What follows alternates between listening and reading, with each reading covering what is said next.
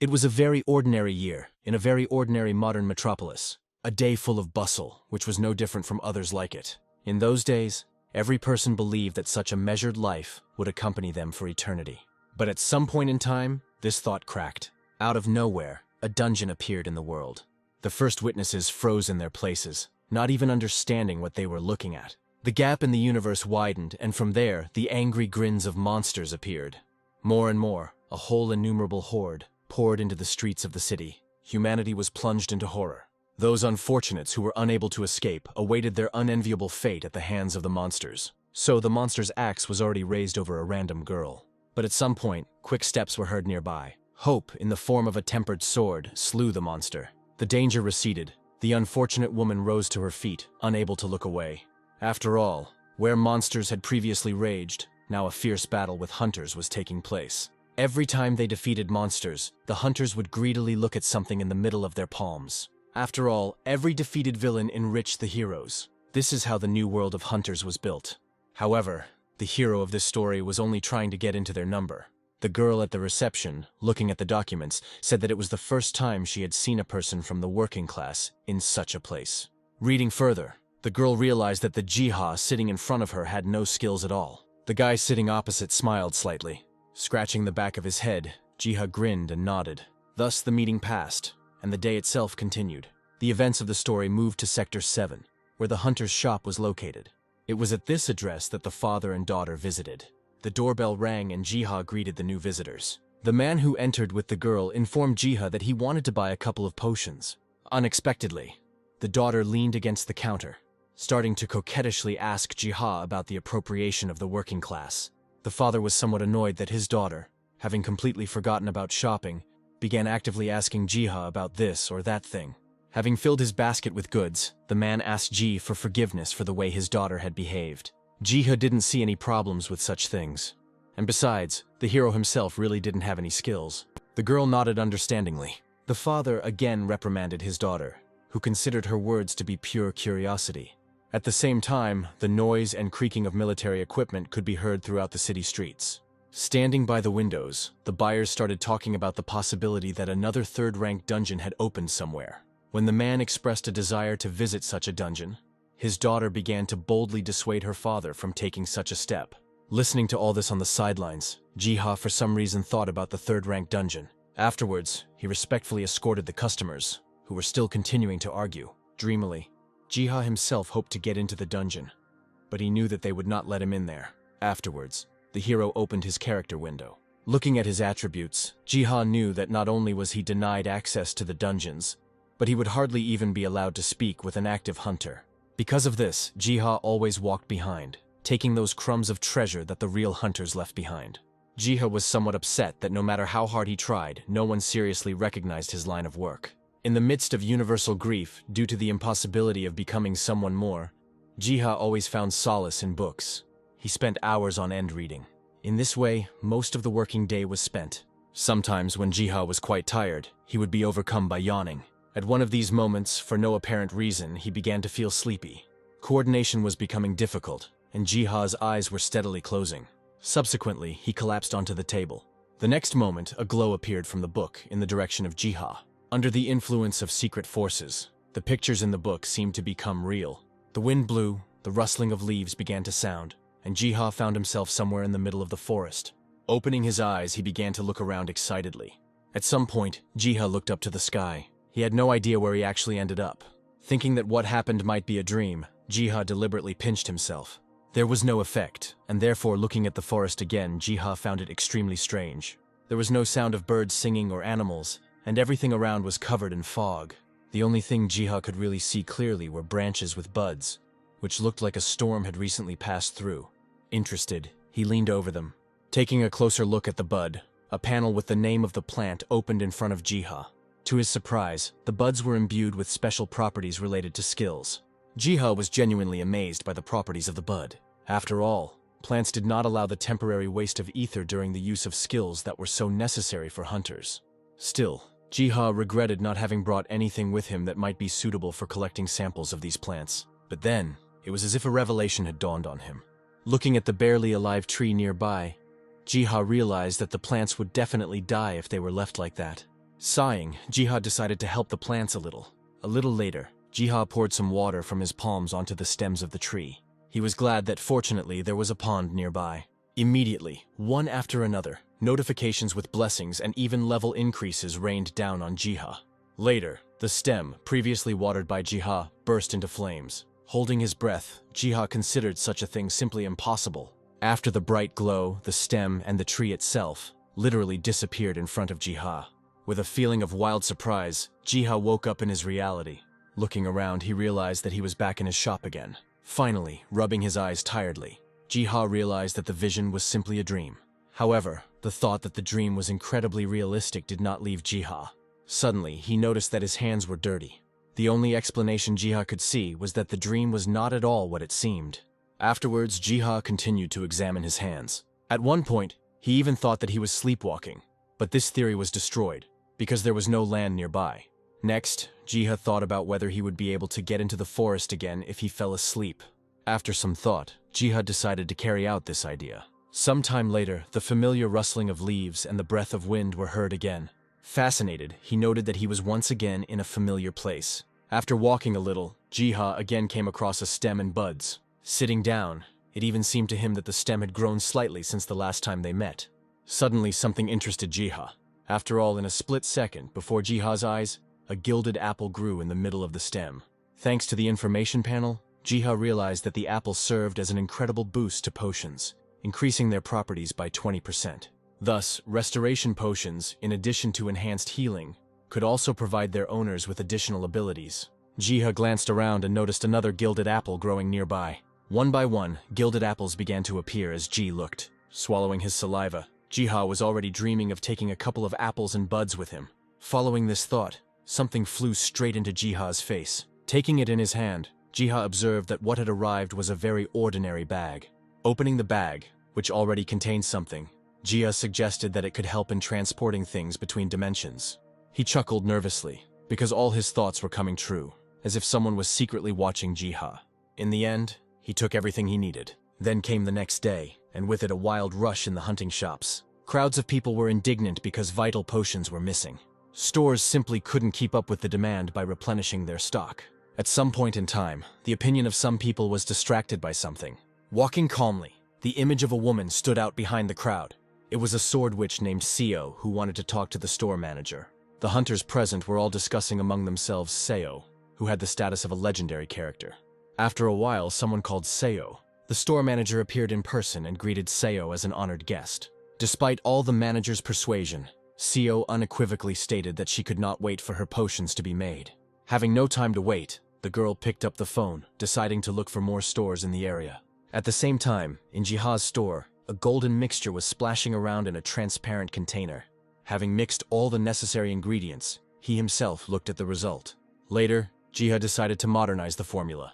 By passing the substance through a distillation apparatus, he obtained a completely new, more elegant substrate. Following this, Jiha was bombarded with unscheduled notifications with blessings and even the acquisition of the alchemy skill. Further, shaking it, Jiha began to examine the resulting new, blessed potion. However, Jiha was not sure that he would be able to sell something like that, because who would believe him about the incredible properties of the potion? But just as Jiha wanted to test the potion on himself first, Seo entered the shop. Giving up on his previous plans, Jiha greeted the customer. The girl immediately approached the counter, starting to ask Jiha about the availability of potions. But before he could even wait for an answer, something caught Seo's attention. The girl looked at the golden-hued healing potion with extreme interest. As soon as he heard the price, Jiha immediately made it clear that the potion was not yet for sale. However, Seo didn't have time to bargain, so she grabbed the golden potion from the counter. Having thrown a lot of money on the counter, the girl began to walk away. Jiha was left stunned after such a spontaneous visit from a stranger. Subsequently, the action of the plot moved to some distant place. There, Seo's rage thundered in full force. Her summoned sword skills easily smashed the demonic beasts. This whole battle developed at an incredibly fast pace. Afterwards, Seo moved on, leaving behind her defeated enemies.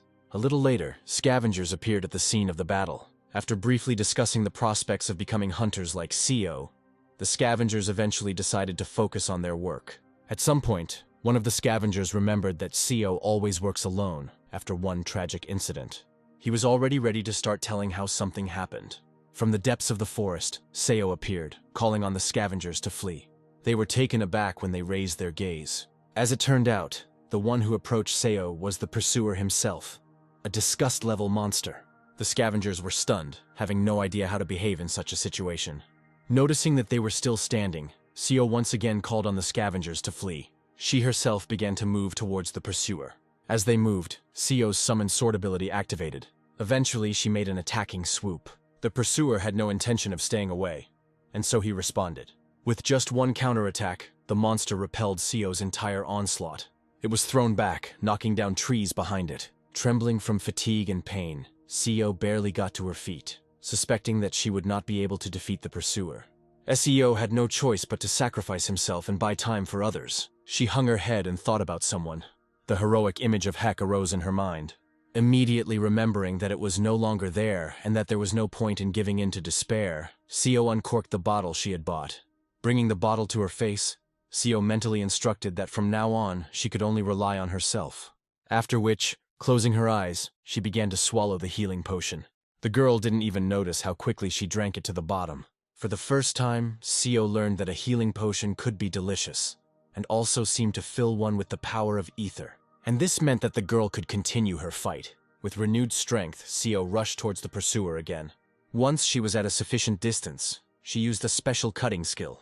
Just a couple of swings of the weapon and the pursuer was hit by the rampage of the Master Sword. At the end of the reception, the monster let out a shrill roar. Then loudly, he fell to the ground. After her victory, Seo looked at her weapon with fear, making sure that during the battle she had not spent any ether on using skills. And the girl owed all this only to the potion. A potion that she had bought in a hurry in some mossy shop. Some time passed, and the action of the story returned to the city limits. The doorbell of Jiha's shop rang. To the hero's surprise, Seo appeared on the threshold again. Pushing the customer aside, Seo pointed towards Jiha. And then she began to ask threateningly what kind of potion Jiha had sold him. Almost immediately, the enthusiastic voices of other buyers could be heard, who had already heard the news of Seo's victory over the pursuer. Having come to her senses, Seo hastened to apologize to Jiha for her behavior. Jiha was clearly delighted when Seo told him about the incredible properties of the potion. In this regard, Seo wanted to urgently find out where Jiha got such a potion. Without trying to hide anything, Jiha showed off a gilded apple, calling the fruit the key ingredient. At the same time, Jiha told me that he got a special apple in the level 0 dungeon. While Seo was pondering the seller's words, Jiha himself decided not to reveal the full truth about the source of the ingredient for the potion, and therefore I tried to change the subject. After looking around the store, Seo suddenly pointed to a container with blue contents, to which Jiha informed him that it was a potion for the cold. Taking the bottle in her hands, Seo wanted to know about the properties of the potion. Seo asked loudly when Jiha named more incredible values for the duration of protection from the cold. As it turned out, Jiha's potions were almost twice as powerful as their standard counterparts. Soon, a similar question about the origin of the frost potion was posed to Jiha. In his mind, the hero recalled how he had once again visited the dungeon. There, he managed to find and collect winter strawberries. Having a natural resistance to cold, upon returning, Jiha immediately used the new ingredient in his crafting. Coming out of his memories, Jiha again stated that he had managed to find everything in the 0 dungeon. Realizing that Jiha was lying, Seo decided not to question him, but simply buy everything. Following this, Seo placed a wad of bills on the counter. Seeing such a huge amount, Jiha tried to bargain for a smaller amount, but Seo didn't want to hear anything. Then Jiha at least wanted to know the name of the mysterious but wealthy stranger. The girl stopped abruptly. Leaning against the doorframe and smiling, Seo said her name. A little later, the action again moved to the secret world of Jiha. Lying down on the ground, Jiha looked at his catch of ingredients. Jiha was surprised that in a place so rich in a variety of resources, there were no monsters at all.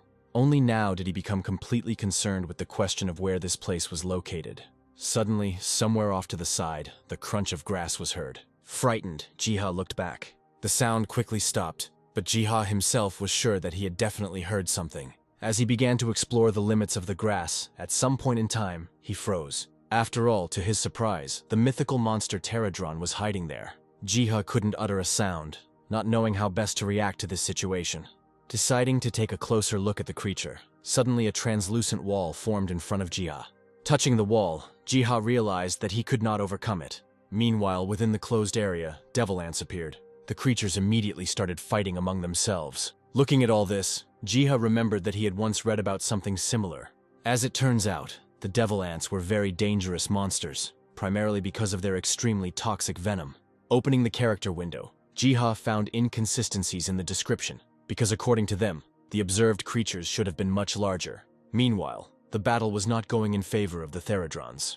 One by one, the devilish ants caught up with their claws. Jiha did not at all understand why the Theradrons continued to fight, even though they were losing. For the first time, Jiha thought about how to help the losing side. Immediately after this, a notification appeared, inviting the hero to participate in the war on the side of the Theradrons. Jiha found the words in the notification that the Theradrons belonged to that one very unusual. But be that as it may, he agreed to enter the war. Instantly, Jiha received another notification that the losing side could receive a boost through essence. Thinking about it, Jiha remembered that he really did have something on him that could play the role of essence. Ultimately, the hero used the crystals he had with him.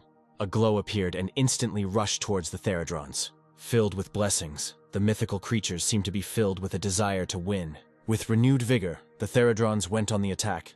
The counterattacks of the claws began to destroy the demonic ants en masse. It began to seem as if the Theradrons were beginning to gain the upper hand in the previously lost battle.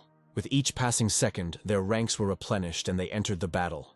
Until eventually, with the combined attack of the Theradrons, the demon ants were defeated. Jiha even admired how skillfully the Theradrons managed to cope. The hero almost couldn't believe his eyes, but victory still came. Jiha even thanked the Theradrons for being able to protect the forest. Following this, Jiha looked at something again, puzzled. The next minute, as if in gratitude, the Theradrons collected a ton of essence stones. Having understood everything without unnecessary explanations, the hero smiled. Although Jiha thanked the Theradrons for the offering, his plans were somewhat different. From the entire pile of stones, Jiha took only 5 as his payment. Afterwards, he loudly announced that he did not need a big reward. Following this, the wall that had previously blocked Jiha's further path somehow disappeared. Looking around, he also noticed that the fog had disappeared. Squeezing the essence crystal tighter in his hands, Jiha said out loud that he was ready to stay in this place a little longer. This only meant that returning to the real world would not be quick for Jiha. The story took a small digression, telling about a special community that was created by hunters immediately after the gates of the abyss opened. It was not only a meeting place, but was also often used as a convenient social network. Now, there was a lot of discussion about how Seo managed to single-handedly kill the powerful monster, the Pursuer. Many of those corresponding knew that Seo took such a risk because she was acutely worried about the loss of someone dear to her. Still, some hunters accused Seo of being overly fixated on her personal tragedy. Others, on the contrary, did not see anything shameful in such grief. At some point in time, the hunters' discussions boiled down to Seo pointlessly exploring dungeons year after year, hoping to find at least the body of his once missing comrade. In the end, the girl who was texting the other hunters cursed when, due to Seo's abundant protection, they began to think that they were communicating with her.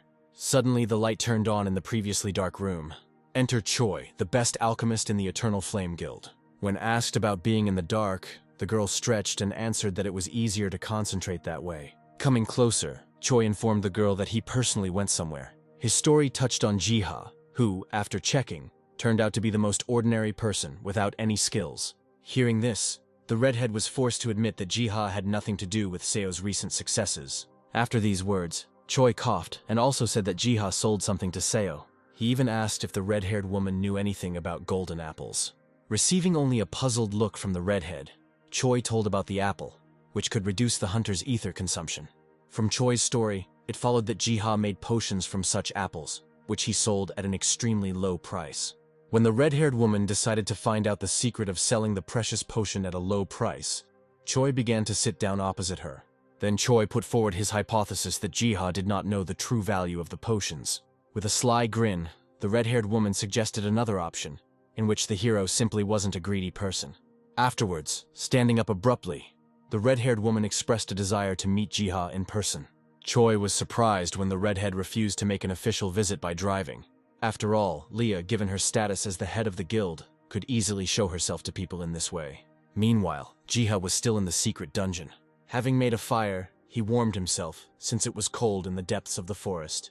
So, after the wall and fog disappeared, Jiha examined the newly opened territories. However, no matter how hard he tried, everything around was approximately the same. After some time, Jiha even began to experience some frightening feelings. The longer he stayed in the depths of the forest, the more acute the feeling of impending danger became. Finally, getting up, Jiha decided to go back to a calmer atmosphere. But as soon as he straightened up, he noticed something behind him. Oddly enough, there were Theradrons near Jiha again.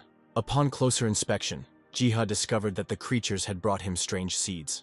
But in addition to this, he also emphasized that the ranks of the creatures were replenished with new ones. A second later, it dawned on Jiha that the creatures had come from an ominous place, which filled the hero with horror.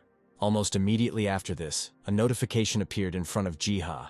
Reading carefully, the hero learned that the Theradrons asked him for help in saving their queen.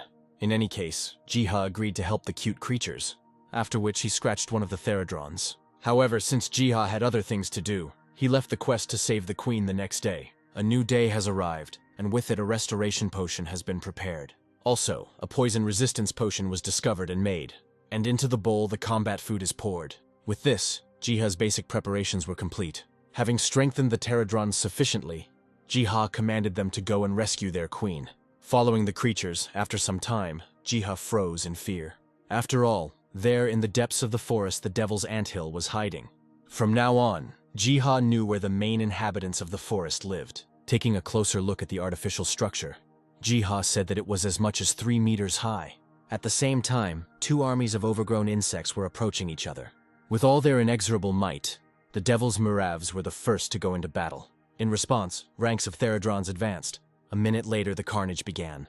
Watching from the sidelines, Jiha was amazed that this time, the Theradrons were fighting even more successfully. However, even they were not completely protected from danger. Suddenly, a notification appeared, informing that Jiha could help the Theradrons once. Reading it, Jiha was surprised, because he was offered to kill hostile insects. Even with such a strange proposal, Jiha was only allowed to perform such an action once.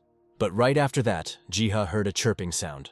A messenger ant with wings appeared from the hive. A notification immediately appeared, informing the hero that the devil ants were trying to call for reinforcements. Having no other choice, Jiha decided to stop the ant. With a gleam of overwhelming power, the hero clenched his palm. Meanwhile, the messenger ant had already spread its wings and even taken off. To his shock, something huge loomed over the ant. And the next moment, Jiha's palm fell on the insect. Like a titan, the hero overthrew the ant. Afterwards, Jiha happily said that the ant was caught. Then, events returned to the real world. Arriving at the address, Leah looked at the sign of the very same shop where special potions were sold. Remembering Sio's words, Leah preferred to check everything rather than trust her eyes about the initial simplicity of the store. Because of which, Leah smiled slyly. Taking hold of the door handle, she was ready to reveal any secrets. To her surprise, after a couple of tries, it turned out that the store was closed. Looking at the sign again, Leah couldn't understand how this was possible, because the store was supposed to be open. Trying to figure it out, Leah turned to the janitor, thinking that he might know something.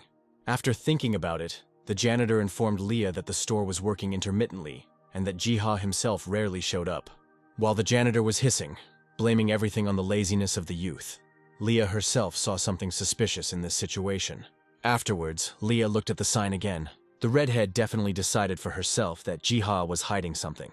At the same time, in the dungeon, Jiha himself was somewhat upset that such help ended with just one blow. Looking at the dead messenger ant, he hoped that this kind of help from his side would be enough. However, the battle between the insects itself was still ongoing. Despite the losses, not a single army wavered. After another fight, the devil ants finally showed their backs. Realizing that the outcome had taken place, Jiha sighed wearily. Then he fell to the ground. However, Jiha remembered that despite the victory, the queen of the Theradrons was still somewhere inside the anthill. Out of the corner of his eye, the hero noticed how the Theradrons were carrying their queen out of the anthill on a stretcher. She came to her senses and opened her eyes. Somehow I started to rise. Suddenly, Jiha's giant finger reached out towards the Theradron queen, stroking her. The hero said that all the bad things were already behind him.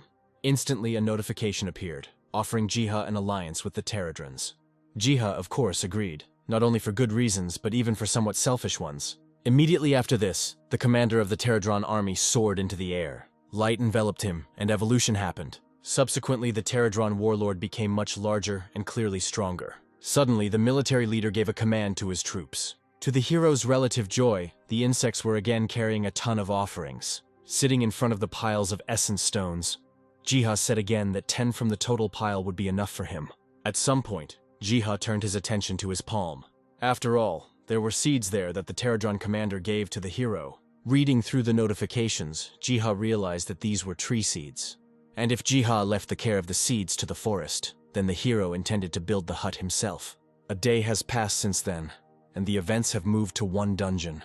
A portal opened, and hunters began to emerge from there, talking among themselves about the Queen of the Ants. The hunters were actively discussing among themselves not so much the battle with the ants, but the plan to plunder the anthill of those.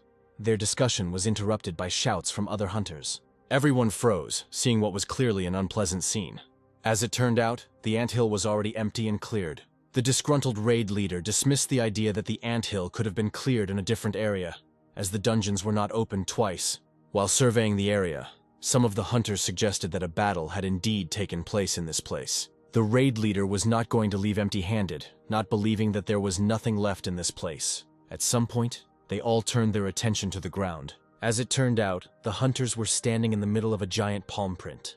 They were all amazed, hoping that a giant had not left such a mark. In another version, such an imprint could only have been left by a destruction-level monster. Enraged, the raid leader suddenly started running, shouting after everyone else that they needed to retreat. The raid leader screamed and explained that it was impossible to deal with someone who had single-handedly destroyed the devil ants. Subsequently, the hunters also decided to tell the association about their discovery. That's how the mysterious photo of a giant palm on the ground ended up on the monitor screen. Looking at this, the office was actively discussing the find. There was no further information on the matter, and so a man named Malik ordered that any information be delivered to him first. Based on the appearance of the prince, Malik himself knew that the monster was not a simple one. After comparing his knowledge with the evidence, Malik uttered that the monster must have been an unknown mythic rank species. Standing up inside himself, Malik voiced that strange things continue to happen. Slowly, he walked up to the window. Now I'm convincing myself out loud that the horrors that once happened should not be repeated. Even though he didn't realize it yet, Malik's thoughts were directed straight at Jiha. Some time passed and the story moved on to Zone 5 Megalopolis. There, standing at the door with a bundle in his hands, Jiha was humbly waiting for something. At some point in time, the hero was called out. The girl called him and waved her hand. Smiling sweetly, she apologized to Jiha for the unnecessary wait, after which the girl started running, trying to get to Jiha faster. As soon as the hero warned the girl that she shouldn't rush things so much, the fool fell off her feet. Jiha arrived in time and helped her get up. Standing up, Betty laughed awkwardly, putting it down to the fact that she rarely played sports. Without delaying for long, Jiha handed the girl breakfast, simply fulfilling someone else's request. In response, Betty handed the hero a book. The girl immediately remembered that something similar was often bought and returned just as often. In this regard, the girl thought that the trinket would be a good decoration in Jiha's interior. Jiha was about to grin in response, but his smile suddenly disappeared. After all, he clearly saw how an unremarkable book, for some reason, was filled with a greenish glow. A notification appeared informing the hero that he had a book of infinite spells in his hands. Inside it was empty, since spells had to be entered into the book only using a special method. Seeing Jiha's some confusion, the girl asked him for forgiveness in advance if the gift was not to his taste. Betty seemed to blossom when Jiha said that he was happy with everything. Smiling, Jiha promised the girl that he would use the book wisely. Sometime later, Jiha tried to write something down in the book. Remembering the text from the notification, Jiha was sure that he would be able to get only one of the ingredients. Once again, a notification from the system appeared, describing the required ingredient, which was obtained only from the feathers of a giant bird. The problem for Jiha was not only the size of the bird, but also the fact that it was incredibly rare. Annoyed, Jiha pressed his palm to the page of the book. Without expecting it, he was once again endowed with a ton of traits. Moving his hand, Jiha did not feel or see any particular changes. Taking a breath, Jiha had no doubt that the occurrence of such skills at such moments could not have been just a coincidence. And so, he picked up his pencil again. Using his writing skills, the hero easily wrote a short text, thereby raising his level. After improving his writing skill, Jiha tried to use the book to obtain items, which led to him learning two important facts. The first fact was that, regardless of skills, any written text disappeared from the book. The second fact only indicated that Jiha had finally learned to write beautifully. Suddenly, a strange feeling came over him. Without saying anything out loud, the hero began to guess something. Afterwards, Jiha left his shop, just beyond the threshold, meeting an open portal. As it turned out, the portal led straight to the Storm Petrel, to a dungeon that had no level and no threats. Even though Jiha was wary of the aura coming from the portal, he still decided to trust the description in the absence of a threat level. A little later, entering the portal, the first thing that caught Jiha's eye was a radiant waterfall. Seeing such beauty, the hero held his breath in admiration. Then a noise was heard, to which Jiha immediately turned around.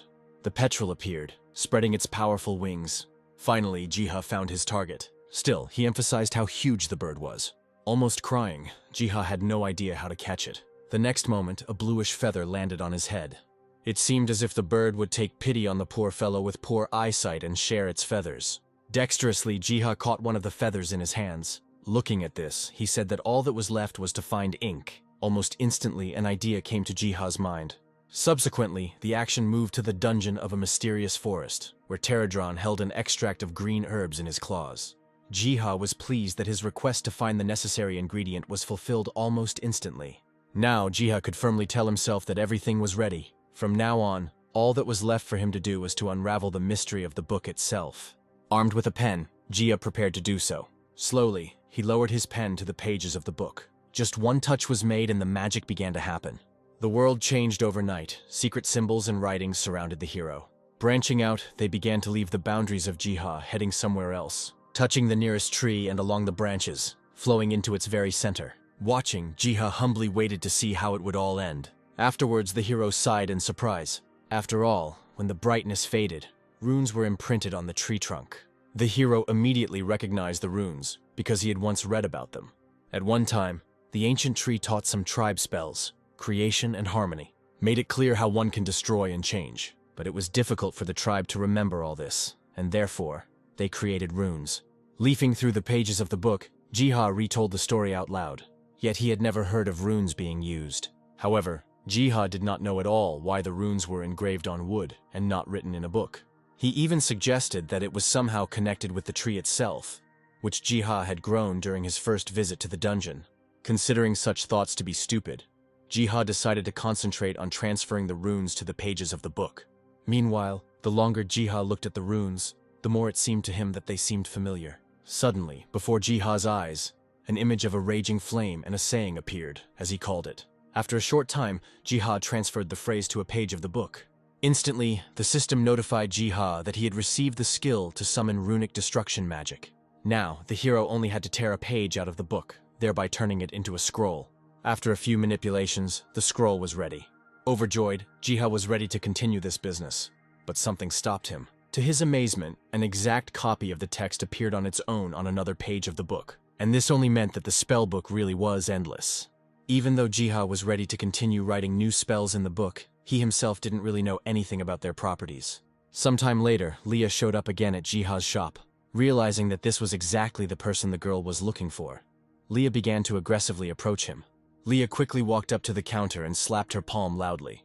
In a menacing voice, the girl scolded Jiha for the fact that she had not been able to catch him at work for a long time. Rubbing his head, Jiha apologized and attributed his absence to personal circumstances. Looking at the guy, Leah noted that there really wasn't anything special about him. However, Leah was not very interested in such questions, because she had come for completely different reasons. The girl's gaze was directed over the hero's shoulders, straight at the goods. And so coughing, Leah reached for her wallet. Taking out a business card from there, the girl introduced herself as the head of the guild, and also that, according to rumors, in Jiha's shop, one could get unique items, but the girl was still deciding what product to name it.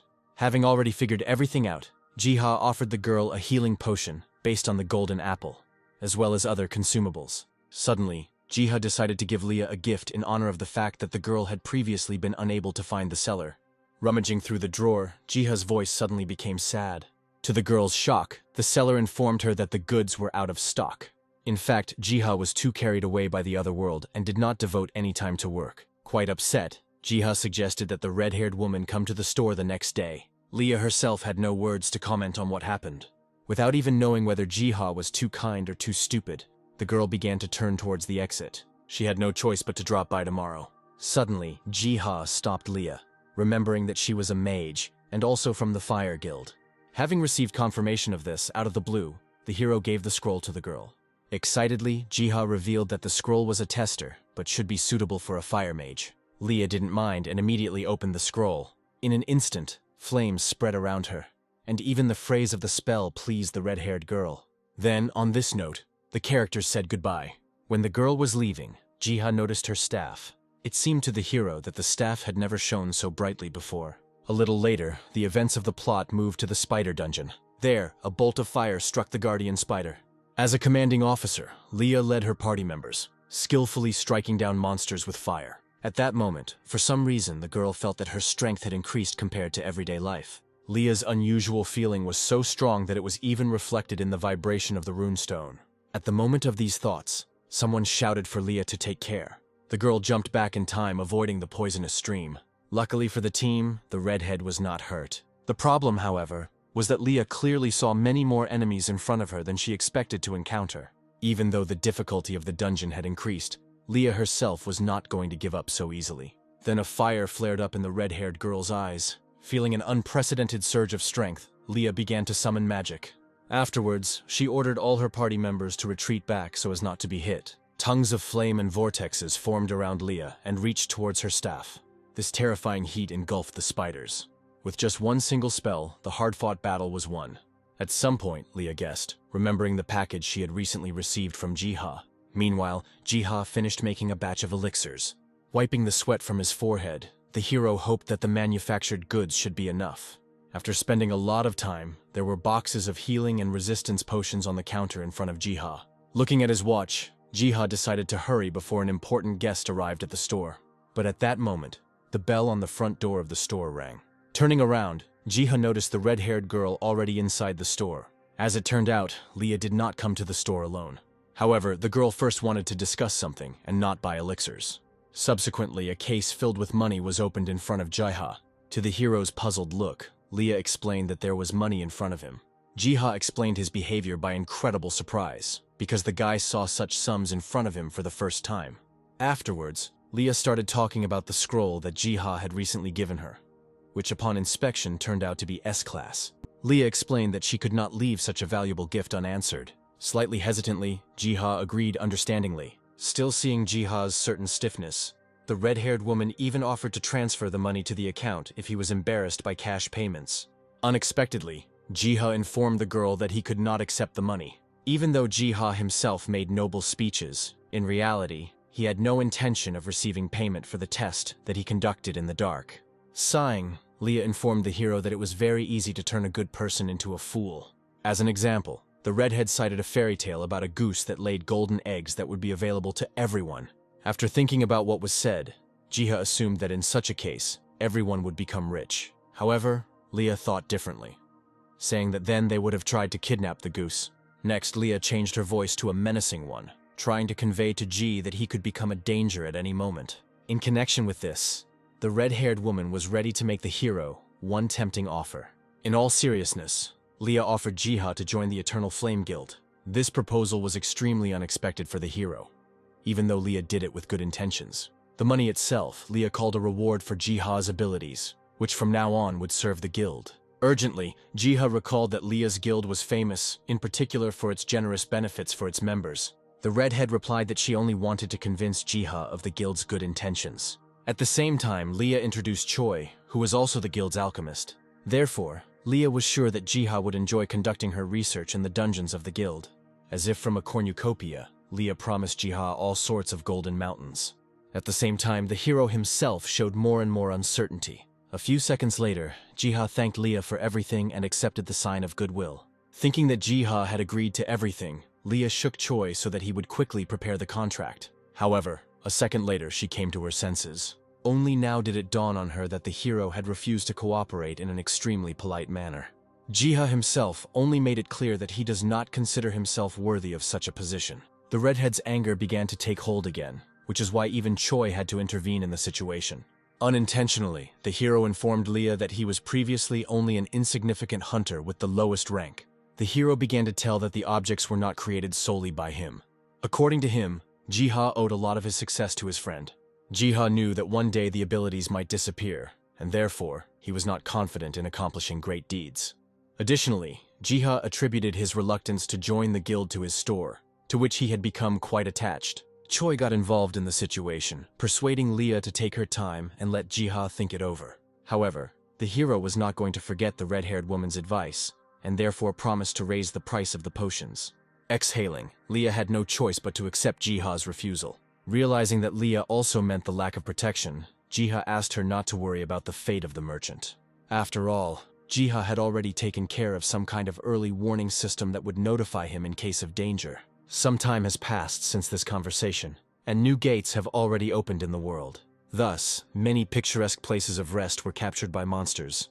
But there was still one place that was not subject to external factors. This place was the Forest of Dreams, something that Jiha could always enjoy to his heart's content. As it turned out, in addition to the thicket in the dungeon, the hero managed to find a section where the coastline was located. Due to the red-haired woman's frequent visits and endless persuasion, Jiha had to look for a place to be alone. Having shouted out from the accumulation of indignation, Jiha set himself the task of spending the entire day strictly in rest and reading books. Thus began Jiha's rest. The warmth of a fire and a pile of books was all the hero needed for a good rest. However, there was one detail in this whole situation that Jiha had not thought about at all. Even there, unexpected guests visited him. After this, the events of history rewound 2 hours back. Having settled in, Jiha was enjoying the total relaxation. His ears were caressed by the splashes of coastal waters, while in the real world, the waters became a refuge for monsters. Jiha even began to dream that one day he would bring the girl he liked to this place. Following this, the hero heard a quiet meow. A sound similar to a cat's meow came from somewhere in the depths of the cave. Armed with a torch, Jiha set out to explore the sound. The special flower was silent, which meant that whoever made the sound did not pose any danger to the hero. Suddenly, a buzzing sound was heard somewhere above Jiha's head. Now, together with Pterodron, the hero hurried towards the sound. Jiha eventually found the source of the sound. A character panel appeared, where a cat-like creature was called Actus. Taking the animal in his arms, Jiha immediately realized that it was not in the best shape.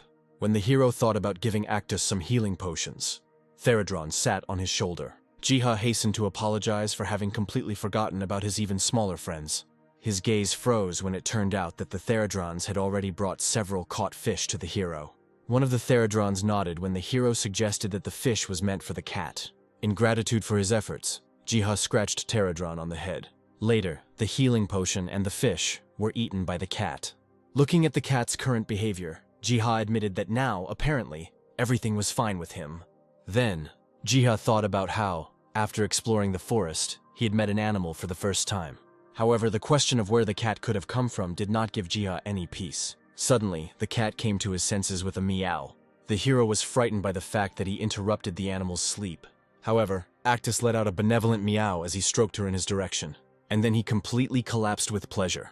Having picked up the cat, Jiha almost began to dance. He was so touched. And yet the hero did not like the name Actus given to the cat by the system. In the end, calling him Bem. Besides, Jiha was not against Bem staying with him. A little later, in the real world, one of the customers was crazy. More and more people were touched by the sight of Bem in Jiha's arms. Jiha had no intention of hiding the truth about Bem's origins. To each and every one, he honestly answered that he found a cat in the dungeon. It goes without saying that people wanted to pet Bem every time. However, the cat, surprisingly, reacted aggressively to strangers' hands. Bem's behavior came as a surprise to Jiha. Even though the hero scolded the cat for his behavior, he still understood that Bem was only affectionate with Jiha himself. And this meant only one thing: Jiha could not keep Bem in the store, much less at home alone. And yet Jiha really wanted to show off his pet's cuteness. Soon, Seo came to the store. Seo herself wanted to say that she dropped in on Jiha for a short while, but her speech was cut off mid-sentence. The girl's attention was immediately captured by the cat. Seriously frightened, Seo huddled in a corner, holding a hanger in front of her. For the first time, Jiha saw Seo afraid of something, even if it was a small cat. Having come to her senses a little, the girl handed the hero a tube of coffee. Afterwards, Seo stepped back again as soon as Bem stood up. The hero apologized for Bem scaring Seo, but made it clear that now the cat will live with Jiha. At the same time, Jiha witnessed something extremely strange. Apparently, Bem was favorably disposed towards Seo and seemed to want to receive caresses from her. The girl nervously decided to touch the cat. Slowly, her hand touched Bem's soft head. As Seo stroked it, she noted that the tiger was actually quite gentle. Later, the conversation between the characters touched on the scrolls that Jiha allegedly handed out left and right. It was a revelation to Seo when she learned that Jiha had given Leah a scroll worth a couple of million for free. And yet, the girl convinced herself that Jiha was simply an extremely kind and sympathetic person, rather than a naive fool. In her mind, Seo guessed that it was for this very reason that she visited Jiha's store so often. At that very moment, the plant began to crackle, alerting the hero to the danger. The hero stared at the plant, seeing such behavior for the first time. Then, from the street, a system hummed and a high-level danger alert began to sound. Turning to Jiha, Seo signaled that they needed to leave immediately. Shock and panic overwhelmed the hero. At the same time, the streets were filled with soldiers mixed with hunters. People were evacuated en masse as quickly as possible. Having a rough idea of what kind of threat might appear on the city streets, Jiha hoped that the hunters would be able to cope. A minute later, holding Bem in his arms, Jiha was already in the shelter. However, even here, the hero did not feel safe. There was a loud crash that frightened all the inhabitants of the shelter. This later made Jiha realize that it was not safe outside.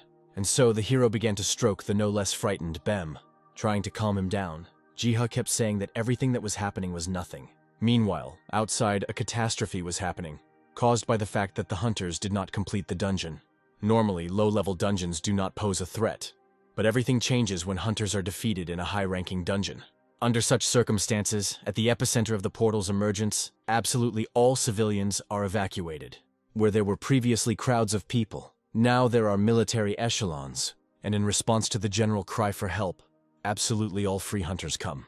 Now being one of them, Seo said how she felt something moving. Then, a foul magic began to spread through the empty streets. Skeletons appeared with a creaking sound of bones.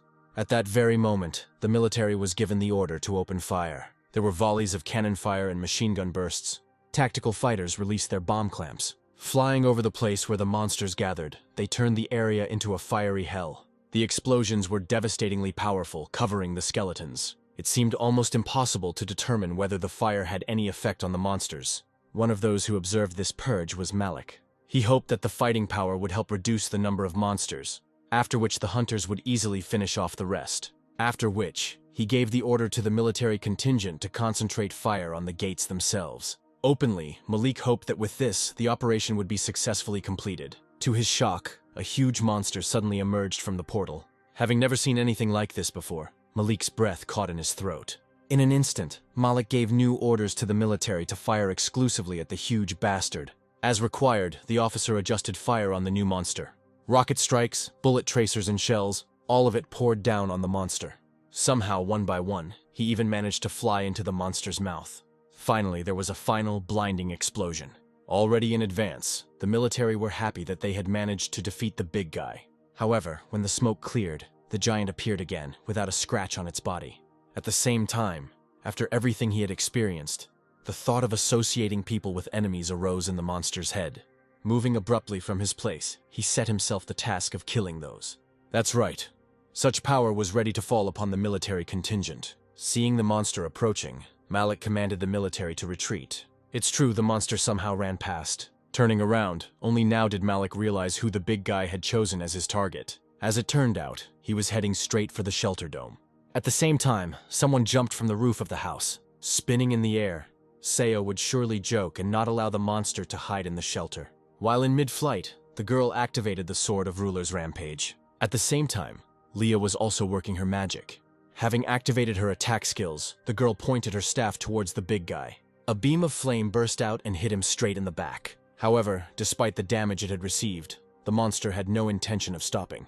This became something unheard of for girls. Meanwhile, the big guy himself raised his fist in an attacking manner. Finally, with a crash, it hit the roof of the shelter. Despite warnings from Leah, Seo was not going to stand by and watch civilians die. Meanwhile, having broken through the walls, the big guy was staring at someone. His eyes seemed to be fixed on Jiha. The hero himself froze, unable to believe that the shelter had been breached. Although Jiha knew in his mind that he had to run away, his body was unable to move. In some desperate attempt, the hero still managed to move his leg. Unable to stay on his feet, Jiha was now falling, watching in slow motion as the monster's hands reached out to him. At the same time, Bem was sucking in air. When the monster's hand almost touched Ji, the cat let out a frosty breath, a concentrated beam of cold that instantly froze the monster. Then the cat broke free from Jiha's hands and jumped onto the floor. Alien words echoed in the monster's head, calling him a pathetic demon. Then the cat hissed, driving him away. At that very moment, Seo was approaching the monster from behind. Seeing that he had frozen, Seo called out to Leah so that the flame could be used. On command, the redhead activated her attack skill again. A stream of flame was released, ahead of which, as if at the point of a sword, Seo rushed. Another joint attack caught the monster's back. Additionally, Seo finished off this blow with another swing of her sword. Burned and cut, the big man let out a sad groan. Quite tired, Seo also rose to her knees. But the girl was not sure that everything was over, because she was able to feel a surge of ether inside the shelter. When Seo entered, she found Jiha. In the arms of the frightened boy, Bem was tossing and turning, meowing sweetly. The sounds of battle died down, and now some part of the streets was simply enveloped in raging flames. Standing to the side and watching the other services do their work, Seo no longer felt the ether. For her, it remained a mystery what actually happened. Later, the events moved to Jiha's house, where he managed to take a shower. As soon as he sat down in the chair, Bem jumped onto the hero's lap. Stroking the cat, Jiha thought about the fact that now the cat looked extremely calm, compared to when he met the huge monster. Later, the hero's thoughts touched the monster itself. An idea came to his mind, and Jiha decided to write something down. As if by some miraculous decree, Jiha's observations were added not only to the book, but also to the Hunter's Encyclopedia. Soon, Malik himself discovered a similar article. Malik can't understand who could have created it. Meanwhile, Jiha closed the book, deciding to stop there. Sometime later, a meeting was held where it was discussed that the giant monster, in fact, was not killed by hunters at all. Being among those sitting, Malik listened with obvious disapproval to the suggestions about what could have led to the death of the monster. Soon, the topic of their conversation touched on the encyclopedia, where an unexpected article appeared. Even though no one responsible added the article, everyone started discussing its contents. As it turns out, the article briefly mentioned that the huge monster could be scared. Seo took the floor, putting forward the theory that the man who had overtaken the monster was himself in the shelter. She was interrupted by Leah, who spoke about the cry of the cat, which was heard by many witnesses. Malik put in a word, considering such an argument insignificant. However, Leah did not stop, reporting that the cat was in the shelter, and it had an owner. A little more time passed, and the events moved to Jiha's store. Now Malik, Seo, and Leah have arrived. Then, confidently, they walked towards the hero.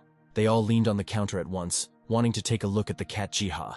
Frightened, Jiha began to explain that the cat would get scared and run away when he saw such a crowd. Following these words, somewhere behind the hero, a characteristic rustling sound was heard. To the hero's shock, Bem himself climbed out onto the counter. After which, with typical feline grace, he stretched out. In an instant, the three who arrived stared at the cat. Bem himself, puzzled by such attention, meowed in confusion. Immediately, Leah grabbed and lifted the cat, trying to understand whether it really caused a wave of ether. Convulsively, Jiha tried to convey to the red-haired girl that it was not recommended to take a cat in this manner. However, the girl did not feel any special energy from the cat. Her serenity was interrupted by Bem's bite. After that, Bem broke free from Leah's embrace. Seo spoke up next, reminding them that Jiha was in the shelter during the incident. The hero's face changed when he heard the story about the cat's cry that supposedly stopped the monster. Adjusting his glasses, Malik confirmed Seo's story. To the chagrin of the trio who had arrived before their eyes, Bem began to behave like the most ordinary, mischievous cat. Among others, Malik even thought about recruiting Jiha, but he realized that the moment was not right. After all, Malik did not want to enter into open competition with the Flame Guild. For this reason, Malik decided to leave the store.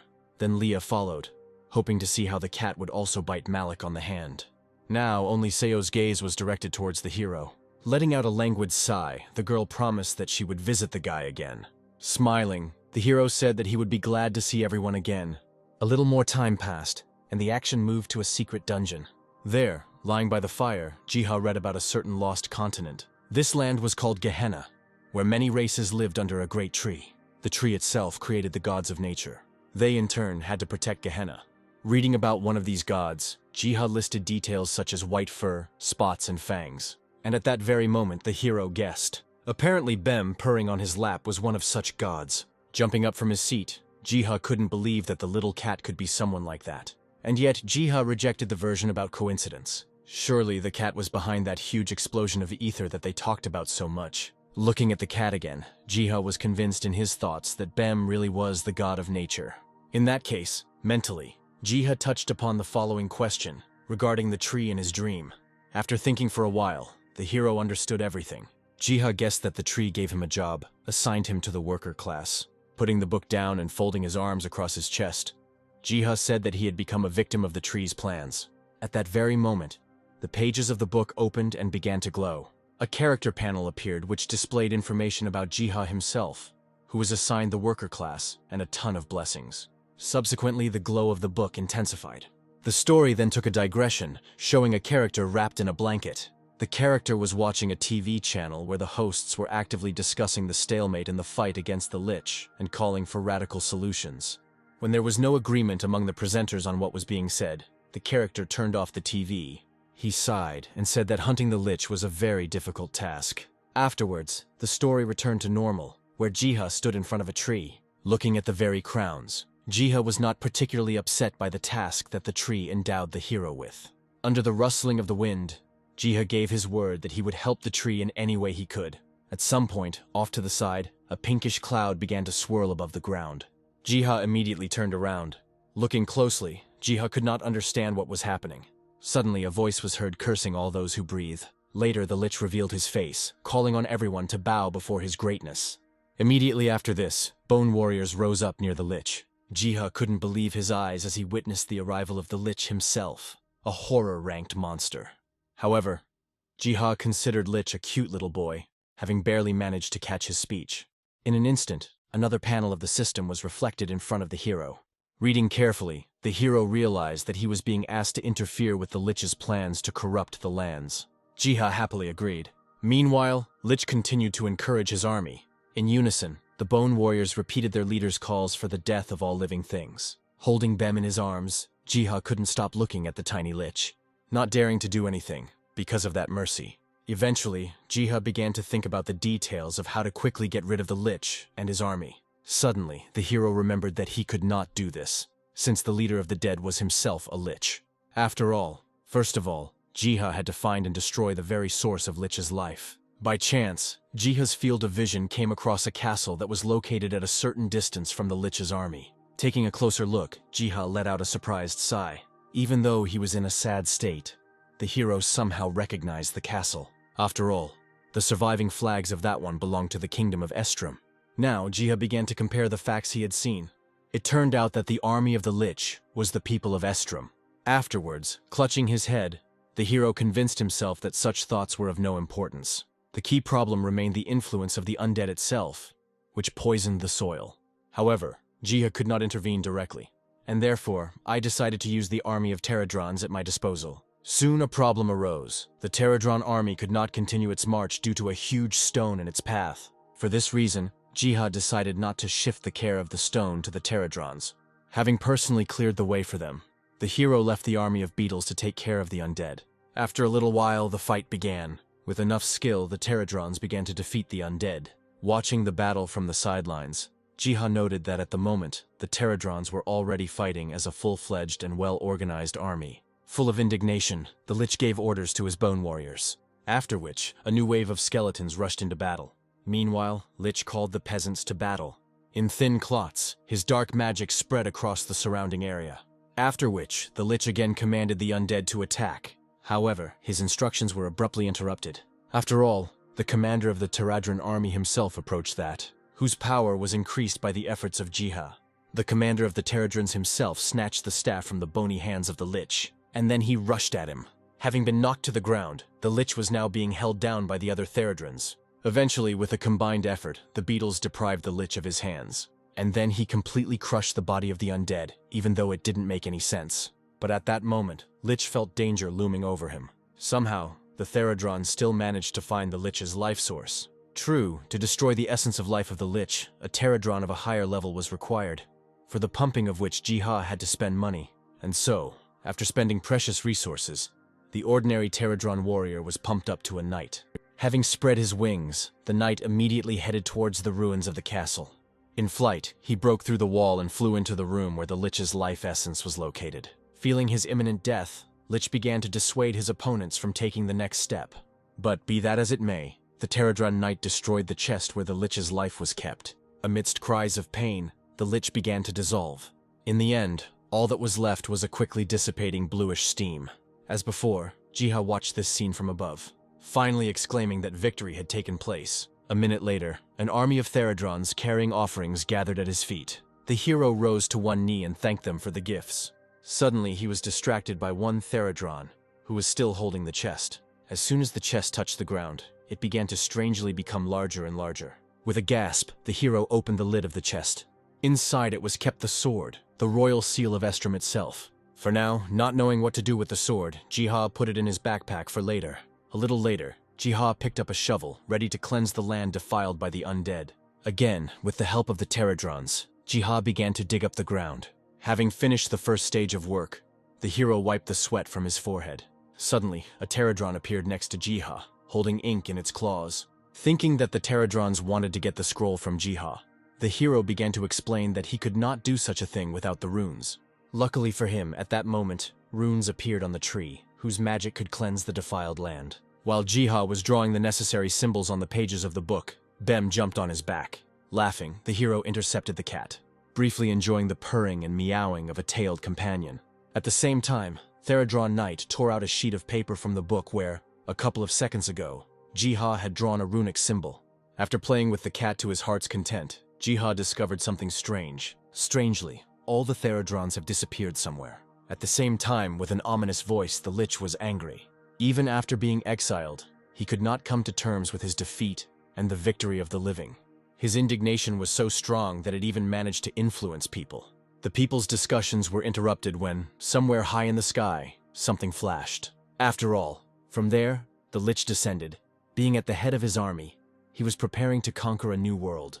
A portal opened and the Lich came out. However, unexpectedly, another portal opened opposite the Lich, from which the Theradron Knight emerged.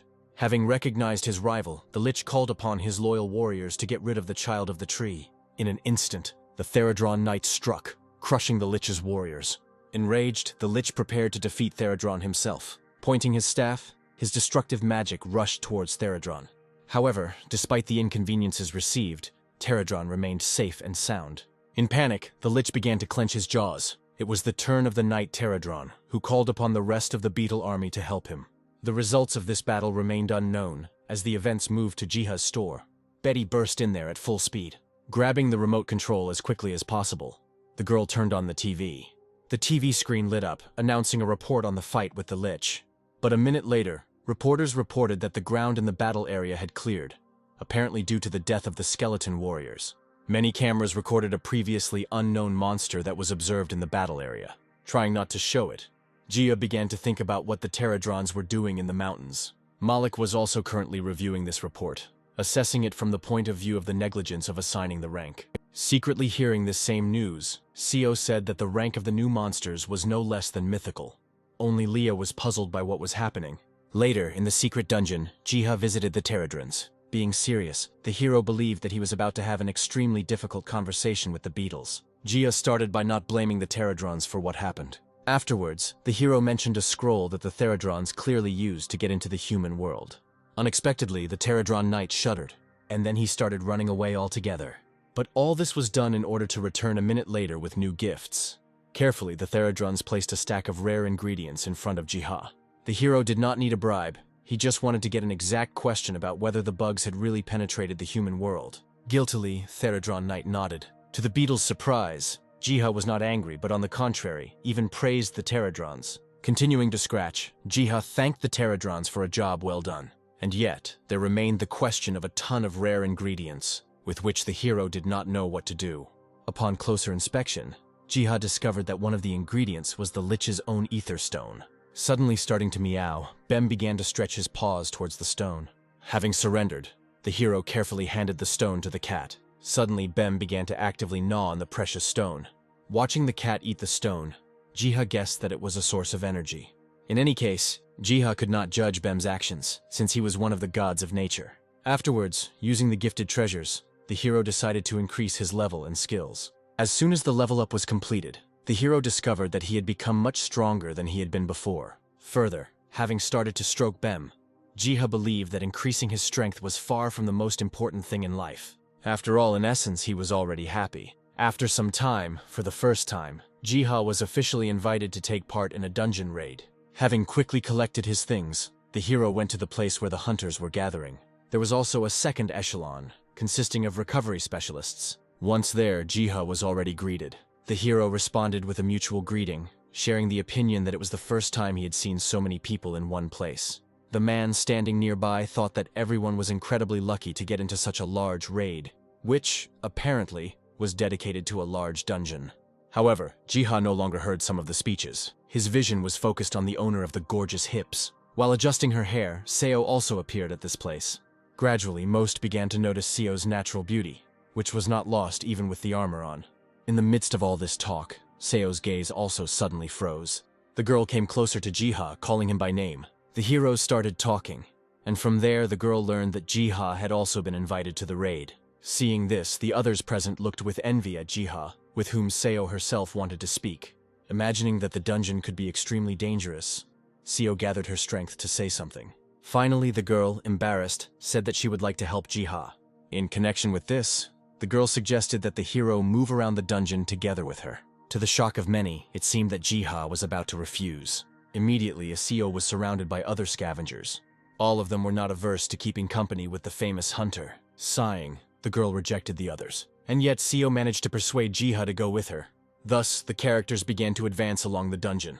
As they discussed the dangers of the dungeon, Jiha's backpack began to move for some reason. Hurrying, the hero unzipped his backpack, allowing Bem to take a breath of fresh air. As soon as Seo saw the familiar cat, she immediately reached out to pet him. However, Bem interrupted Seo's attempts at affection. After scratching Bem, Jiha informed Seo that the cat didn't like it when someone took him by the front paws. Seo puffed out her cheeks and called the cat impudent. At the same time, Bem himself was desperately trying to escape from the backpack. Jiha helped and released the cat to freedom. Sitting down next to Bem and examining him, Seo noted that he had clearly grown since their last meeting. Stroking the cat, Jiha agreed with this, saying that Bem's food was very expensive. With a bit of sadness, the scene of Bem eating $1 million rock came to Jiha's mind. The short break was over, and now Seo was calling on everyone to continue on their way. Later, while wandering through the forest, Seo started talking about some news. Jiha coughed when Seo mentioned the mythic rank monster, Pterodron himself. Next, Seo told about the giant footprints that were found in the Devil Ant's dungeon. At some point in time, Jiha shuddered as he guessed who the owner of such handprints could be. After all, it was he who once guaranteed victory for the Pterodrons. Jiha chuckled without showing it as Seo explained that because of the giant, many people were afraid to go through the dungeon. Recent events only convinced Jiha even more that the human world and the dungeons had some kind of connection between them. His thoughts were interrupted because Bem, who was walking ahead of everyone, stopped for some reason. The hero sensibly asked what had happened. Suddenly Seo spoke up, pulling out her sword, asking Jiha to step back, after which she stepped forward, holding the weapon in front of her. A couple of seconds passed, and a wind blew towards the adventurers. Suddenly Seo remembered something. The girl was overcome with terrible memories. Nasty and toothy creatures reached out to the girl. Standing to the side, Jiha noticed how Seo suddenly began to shake. At that very moment, Seo was absolutely sure that it was in this very place that the dear man had disappeared. Jiha knew this sad story, but he felt that the dungeon rank was clearly higher than the one that Seo's dear man possessed. Somewhere in the distance of the forest, the sound of crunching branches was heard. In response, Seo opened the bottle of potion. After drinking, she turned to Jiha. The girl insisted that the hero run to the exit when the attack occurred. Seo was determined to get even with the inhabitants of the dungeon. Jiha froze, not knowing what to do.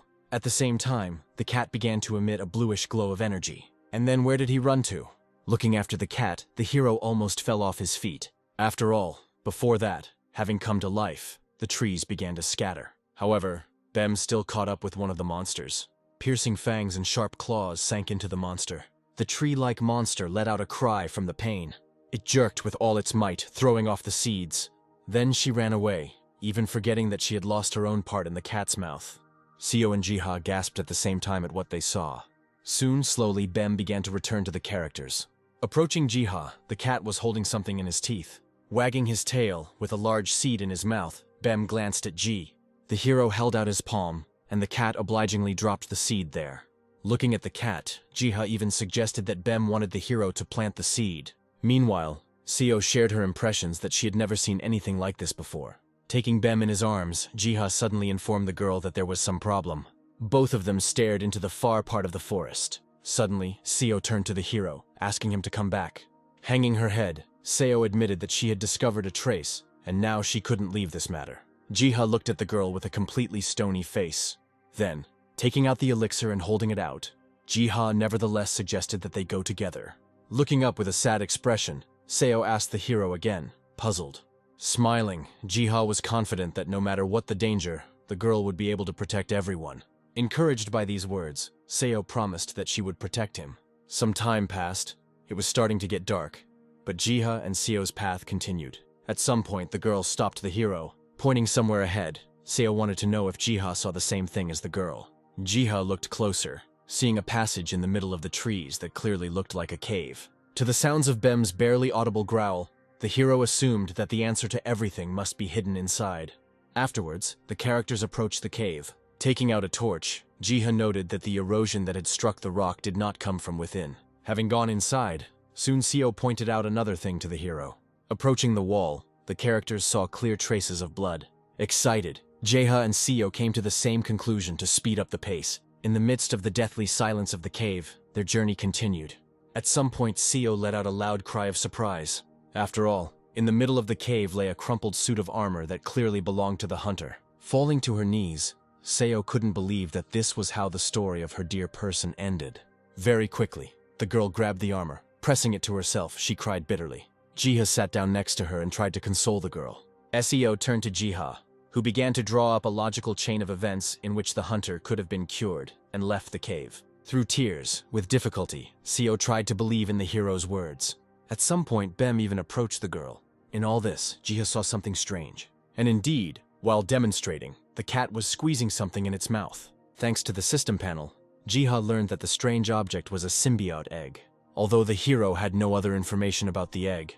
Just as Jiha was thinking about looking up information about the egg in his free time, Bem bit him on the arm. As much as possible, the cat sought at least some praise from Ji. Finally, the hero began to stroke Bem. Returning to the pressing issues, Jiha said that the man Seo was looking for was definitely still alive. Clutching the mangled armor and wiping away tears, the girl also hoped that these words would turn out to be true. Afterwards, Seo said that it was worth going back. Over time, after leaving the cave, the girl thanked Jiha for his help. Even though Jiha himself thought otherwise, Seo saw in the hero an incredible tracker who managed to find traces. At the same time, Seo said that she was always lucky when Jiha was nearby. Being a little embarrassed by these words, Jiha rubbed the back of his head.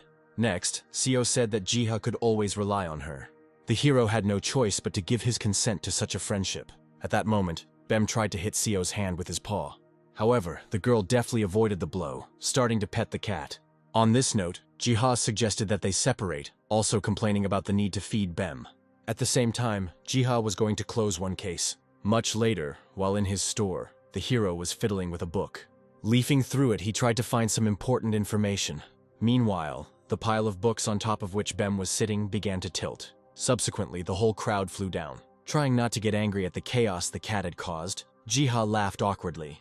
And yet, the hero could not find the necessary information. So, Jiha simply decided to take a nap, promising that there, in his sleep, he would see Bem again. His eyes closed, and the Morpheus of sleep took possession of his body. A breath of wind was heard, and a fresh coolness touched the hero's face. Stretching, he found himself in the middle of the secret forest again. The next second, Jiha almost collapsed from shock. As it turned out, the previously small tree had grown to gigantic proportions since Jiha's last visit to the secret forest. At the same time, the hero noticed that in addition to leaves, fruits also grew on the tree branches. Immediately, the system panel informed Jiha that the fruits were nothing other than the fruits of the world tree. Afterwards, a familiar rustling sound was heard among the pieces and the characteristic squeaks of beetles. Looking down, Jiha saw the pterodrons, which he had already seen many times. Squatting down and taking out a pouch, Jiha wanted to show something to the pterodrons. Next, the hero pulled a greenish egg out of the bag. Suddenly, Therodron Knight began to emit excitement.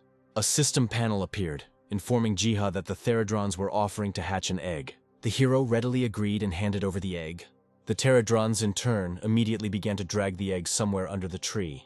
Looking at how diligently the pterodrons carried out their orders, Jiha had no doubt in those. Next, the events moved to the Therodron hive, which was located under the tree. It was there, in the chambers of the queen herself, that the knight Pterodron brought the egg. As respectfully as possible, he handed the egg to his queen.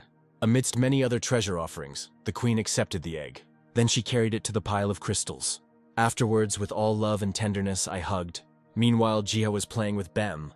At some point in time, Bem jumped up on his paws in excitement. Frightened, the cat jumped into the hero's arms. At the same time, Therodrons began to crawl along the great tree in a continuous line. Seeing this, Jiha even sighed in surprise. At some point in the middle of this swarm, one Therodron appeared. which was completely different from its relatives.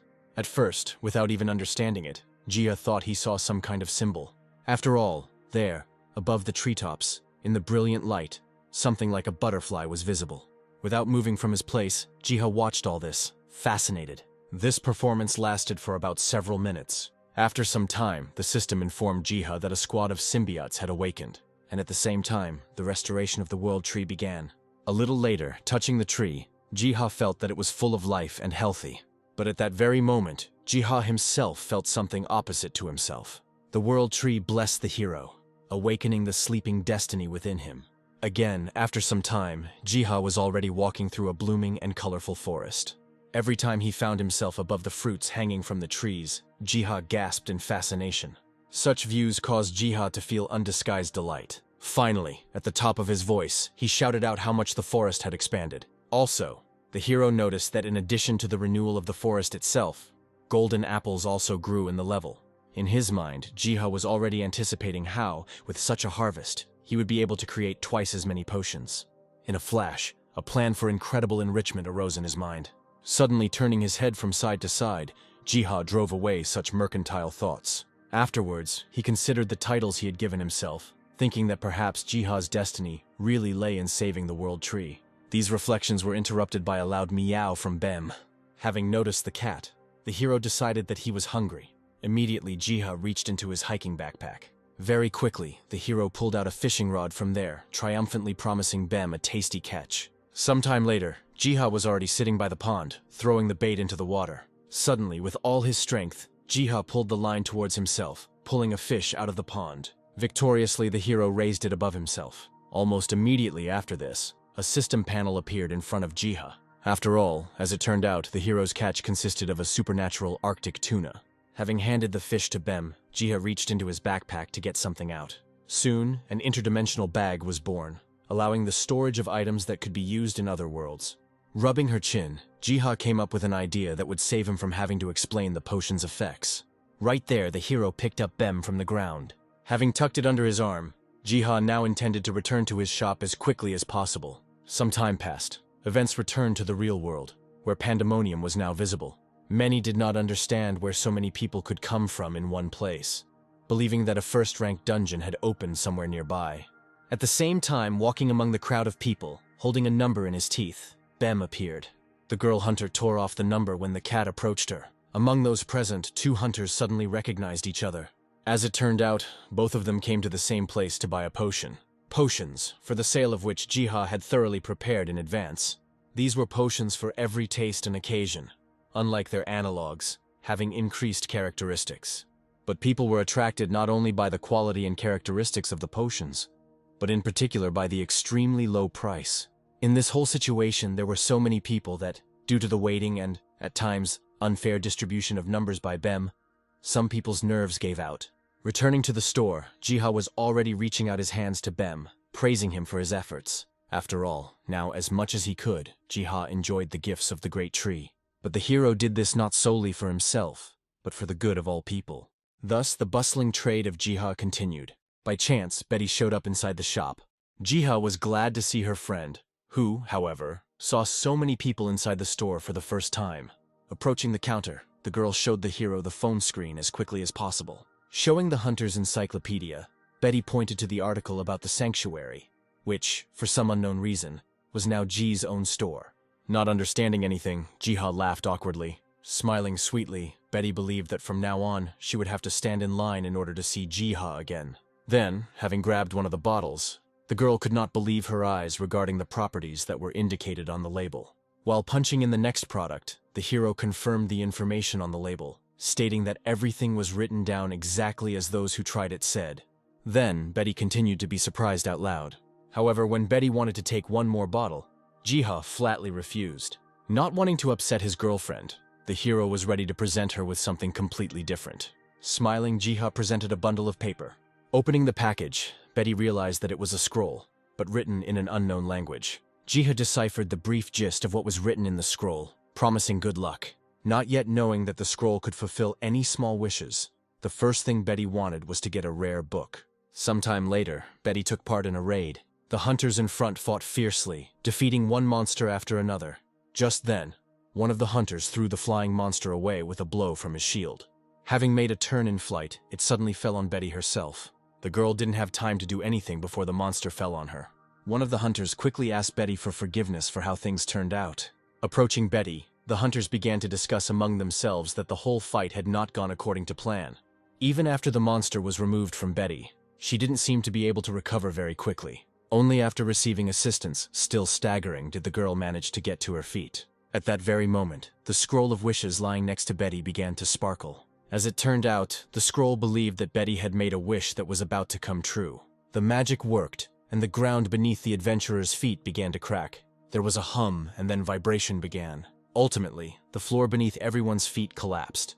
Some of the hunters landed on their feet, and some were caught, and only Betty suffered once again, even if it was only with her butt. Looking up, the hunters believed they had fallen victim to someone's trap. At that very moment, the caster on the team summoned light. A golden butterfly appeared and began to illuminate the area around.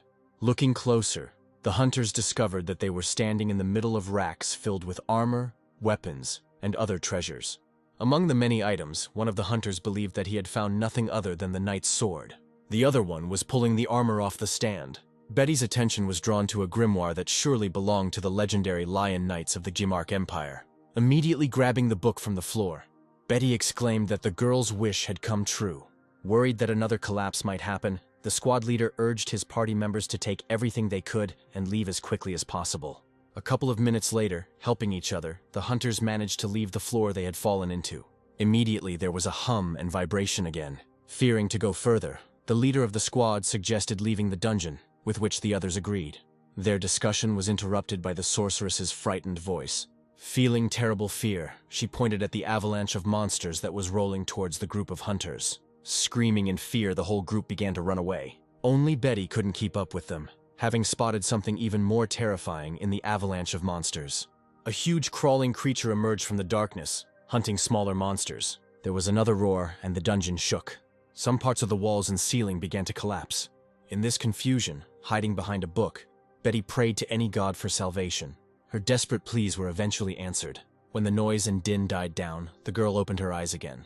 The other party members stood next to her with surprised faces, and the phenomenon that had previously shaken the dungeon disappeared completely. Seeing a glimmer of daylight behind her, Betty looked back in confusion.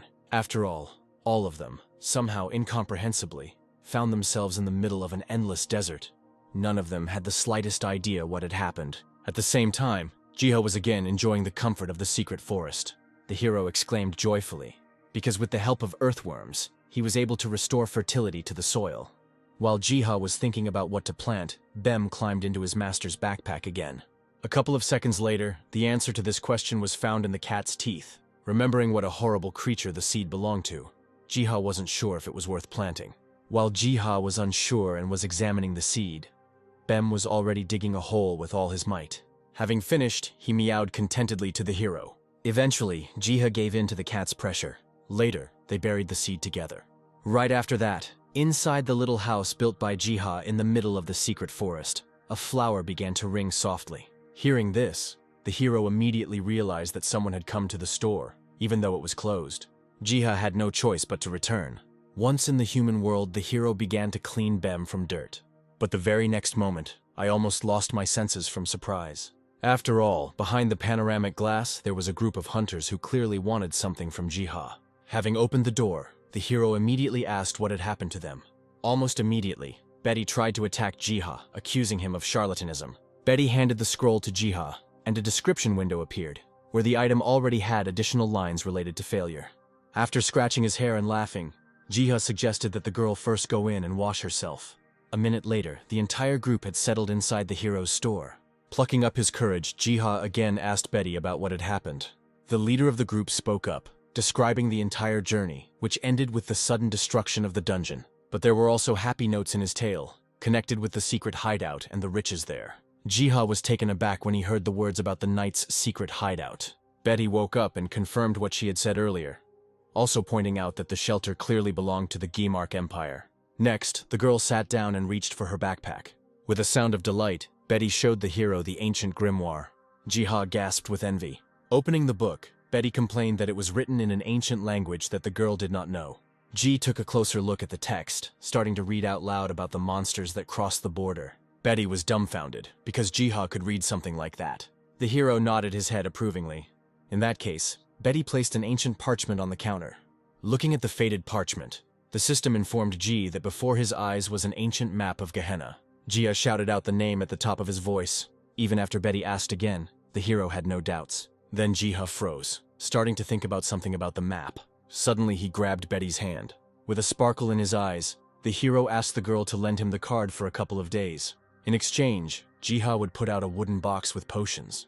Betty was almost speechless at the sight of the many bottles with precious contents. Even the leader of the hunting party believed that for such generosity, Betty was obliged to lend her map. While the girl was collecting her thoughts, Jiha managed to promise a free potion once a day. Against this background, the decision was made. After saying a quick goodbye, Jiha turned his thoughts to how he should better study the book he had received. Having patted the cat on the back, the hero decided to take care of that first of all. Already inside the store, comfortably seated on a chair, Jiha was preparing to study the map. Having placed the card in front of him, Jiha began to voice out loud all the details that it contained. Running his finger over the names, Jiha composed a story that concerned the Lich who came from the southern border.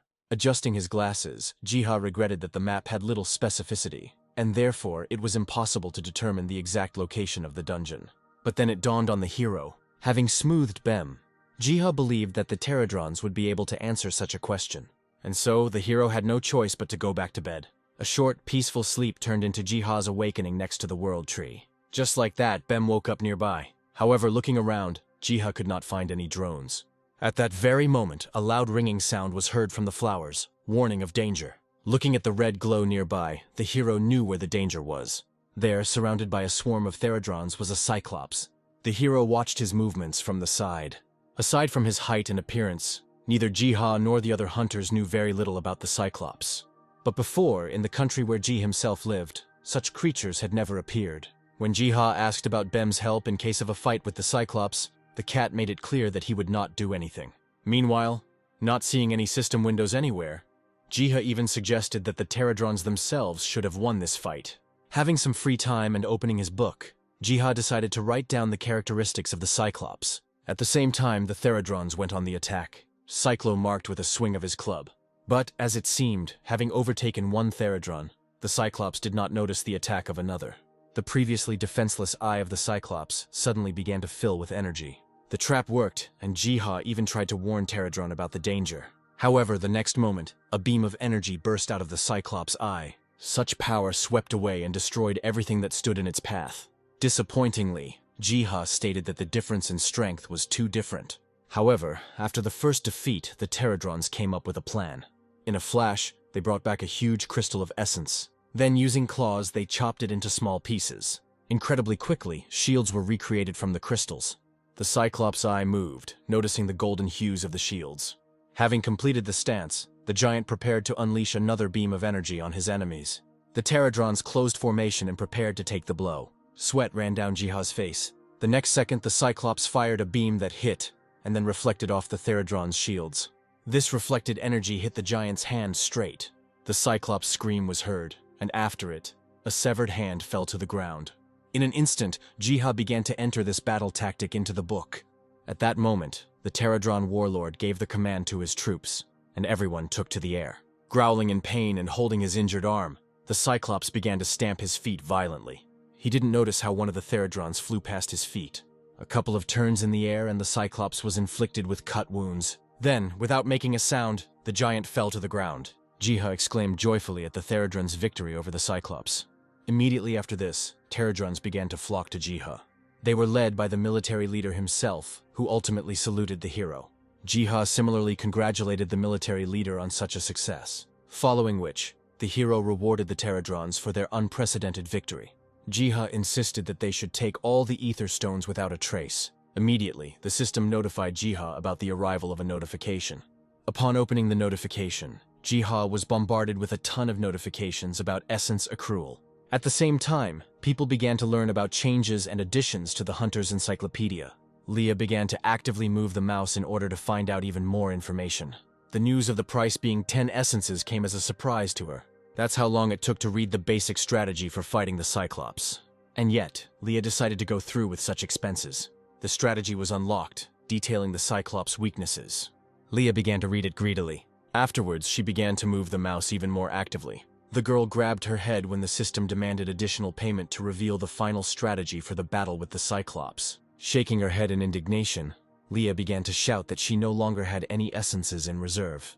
Clenching her fists, she swore that she would take revenge on whoever created such a guide. And after that, Leah wouldn't mind burning him to the ground. Meanwhile, Jiha felt a strange chill run across his skin. After some time, Malik arrived at his workplace. As soon as he left the car, he froze. Slightly worried, Malik decided to ask his assistant if anything had happened. As it turns out, a recent post in the encyclopedia brought together a considerable number of hunters in one single place. Taking out his phone, the assistant showed Malik the screen. Malik spoke with surprise about the basic strategy against the Cyclopes. The assistant revealed to Malik the details regarding the payment for fully unlocking the entire guide. Now even Malik agreed that the price of 20 essences to fully unlock the guide was prohibitively high. Finally, Malik could understand what had caused such a pandemonium. Later, he began to comprehend the information about the Cyclops, which had never been seen in such areas before. And yet the dungeon where one could meet this monster opened. Trying to avoid the wild excitement of the Cyclops hunt, Malik decided to take matters into his own hands. Later, Malik called a meeting to discuss the problems of the encyclopedia, in which new data suddenly began to appear. As it turned out, due to the complete anonymity of the system, it became simply impossible to find out who created the articles and also received payments in the form of essences. Little by little, Malik began to feel that from the string of all these problems, his head began to ache. Afterwards, Malik stood up and ordered surveillance of all the hunters who had left a request to hunt the Cyclops. Much later, Seo's squad entered one of the dungeons. Leah also came there with her eternally hot sense of rivalry. Their groups united, after which Seo spoke, giving orders to the tank players. Further, touching on the topic of finishing off the boss, Seo left such things to Leah. Leah didn't mind, especially since she was under a buff after partially reading the guide. Sometime later, their group finally came across the Cyclops. As stated in the tactics, the deadly beam from the Cyclops' eye collided with the tank player's shield. Seo rushed at him from the side with her sword. Leah ran and fried the giant with magic. Cyclops was defeated, which Jiha tired of hearing from the news report. Later, the presenters started talking about the free sharing of information on the fight against the Cyclops with other countries. After what he saw and heard, Jiha was absolutely sure that the texts in the Book of Spells were transferred directly to the Hunter's encyclopedia. Instantly, an interesting thought arose in Jiha's head. The hero thought about writing down the Pterodron's strategy in a book, thereby providing himself with an endless flow of essences. But his plans were interrupted by the ringing of an alarming plant. Having realized everything, Jiha grabbed Bem, returning as quickly as possible to the world of the secret forest. Jiha discovered something strange. Somehow, the hero woke up on an island in the middle of the sea. Very soon, Pterodrons began to gather on the distant shore. One of them, a military leader, was already flying towards Jiha. A notification from the system immediately appeared, informing about help for the wounded World Eater. Trying to find it, Jiha turned his head in different directions. Pterodron flew around Ji and, attracting attention, pointed the hero to the ground. Jiha looked closely at what he was standing on, realizing that it was not the island's soil at all. Suddenly, the island began to move. A hole opened up, and water shot out at the hero like a fountain. Confused, Jiha began to cough. Luckily for him, Pterodron managed to catch the glasses knocked off by the water. Having come to his senses a little, Jiha refused to believe his assumptions about the World Eater. However, everything pointed to the World Eater being a whale. A minute later, when Jiha moved into shallow water, the whale emerged. As Jiha approached and touched it, he felt the whale's life force weaken. Suddenly, Jiha remembered that he had previously obtained a considerable amount of essence. By donating the crystals, Jiha hoped that they would help the whale recover. As soon as the whale swallowed the crystals, its eyes widened. Seeing the whale's strange behavior, the hero took a couple of steps back. The next moment, with a roar, the whale opened its mouth. This scream was so deafening that Jiha even covered his ears. After which, the whale went back under the water surface. The noise ended, and little by little the hero came to his senses. A notification from the system appeared, stating that thanks to Jiha's efforts, the World Eater had returned to its original form. Having finished reading, Jiha rose from the sand, feeling terribly dizzy. Nearby, a whale appeared from the water, which had significantly decreased in size. Seeing such cuteness, Jiha immediately rushed to the whale, hugging it. However, such strong affection and attention to the whale seriously infuriated Bem. Eventually, after finishing the hug, Jiha would let the whale go, believing that all the essences had been well spent. Returning to the shore purely rhetorically, Jiha asked Bem about this. But then, Jiha was distracted by splashes of water from the whale, which for some reason was returning. Having turned the water surface, suddenly, the whale deliberately jumped out of the water. As a joke, the waves hit Jiha. At that very moment, the hero noticed something surprising. After all, along with the waves, a lot of seafood washed up on the shore. Keith nodded when Jiha asked if the sea treasures were really gifts. Stepping back into the water, Jiha thanked the whale for such gifts. In the end, he said goodbye to the whale. The hero hoped that at their next meeting, no one would be sick. At the same time, an emergency broadcast was launched on the news channels. People were informed about an unknown monster that appeared off the sea coast. All military helicopters that were exploring the waters were destroyed by tentacles that suddenly extended from the depths of the water. The sea monster now turned its eyes towards the city. Greedily seeking food, he crawled out onto the sand, breaking human buildings under his weight. The people themselves, in hysteria and panic, ran in all directions. Nobody knew how to behave, because the hunters still had not shown up at the scene of the emergency. But then one of the soldiers pointed out something else to his captain. After all, behind the kraken, a much more enormous creature appeared. All the people froze in anticipation of something terrible. Even the kraken itself, sensing something was wrong, tried to leave the shore and go into the water. But already there, the great mouth of the whale was waiting for him. Despite desperate resistance, the kraken, along with volumes of water, was sucked into the whale. Only a piece of a tentacle remains from the once formidable monster. Malik, who was watching all this from the cameras, was speechless.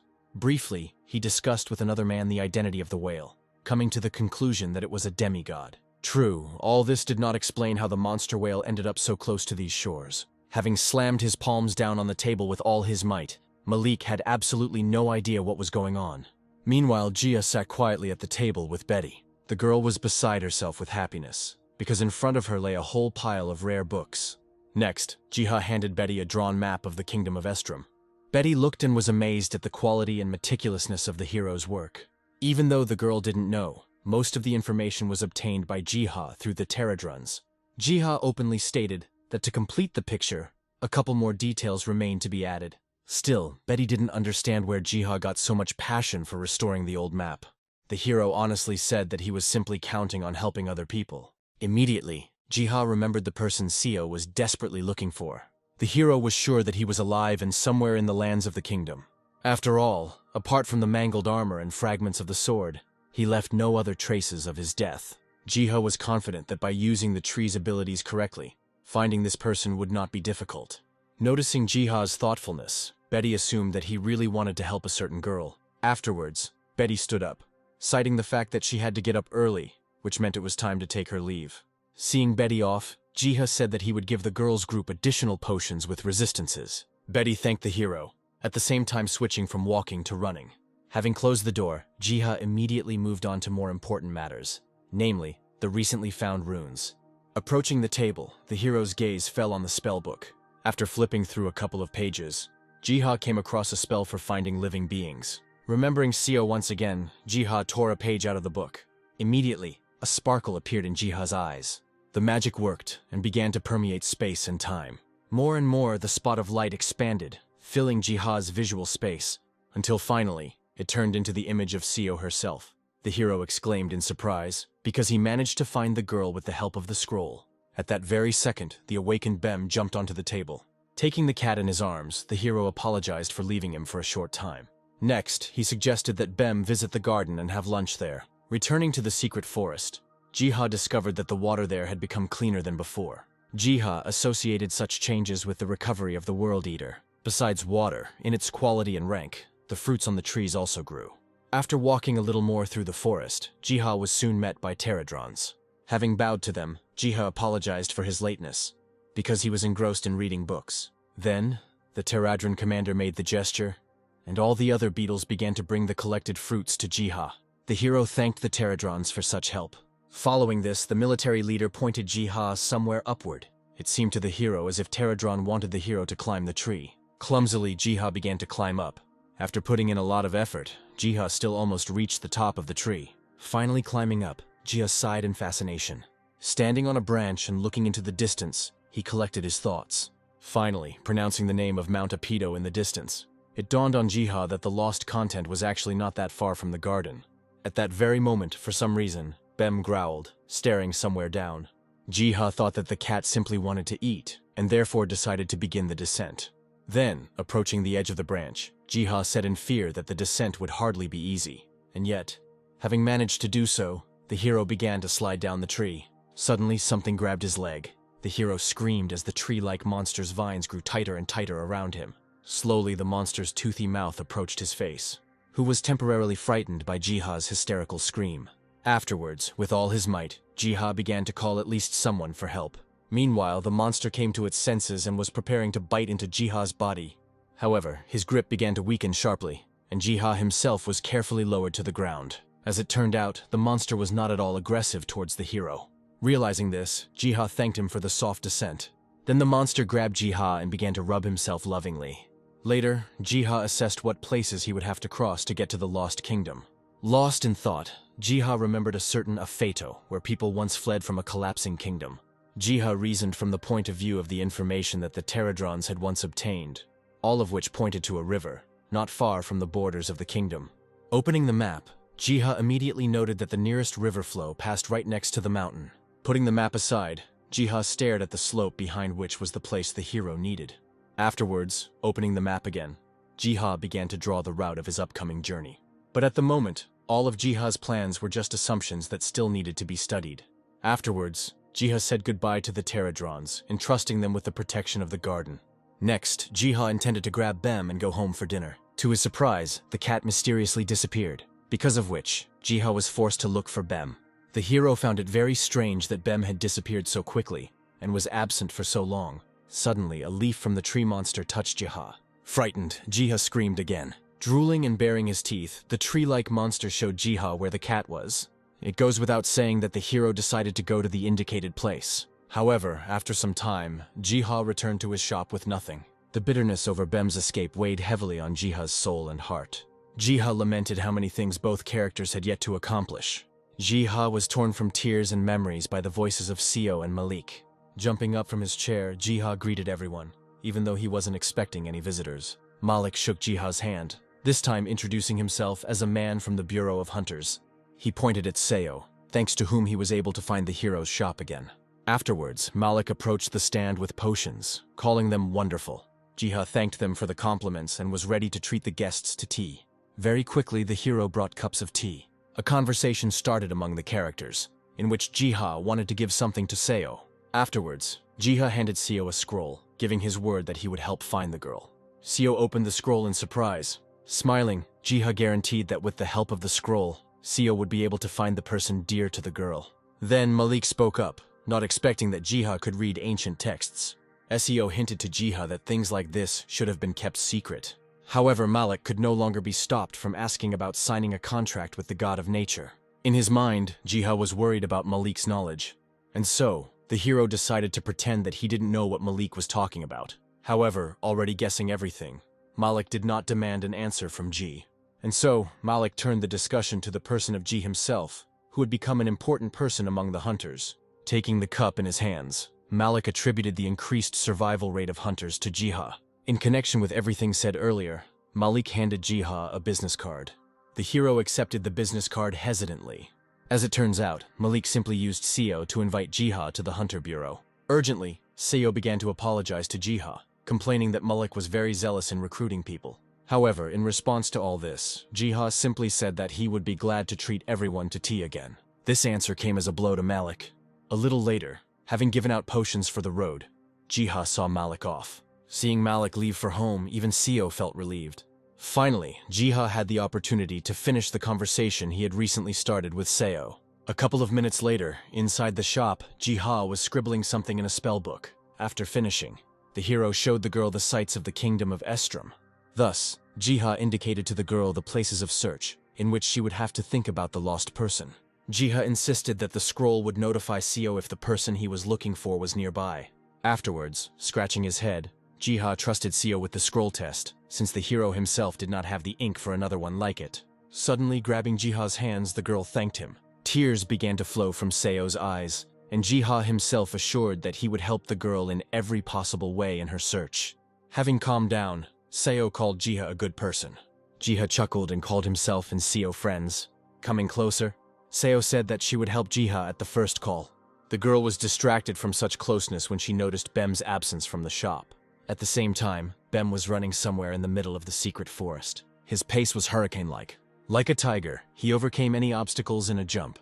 With every movement, Bem left behind a trail of ancient magic.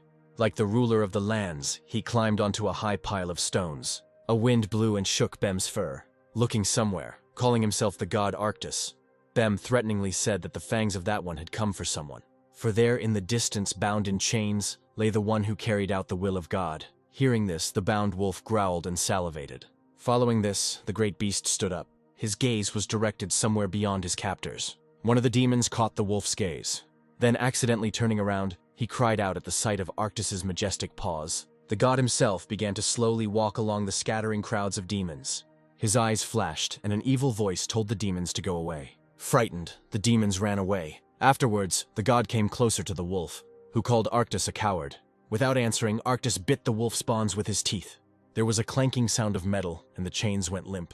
Now, circling opposite each other, Arctus expressed that the stupid atonement of the wolf Growlo was over. Arctus reported that, despite everything, the world tree began to recover. Growlo chuckled in response, not intending to obey the overgrown cat even with such news. The next moment, Bem grabbed the wolf by the scruff of the neck, and then he threw it over himself. In flight, the wolf did a somersault, becoming smaller and smaller with each rotation, ultimately falling into Bem's teeth again. Afterwards, Bem carried the twitching Growlo somewhere.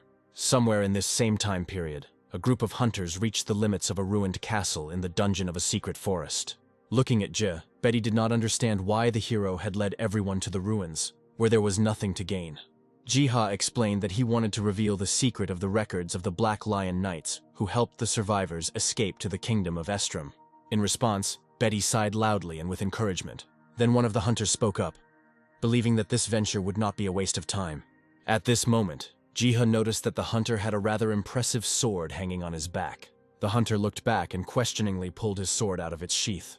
Suddenly, Jiha started talking about the sword's features and the characteristics it could increase. Such speeches intrigued everyone present because Jiha himself forgot that, unlike others, he could see the stats of objects. Laughing awkwardly, Jiha put it all down to his newly awakened abilities.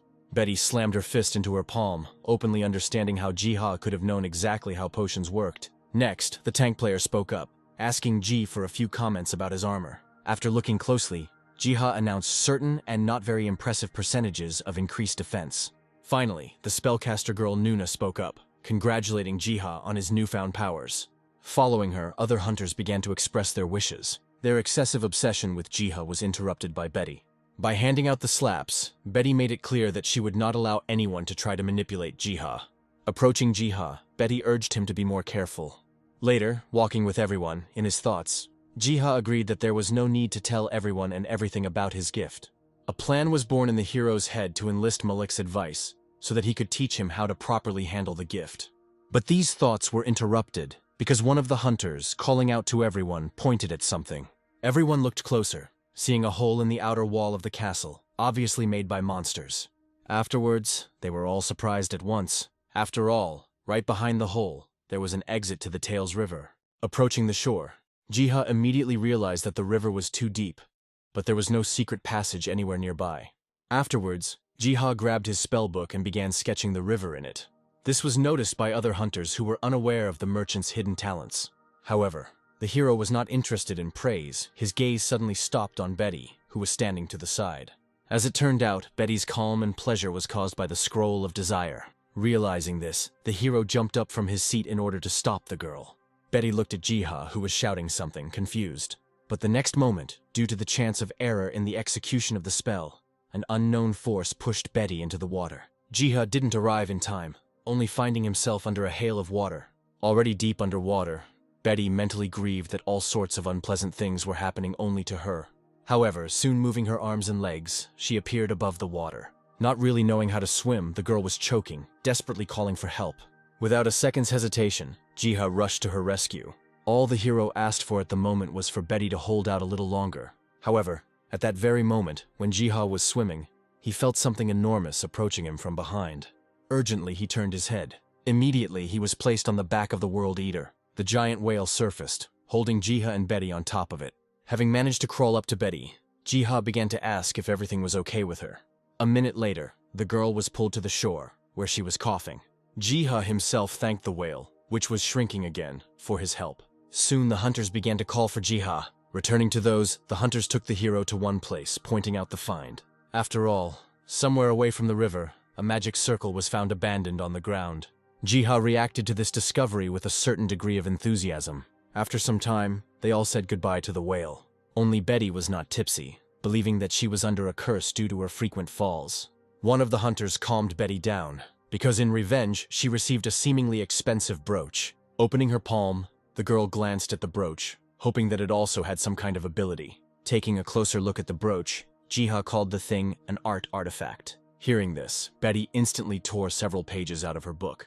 To Nuna's amazement, almost immediately, the girl created a dragon out of paper.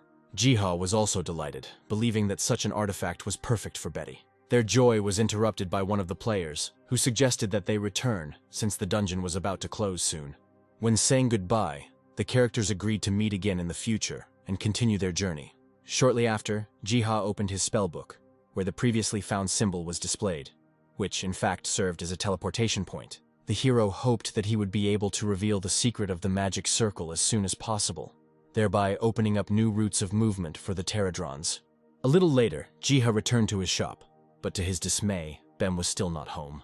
The hero decided not to shed tears, but to distract himself through work. Soon, Jiha returned to the secret garden, already greeting his friends there. However, no one came out and met Ji himself. Having decided to start searching, the hero began to wander around the garden. Behind the branches of thick bushes, Jiha discovered a large cat that resembled Bem. Daring to approach, Jiha began to stroke Bem's forehead. Afterwards, he took the puppy from Bem's mouth, reading Growlo's name in the illuminated panel. Then, the system suggested that Giz help Growlo and cure him. Having instantly agreed, the wolf's body began to be filled with the life-giving essence of the world tree. Growlo was recovering right before our eyes. Having come to his senses, the wolf opened his eyes, backing away in fear at the sight of Ji. And then he even growled at the hero. However, this did not stop Jiha from hugging the wolf cub. Touched, Jiha said that from now on, Growlo is absolutely healthy. Next, raising the top above himself, Jiha assigned it a new name, Denny. While Jiha was being nice, Bem suggested that Denny come to terms with his new name, and also with the fact that the secret garden will become a new home for the wolf. Later, Dennis somehow contributed to the increase in the number of Pterodrons. Being nearby, Jiha actively read the system notifications, where a full description of the demigod Danny was located. It just so happened that the development of Denny himself actively influenced the development of the Pterodrons. In addition, Dennis actively contributed to the reconnaissance of the area and accelerated its crossing. Jiha hoped that with the help of the wolf, reaching Mount Afeto would now not be difficult. Meanwhile, the work of mining essence stones has also accelerated considerably. Jiha even made a special award for Denny for his efforts. However, the cunning Bem intercepted the treat. Such situations often caused fights between Bem and Denny. Every time, Jiha separated the irreconcilable enemies, threatening that if the fights were repeated, they would not get any treats. At the same time, the flower began to ring, letting Jiha know that someone had come to the store. After moving into the real world, Jiha even considered putting his pets on a diet due to their ever-increasing weight. As soon as the hero left his pets, Dennis started growling at someone. A second later, people showed up at the store. Malik shook Jiha's hand, thanking him for getting in touch with him. Right away, Malik wanted to get a clear answer as to whether Jiha could really read objects. The hero answered this in the affirmative. The man standing next to Malik suddenly exclaimed that this was exactly the answer he expected. Afterwards, with all due respect, he greeted Jiha. Despite such a pleasant meeting, Jiha himself did not notice anyone else. Choi guessed that he was talking about the flammable Leah, saying that now he was acting on her behalf. Next, Choi mentioned Jiha's potions, which were of great quality, and sincerely said that he even envied the hero in some ways. When the greetings and exchange of pleasantries were over, Malik finally suggested talking about business. A couple of minutes later, they all sat down at the table talking about Jiha's skill. Then, without embellishment, Jiha told that this skill had manifested itself a long time ago, even during the first attempt to create a potion. Hearing this, Malik and Choi began to heatedly discuss among themselves the incredible level of Jiha's awakening.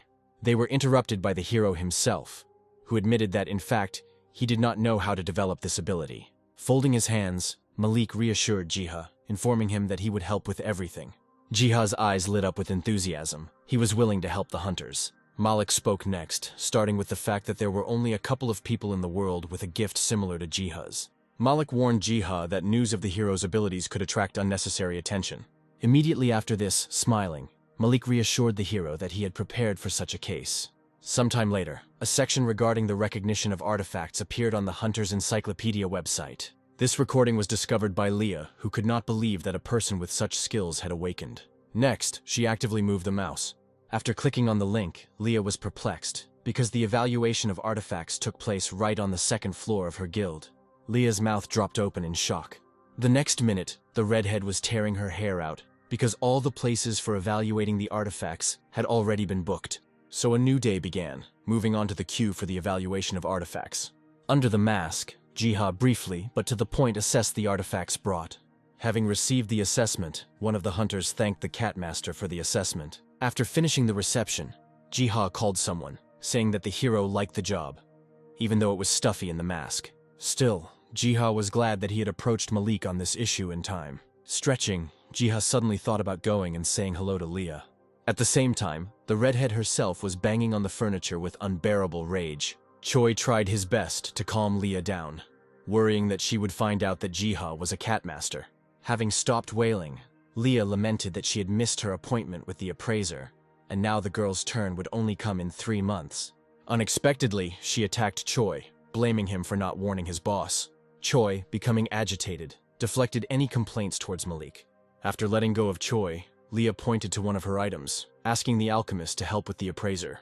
Once freed, Choi waved it off, citing his busy schedule and the need for Leah to be patient. Plopping down on the chair, the redhead hissed because of the bad recording system, and the Catmaster himself. Clenching her fist, Leah vowed to herself that she would crush and enslave the Catmaster once she discovered his true identity. At the same time, Jiha felt how his ears began to warm up in a strange way. Later, after work, Jiha showed how exactly he made the potions. Choi repeated after Jiha. But as it turned out, the speed and quality of the prepared potion depended primarily on the ingredients themselves. But in reality, it all lay in the hero's highly developed alchemy skill. Be that as it may, both characters were pleased that in a short time, they managed to make a lot of potions. Suddenly, taking a bottle with one of the potions, Choi said that additional alchemists would be hired to help Jiha in order to expand production. And then Choi bowed to Jiha, calling him a master and asking him to continue teaching him. When all the business for the day was settled, Jiha dreamily thought about visiting the secret garden. A second later, the hero's eyes began to close. Another moment, and he fell asleep completely. At this time, in the secret garden, work was in full swing to collect ingredients. Jiha appeared and greeted everyone. The next second, Bem and Denny rushed towards the hero. Their initial embrace towards Jiha quickly turned into a competition for attention. At that very moment, the Pterodron warlord flew up to Jiha. Instantly, Denny jumped out of Jiha's hands. With his whole appearance, the wolf cub showed that the hero had to follow him. Realizing this, Jiha moved after Denny. A couple of steps later, a notification from the system appeared in front of the hero. As it turns out, a monster has appeared on the Great Plains. Dennis fought desperately against his henchmen. With each victory of Denny, the Pterodrons also grew in level, ultimately causing the growth of some new individual. Jiha gasped in fascination at all this information. Reaching out his hand, a Pterodron scout sat down on Jiha's palm. Before the hero knew it, the Great Plains were cleared, and with them, access to Mount Afeto opened up. Jiha praised everyone for their efforts, and Denny in particular. Filled with praise, Dennis bragged about this to Bem. Calmly licking his paw, the cat responded that the management should not do anything. Immediately, a fight broke out between the gods. Having separated the pets, Jiha went to Mount Afeto. His path took a certain amount of time. Following the mountain, Jiha hoped to find at least some clues there. Suddenly he stopped and exclaimed loudly. Ahead, Jiha saw something like a cave, which perhaps served as a refuge for the Black Lion Knights. Jiha immediately revealed the card. Jiha found the discovery of this object strange, because it should have been located further south. Then, stretching out his hand, the hero again encountered an impenetrable wall. A notification from the system appeared, letting Jiha know that from now on, he could communicate with beings outside the accessible area. Almost instantly, another notification from the system arrived, rewarding Jiha with the god's sight skill. The hero happily agreed to try out a skill that would allow him to survey the area. Suddenly, the hero's body rose slightly above the ground. The next moment, falling into a magical funnel, there was a glint in Jiha's eyes and he found himself somewhere high in the sky. As he began to look around the area, Jiha suddenly noticed something strange. Somewhere down there, a group of knights were surrounded by demons. Jiha immediately guessed that the poor fellows were the survivors of the kingdom of Estrom. After a short delay, a battle broke out between the demons and the knights. Despite the fierce battle, the knights defeated the creatures. Among all of them, only one person seemed somehow familiar to the hero.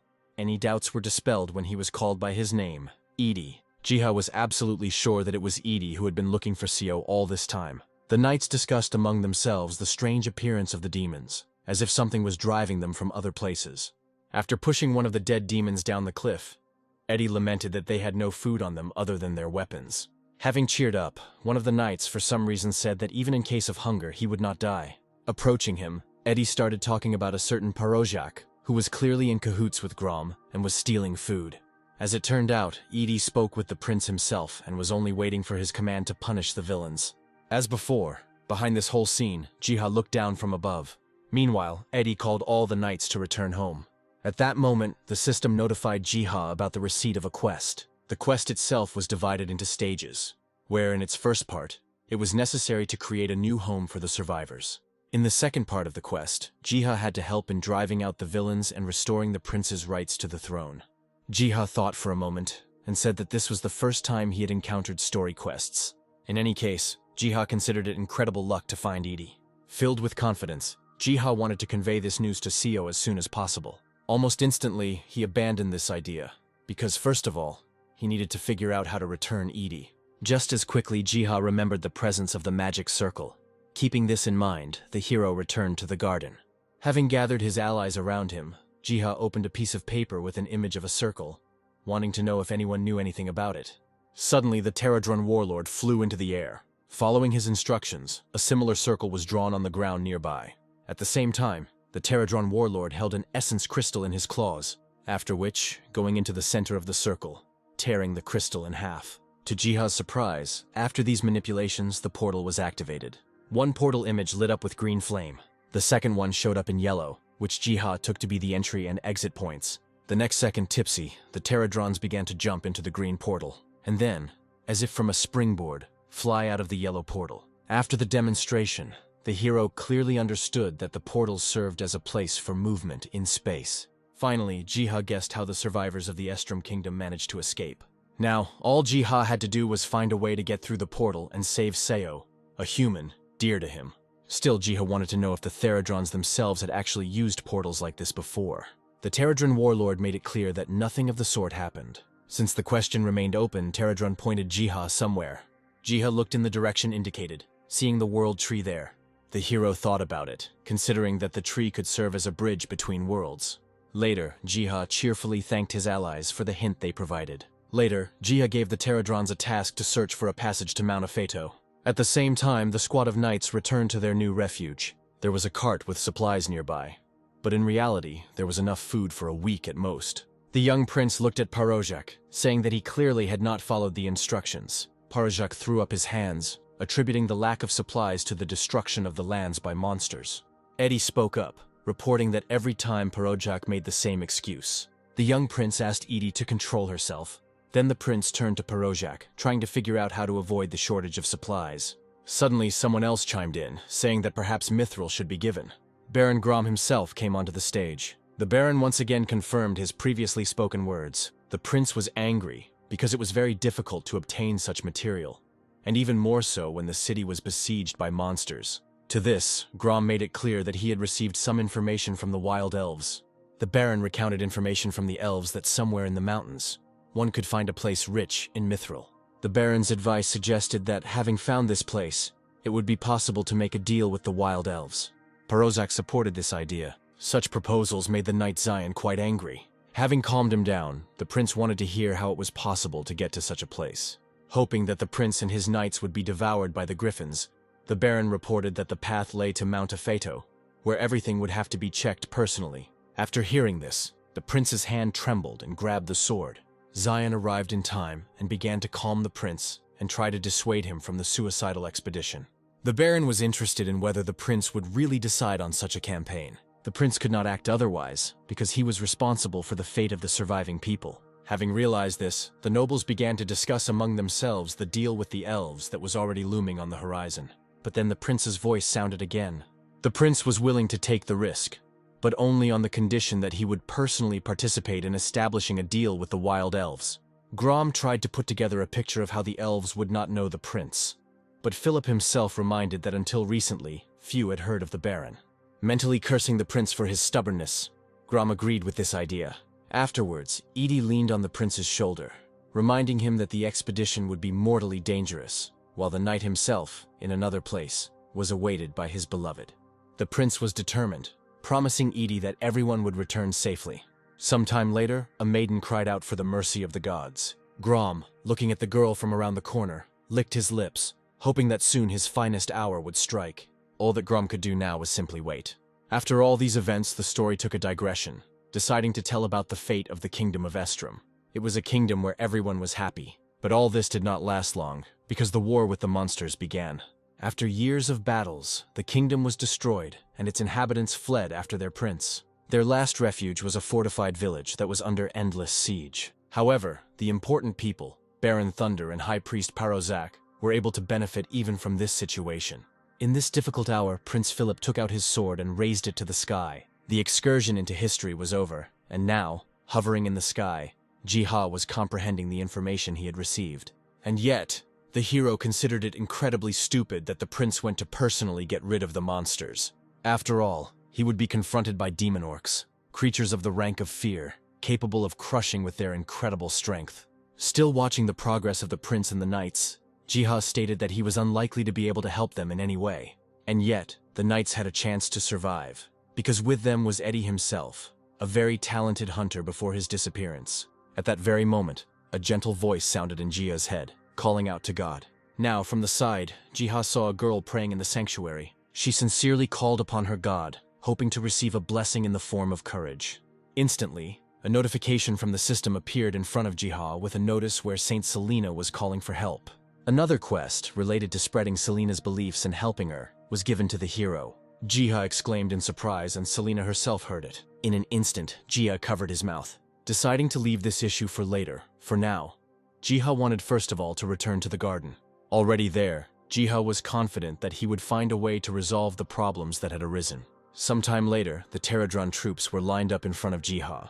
Jiha squatted down to make sure everyone was there. Afterwards, Jiha began to inform the Pterodrons that they had one extremely important task. Taking out a map, Jiha made it clear that the Pterodrons should go to the mountain and find the magic circles there. Jiha left the scouts with the role of observers and liaisons with the Pterodron commander. Next in line was the military leader himself, for whom Jiha had prepared a special role. Next, Jiha took out a sword from his backpack, making it clear that it was to be delivered to the prince. The tasks were finally assigned and the army moved out. Left behind were Bem and Dennis, who were confused about not getting roles. Bem believed that it was necessary to bide his time until the master Jiha became powerful enough. Danny always disputed Bem's conclusions, which caused conflict between the demigods to flare up again. Meanwhile, Grom and Parozak discussed among themselves the fortunate coincidence of circumstances in getting rid of the prince. Thunder laughed, considering Philip not so much a prince as an ignorant child. Parozak laughed in response, thinking that it was also worth getting rid of Eddie, who was always circling around the prince. Then Parozak started talking about something that Grom had prepared. They were talking about something that the wild elves had previously used against the orcs. According to Parozak, this thing proved to be wildly effective. The plan was that all the orcs in the area would come running towards the smell, and therefore, no matter how good the knights were, they would not be able to withstand such an onslaught. Grom supported Parozak's aspirations and still asked him to behave more quietly. After these words, their meeting ended. Having left the Baron's dwelling, Parozak hoped not only to get rid of the prince, but also Grom himself later. Secretly, he was being watched by Pterodron scouts. Meanwhile, Grom was thinking about the prince. Having gotten rid of Philip, Grom expected to become the new ruler of Estrom. At the same time, the Baron was sure that Saint Selene herself would become his concubine. Jiha was furious when he learned of Grom's vile plans. No matter how hard Jiha tried, he couldn't force Selena to have a session of communication with the deity. Now, the hero had no choice but to wait for a favorable development of events among the knights. They in turn fought their way through hordes of monsters. With every step, more and more orcs ran out to meet them. While covering the prince, the creatures were struck by Edie's sword. and Philip himself actively participated in the battle. Jiha was shocked that the knights intended to defeat absolutely all the demon orcs. Now one of them fell to the ground in shock, and then he even tried to escape. But despite his bold attempt, he was overtaken by Philip's sword. Edie caught up with the other orc demons who had fled. Having received a chopping blow to the leg, one of the orc demons fell face down on the ground. Mercilessly, Edie finished him off.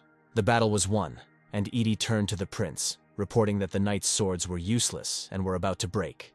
The prince offered to make an exchange, which Edie did not agree to, deciding to test the sword's strength. The next second, some giant grabbed Edie, and then she threw him aside altogether. Turning to his knights, the prince gave the order to retreat. Immediately, huge orc demons began to move towards the prince. Philip, holding out his sword, waited until he could give them battle. His breathing slowed. He prepared for the inevitable. Eddie, who had just come to his senses, tried to call the prince. But then something confused him. Something unclear struck the orc demon. Philip was genuinely shocked by what he saw. At the same time, Selena again called upon God to save the prince. The first prayer was fulfilled, whose notification immediately came to Jiha. Immediately after this, the system offered the hero to answer the prayer and provide assistance. Not very confidently, but in the end, Jiha agreed. In the role of a god, Jiha sent his apostle, who was the warlord of the Pterodrons, to help. Meanwhile, the strange scene of the death of one of the demon orcs continued. As it turned out, they were overthrown by the Pterodron warlord who came to help. The demon orcs themselves did not give up, trying to defeat the warlord.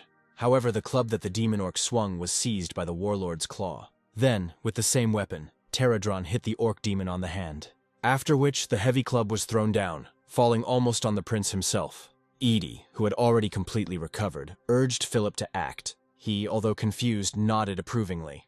Both of them hurried towards the demon orc. Eddie made a pounce. Philip aimed at the legs. Once he was at a sufficient distance, the prince struck the demon orc. Eddie did the same. The orc demon howled from the unbearable pain. Having descended to the ground, Eddie cursed because he had not managed to touch the monster's bone. At this moment, the prince saw the danger that threatened Edie and tried to warn him.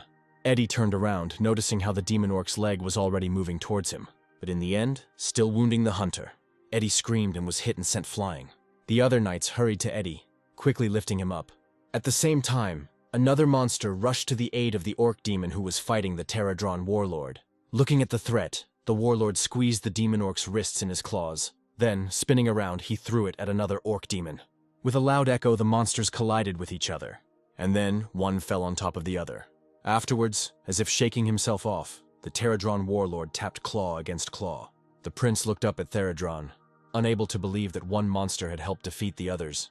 Jiha watched all this, once again amazed at the incredible power he could bestow on creatures. The Pterodron commander himself was glowing with happiness, because he had managed to fulfill the will of his master. Jiha himself sighed, because such help consumed a lot of essence, but there was no other way out. As a result, by sacrificing even more time, Jiha extended the apostle's action. Eventually, having contacted the Pterodron warlord, Jiha demanded that he finish off the demon orcs as soon as possible. Prince Philip froze as he saw the monster fill with the golden power of the god. Meanwhile, despite the injuries they had received, the demon orcs rose again.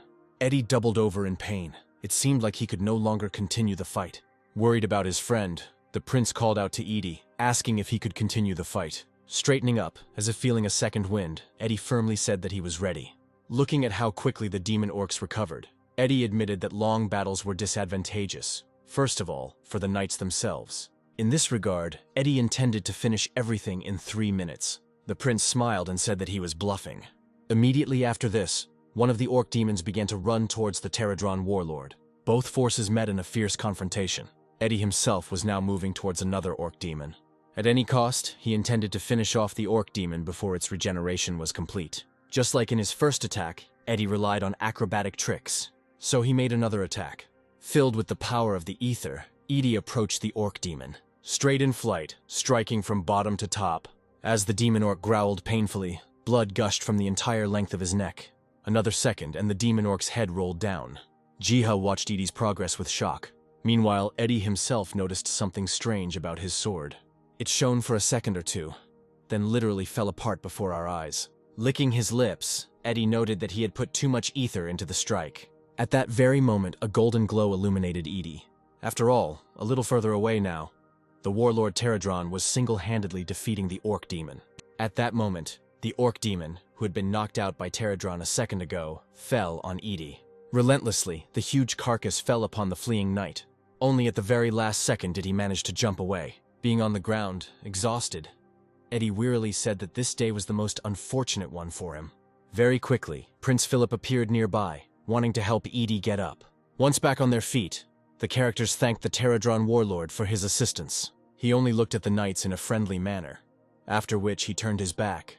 Pterodron began to flap its wings at a furious pace and soar into the sky. Somewhere up there, high up, Jiha was praising the military leader for a job well done.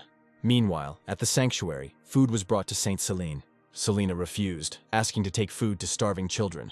The maid did not understand Selena's attitude towards her own health, after which she again prayed to God to grant her even more hope. Suddenly Selena perked up. A godlike voice addressed her.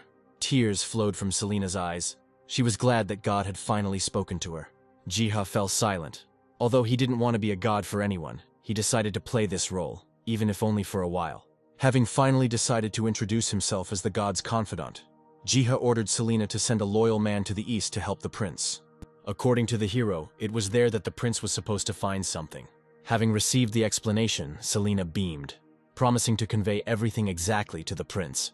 Grom was secretly eavesdropping on this muttering of the saint once again.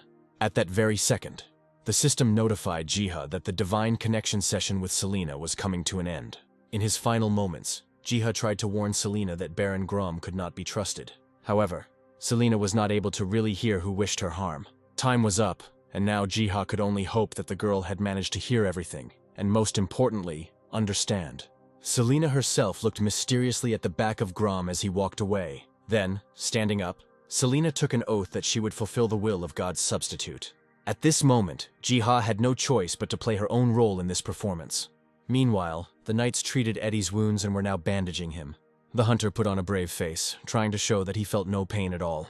Having finished with the bandaging, the knights began to think about what had recently happened, namely, the appearance of a mysterious flying monster.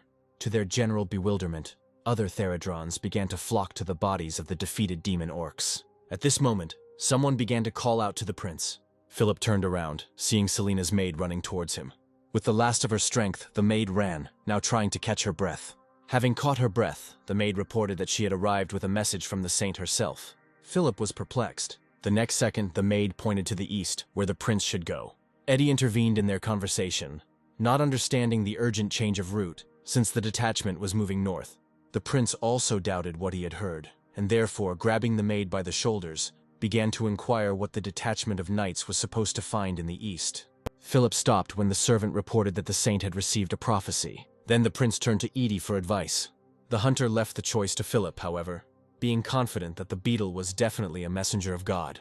Eddie himself was not averse to going to another place and checking whether God's words were really true. In connection with this, the prince released the other knights, setting off on his journey only with Edie. In this regard, Edie approached one of the knights, tactlessly borrowing his sword. Twirling the sword in his hand, the hunter hoped that it would be able to serve him well. Moreover, upon his return, Edie promised to generously thank the knight for borrowing the sword in this way. Meanwhile, in the real world, Jiha visited Seo's home. Even as he approached the house, Jiha loudly called out to Seo. Although she was glad to see the hero, the girl was somewhat shocked by this visit. Having already approached the gate, Jiha informed Seo that he had one request. Seo was not averse to talking, but first, she asked the hero to come into the house. Already there, sitting at the table, Jiha asked Seo for Eddie's sword. The girl wanted to know why Jiha could possibly need this sword. Jiha said that he found out the location of Eddie, who was in the dungeon. Seo immediately covered her mouth, not believing her ears. Jiha continued, concluding that it was for this very reason that Eddie should receive the sword, so that he could be helped.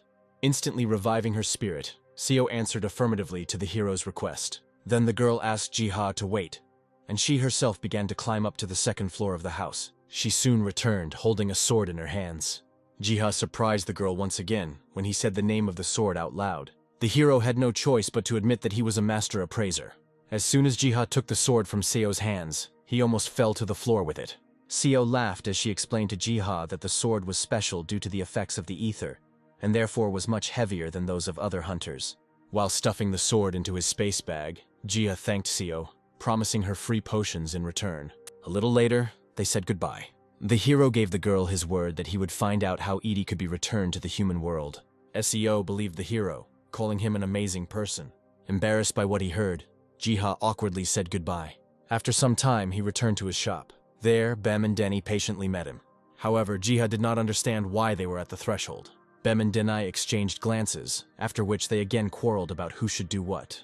Finally, giving in, Denny approached Jiha, touching him with his paw. Seemingly realizing that he should go after Denny, Jiha smoothed him down. Sometime later, they both moved to the secret garden. At the same time, Edie and Philip stood at the ruined walls of the castle. Their conversation touched on the ruins and the fact that the Knights of the Black Lion of the Empire once hid in a similar place. Eventually, the characters decided to go in and check what was hidden inside. However, unknown eyes secretly watched the progress of the knight and the hunter. Very soon, they found themselves inside a dungeon, whose walls Eddie recognized as one of the tunnels through which the prince himself had once escaped. Eddie strained his memory and also remembered that in a similar place, the prince had once discovered a hunter. Philip confirmed this.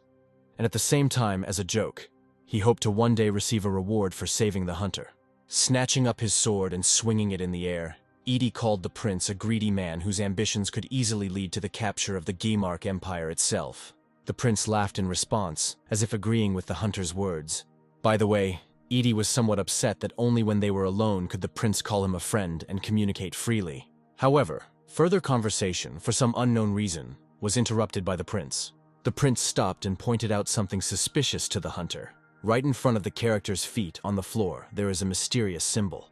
Deciding to make sure it was safe, Eddie sat down and began tapping on the floor. Suddenly, from his blows, the previously smooth floor cracked and buckled. The next moment, the floor began to deform. The entrance opened, the discovery of which Eddie attributed to the prince's payment for his rescue. Having descended, Eddie pulled the sword out of its sheath, which he now intended to use as a torch, having filled it with ether. When the character's speech again touched on the issue of payment for Eddie's services, the hunter pointed to something ahead.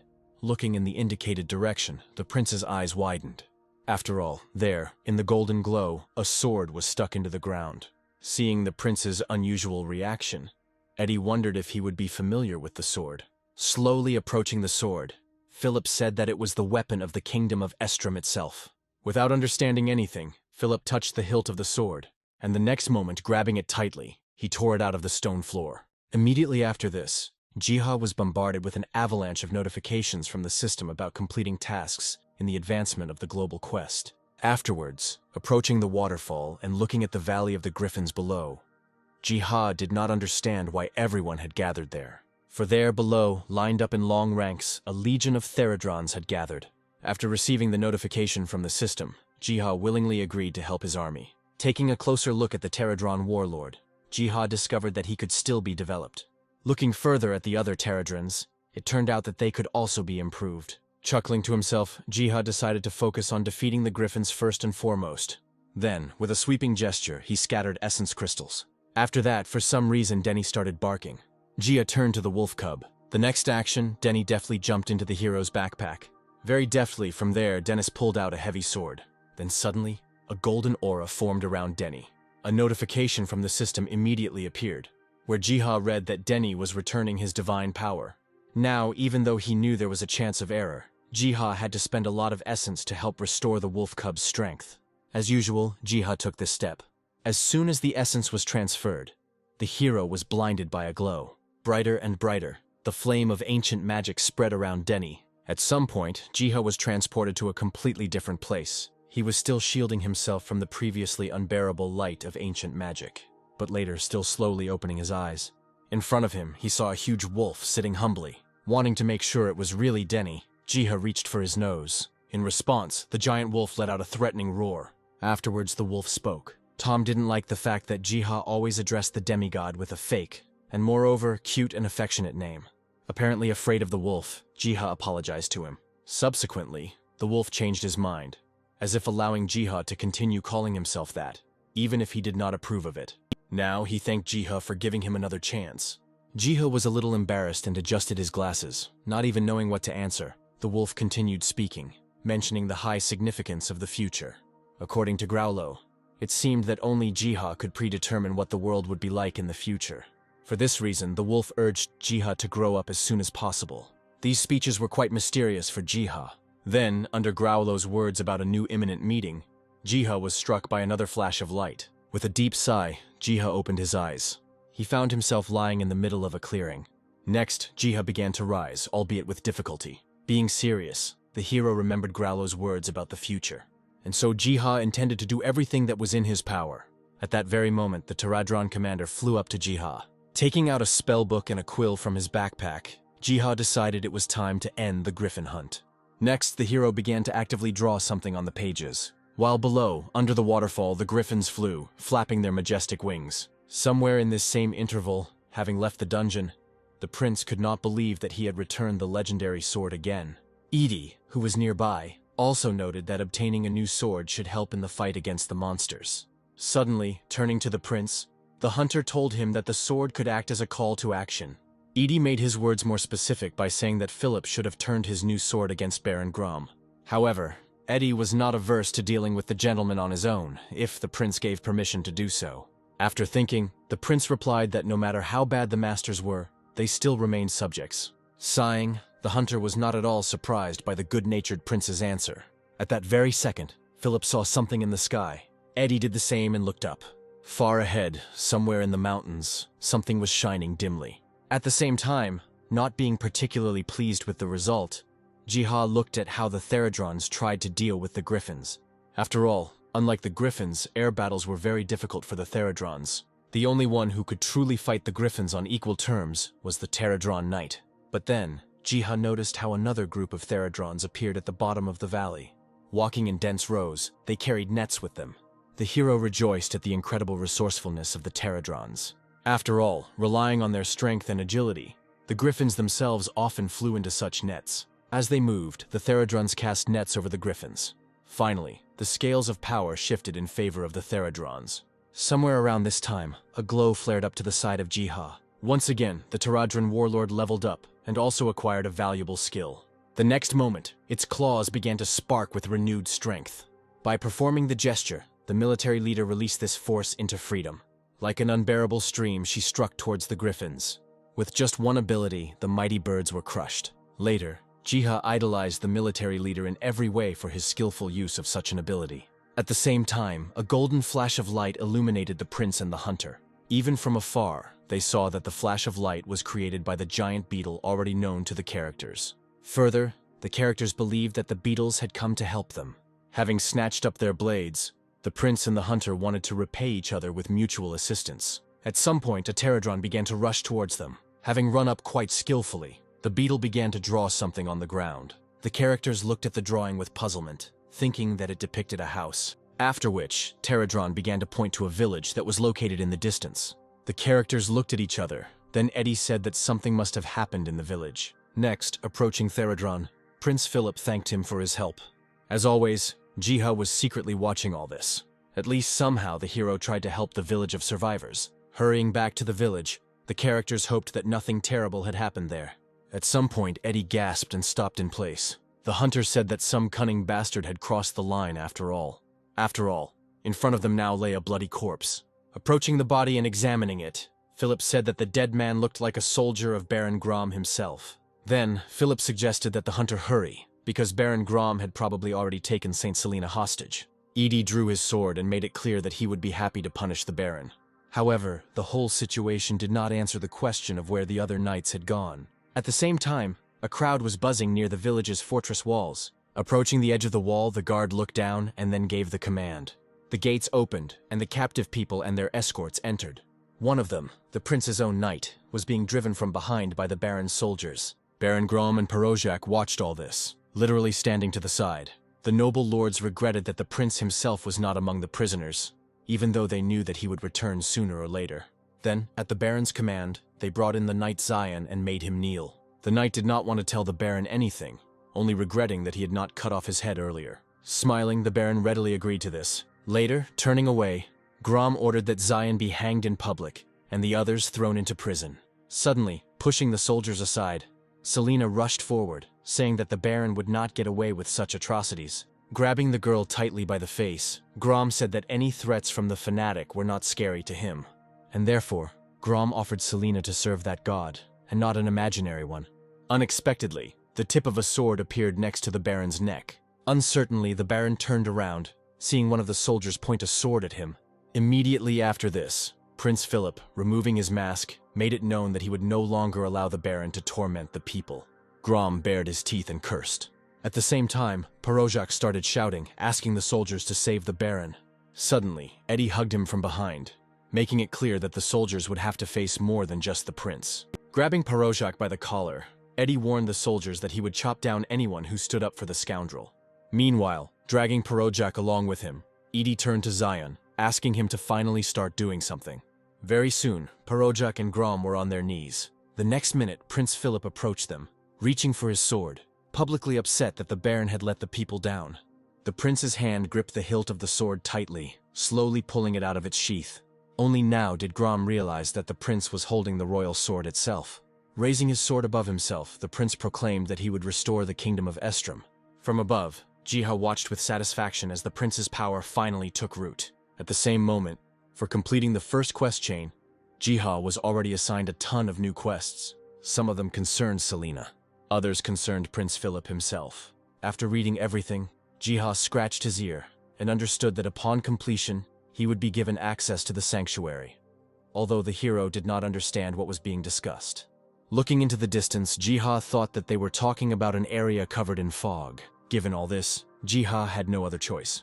Once again taking on the role of God's messenger, he had to give a new prophecy. But first, he returned to the Griffin raid, which had already ended. Now, Jiha commanded that the Theradrons get rid of those griffins and move the essence to the garden. Right there, he saw something egg-shaped that a group of Theradrons were dragging along with them. Looking closer, a description of griffin eggs that could be hatched appeared before Jiha's eyes. From the abundance of missions and skills, the hero grabbed his head, because the information was overwhelming him. Instantly, another panel with data appeared in front of Jiha. Already there, Jiha read that the Theradrons had found the Miriel mineral, and the hero's army itself had now been joined by Theradron workers. Jiha even gasped in fascination at such news. And then, he took the Theradron worker into his hand. The worker Theradron raised its claw, showing the hero the resource that had been collected in the deployment zone. Ultimately, the system offered Jiha the opportunity to choose a reward for all the work he had done so far. Jiha's choice fell on the artifact. Emerging from the void as a clot of magic, a dagger materialized in reality in Jiha's palm. The dagger's properties were astonishing, and Jiha was especially interested in its resistance to poisons. Remembering Betty, Jiha thought that such a weapon would be ideal for the girl. Soon, the Theradron knight appeared nearby, whom the hero was glad to see. He sat on Jiha's palm, showing off his wings, which were covered with Miriel. And yet, Jiha openly stated that a single Theradron knight was not capable of crushing entire armies. At the same time, for some reason, Jiha remembered the village of survivors. After all, there was a celebration going on there right now. People drank and rejoiced that they had managed to overcome the crisis. Meanwhile, Edie and Zion argued with each other that the plan almost fell apart, because a lot of knights managed to get captured. Gradually, their communication touched upon the future fate of Grom and Parojak. Looking at the cells where the gentleman was sitting, the prince said that he was thinking about expelling them.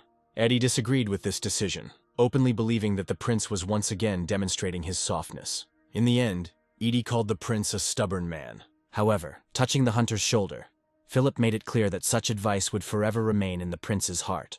Afterwards, the topic of their conversation was devoted to food problems. The prince shook his head, intending to secure the trade route first, and then contact the wild elves. This conversation was interrupted when Saint Selene appeared nearby. The maiden was excited and wanted to show the prince something. Immediately, she crossed her arms and closed her eyes, and the next moment, she raised her hands up, creating a whole text of runes in the air. The ancient language was recognized by the knight Zion, who read aloud something about the apostle. Then, rejoicing, Selena announced that it was precisely this prophecy that the god's confidant had asked to be conveyed to the prince. Thoughtfully speaking about the confidant of God, Philip touched the symbols in the air. During the same period, Jiha was glad that he had managed to establish long-term contact with Selena through her prayers. At the same time, having fulfilled the next requirements in the quest chain, from now on, Jiha could freely communicate with Selena. At that very moment, Eddie touched the prince's shoulder, reminding him that the apostle could have been a beetle that had once come to the aid of the knights. Selena also heard strange talk about the beetle. The knights tried to explain to the maiden how they were saved by the beetle, which obviously acted on the orders of God himself. At the same time, Edie asked Selena to talk to God about the hunter's return to his home world. At the same time, Jiha finished his current affairs and everything else, leaving it for tomorrow. Walking along the road, Jiha was confident that even though there was a lot of work to do, it could all be handled. A little later, the hero returned to the garden where he met Bem. However, Denny was nowhere to be found, and Jiha remembered how he parted with him. Suddenly, for some reason, Bem meowed pitifully. Jiha gasped when he looked behind the cat. After all, at the foot of the great tree, a whole mountain of essence crystals was hidden. At the same time, certain events were developing in the dungeon of the Valley of the Griffins. The group of hunters followed exactly what they had read in the encyclopedia. Betty nodded, activating her paper canvas skill. In one moment, dozens of pages burst out of the girl's book. The pages began to accelerate and hit the griffins' faces straight. Being disoriented, this allowed the other hunters to begin their attack. SEO jumped up and used the skill Stormy Sword Dance. Just a couple of minutes later, the hunt, which would have previously lasted for hours, was already over. At this moment, one of the knights turned around. After all, behind them, Leah was now projecting her destructive fire magic. With cries of horror, the hunters began to flee from the flames.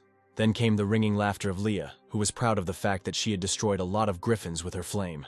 The other hunters decided to express their protest to the girl, because they almost became victims of the red-haired girl. Their squabble didn't last long, because a noise was heard that distracted everyone. Looking up, Leah saw boulders raining down on the hunters from the mountaintops. Trying to protect themselves, the hunters put their hands in front of them. However, none of them were hurt, and in the midst of the suspension of dirt and dust, a puzzled CEO appeared. As it turned out, the collapse opened a passage in the mountain. It goes without saying that the hunters immediately decided to explore the opened path. After walking a little, CEO turned to one of the hunters, asking him to conduct a reconnaissance of the cave. There was a disgruntled whiff from Leah, who said that she could clean everything up with fire magic. Leah backed down when CEO explained that it was necessary to observe safety precautions and, above all, to scout out the situation. Approaching Leah, one of the hunters supported CEO's words. Afterwards, he took a step, but suddenly stumbled. Unable to maintain his balance, the hunter screamed and began to fall backwards. Eventually, he fell on his back and hit himself hard. Nuna came to him and cast a healing spell on the poor guy. At that very moment, Betty slipped between the characters, wanting to look at something. Leaning against the floor, the girl said out loud that the shape was recognizable. It turned out that the entire raid group stumbled upon a teleportation circle, whose analog Betty had already encountered earlier. At the same time, in the village, Grom and Parojak were taken out of their cages. Some people didn't even believe that such scoundrels would simply be taken and let go. Not wanting to miss the moment, Grom said that the prince would regret it if he expelled the Baron from the village. Philip slowly began to approach him. Having reached the bound man, the prince turned to the Baron. Next, Philip reached for his sword. By putting the point of his sword to the Baron's throat, the prince gave him a chance for redemption. He warned of the consequences if the Baron tried to harm the people. Having warned that in this case, Grom would lose his head, the prince ordered that the Baron be untied. The prisoners were released and immediately began to run away. Gritting his teeth in resentment, Grom swore that he would still get even with the prince. Watching all this from the side, Eddie concluded that the prince was, after all, soft-hearted. Quite quickly, before the prince's eyes, Edie and Zion even managed to quarrel. And again, Jiha was watching this scene, still acknowledging that Prince Philip was a wonderful man. Afterwards, another notification from the system appeared, with whose text Jiha easily agreed. After all, as it turned out, the other monsters had become quite wild when the prince's knights dealt with the demon orcs on the mountain. As for everything else, Jiha asked the Pterodron Knight to sort it out. At the same time, suddenly, a portal circle lit up on the ground in front of the knights. Gradually, the Pterodron Knight appeared from there. With all his might, he raised his claws before the astonished knights. Philip and Edie immediately recognized the overgrown beetle as the already familiar apostle of God. Immediately, the Pterodron Knight pointed somewhere to the north. Taking the hunter with him, the prince decided to go after the beetle and asked everyone else to follow at a distance. A little later, following the beetle, the prince noted that this route was familiar because guilds once walked along it. Eddie stretched, hoping that the giant beetle would help him find a new sword for the hunter. But at some point, the beetle stopped. Then raising his claw, he approached the rock. Then delivering a powerful crushing blow, Edie and Philip put their hands out in front of them, protecting themselves from the stone fragments that flew in all directions. A second later, they saw that there was a camouflage barrier hidden at the site of the impact. Immediately, Eddie turned to the beetle, asking it not to do that anymore, because it was frightening the hunter. The prince asked the beetle not to listen to the hunter's nonsense, and thanked Pterodron for his help.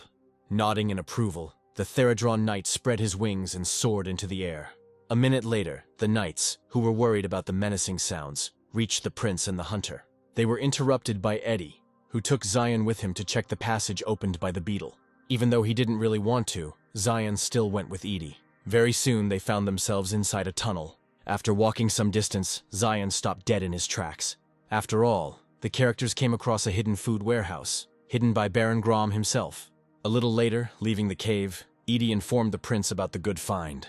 Later, having loaded the supplies onto the cart, the prince gave Zion instructions to ensure that the food was delivered to the village as quickly as possible. Meanwhile, Eddie himself was unhappy, because despite the discovery of the missing food, there were no weapons anywhere nearby. Sighing and stretching, Eddie spoke openly to the prince that this time the debt had been paid, and the hunter should return to his world. Suddenly, somewhere ahead, a desperate cry was heard. People abandoned everything and ran in all directions. After all, from above, being higher than the trees themselves, the wolf's flickering eyes looked down on them. It was his appearance that frightened those who were driving the cart. The prince and the hunter instantly drew their swords. Clearly agitated, Eddie couldn't understand where such a huge thing had come from. A long roar was heard from a wolf that bared its fangs. The prince was no less worried, but gathering his will into a fist, he let the hunter know that he would approach from a different angle. Suddenly, Eddie stopped the prince and stepped in front of him. Turning around, Edie concluded that the prince must take responsibility for his people. Meanwhile, it seemed as if the wolf had stopped paying any attention to the people below him. Standing in front of the wolf, Edie shouted to the prince that he would distract the creature's attention to himself. The prince himself also sent other people as far away from the dangerous place as possible. Still, listening to Edie's words, in his thoughts, the prince asked the hunter to survive. The next moment, the wolf took a step. Eddie was not afraid, but on the contrary, he was glad that after a long time, he would again be able to give it his all. Right now, a notification from the system appeared in front of the hunter. As soon as Eddie read about the test of strength, the great wolf went on the attack. His body, like a dark cloud, cast a shadow over the area where Eddie was. Subsequently, the wolf's paw and the hunter's sword met. With the last of his strength, Eddie held back the wolf's incredible onslaught.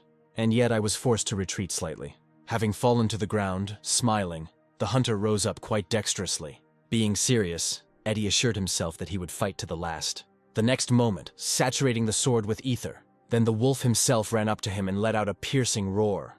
Edie let out a cry and went on the attack. The huge wolf responded in exactly the same way. But at the moment when the two were about to collide, the hunter made a tackle. Eddie slid under the wolf's body, stopping at its hind legs. Then, he performed a jump with a turn and a simultaneous swing of the sword.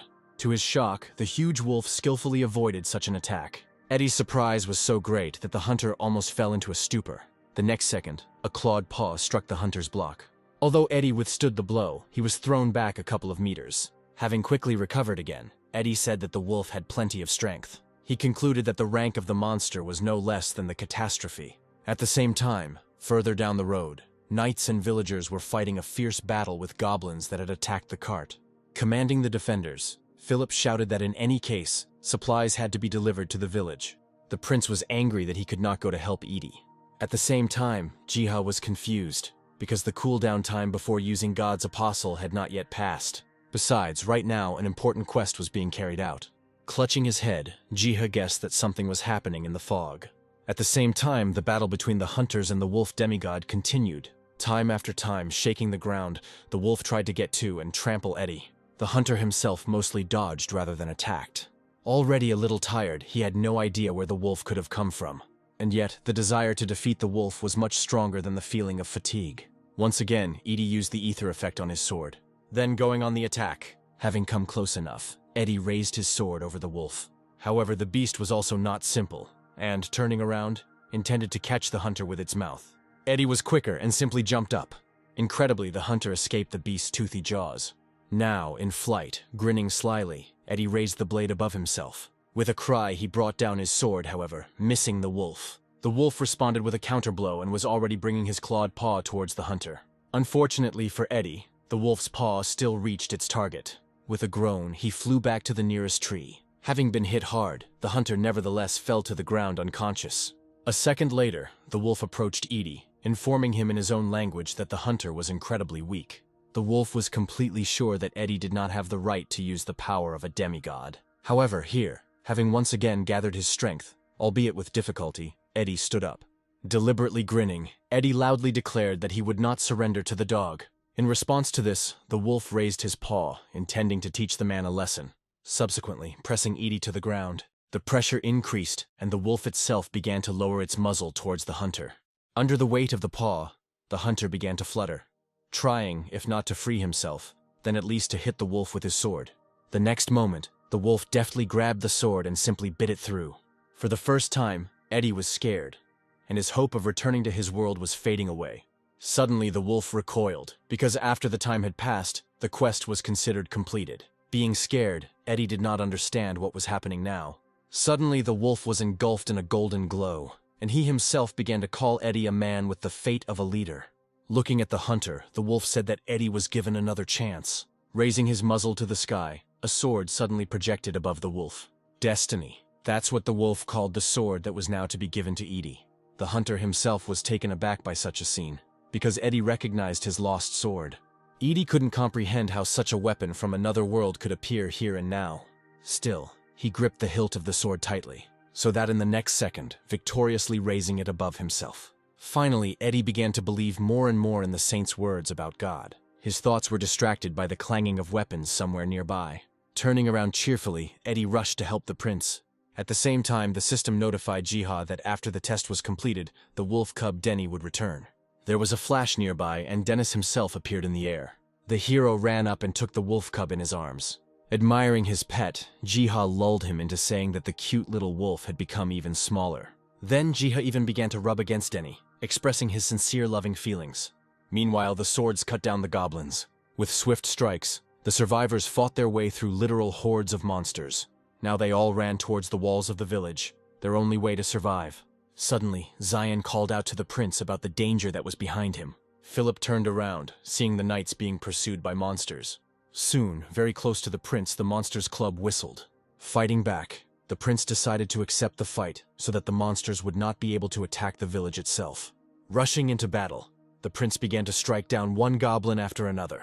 At the same time, one of the big goblins, roaring, swung and hit something with his club. His blows fell on the wooden gates, which were now held by the village's defenders. However, the goblin was relentless, and his onslaught eventually led to cracks forming on the gate. The other creatures were happy that they were about to break into the settlement. Gathering the power of dark magic into his weapon, the big goblin prepared for the final blow to the goal. But at that moment, something distracted the big goblin. He even turned his gaze to the source of the approaching sound. Right behind this crushed Eddie, who was riding on a wolf. Although confused, the prince rejoiced at the hunter's return. Meanwhile, to the shock of the goblins, their leading warrior was completely defeated. The hunter's ringing laughter was heard. Signifying his return, Edie raised his sword. The prince began to slowly approach towards that direction. Immediately, having barely seen the death of their healthy warrior and the arrival of the rider on the wolf, the goblins began to scatter. However, Philip himself did not understand where Edie suddenly got a riding animal in the form of a wolf. Eddie couldn't give a clear answer, only stating that he received the wolf for his confession. Next, he jumped off the wolf, intending to show something to the prince. Turning to the wolf, Eddie commanded him to return. Then the wolf let out a howl and began to fill with a golden glow, gradually dissolving physically and turning into a state of golden pollen. All of this went into the sword itself. Later, Eddie said that the giant wolf must have been the hunter's guardian, since he was testing him and did not intend to kill him. At the same time, Edie told about his sword, a weapon that the hunter had inherited from the old world. Eddie frankly believed that the wolf was the key to the hunter being able to return to his world. After hearing all this, the prince became thoughtful, explaining that there was sense in such speeches. After which, Philip said that Edie was probably considered the god Ark, the Wicked One. Their conversation was abruptly interrupted as the gates of the settlement opened. Both characters looked towards the gate. After all, Saint Selena ran out from there, worried about the prince. Philip let the girl know that everything was fine with him. Moreover, the prince pointed out that he managed to return to the village the supplies that had previously been stolen by the lords. The next moment, Saint Selena took the prince by the hand, thanking him for the work he had done. Selena laughed at the hunter himself, as she considered Edie's envious behavior to be blasphemy. Later, the prince called everyone to go to the village. Already entering the village, the prince appeased the hunter, telling him that everyone took him seriously. As before, Jiha secretly observed all these conversations and events. Even though Eddie didn't know about it, Jiha gave his word that he would help the hunter return to the human world. Afterwards, stroking Denny, Jiha said that they too should have returned. A minute or two later, Jiha returned to the garden. There, Bem joyfully greeted everyone. Having squatted down, Jiha began to show off Denny, who had become even smaller since the last meeting between the cat and the wolf. Dexterously, Bem intercepted the wolf cub from Jiha's hands, grabbing him by the scruff of the neck. Even though Jiha didn't know it, Bem was now praising Denny for a job well done. Even though Denny argued with Bem, he still knew that there was a lot of work ahead for the demigods. Finally, more politely, Bem once again praised Denny for a job well done. Afterwards, Jiha was attracted by a loud cat meow. Wagging his tail, Bem approached Jiha. Jumping onto the hero's lap, Bem settled comfortably, while Jiha reflected on the fact that everything that had happened that day was nothing other than the will of the great tree. Jiha was already planning to postpone all other matters until the morning of the next day. At that very moment, the alarm plant began to ring, letting Jiha know that someone had come into the store. As soon as possible, Jiha returned to his world. There, by the window, he saw a group of hunters, which included Betty.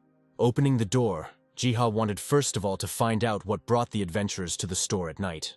But at the same time, Leah and Seo also entered the store. Leah was the first to speak, rightly condemning Jiha for not opening the door for so long.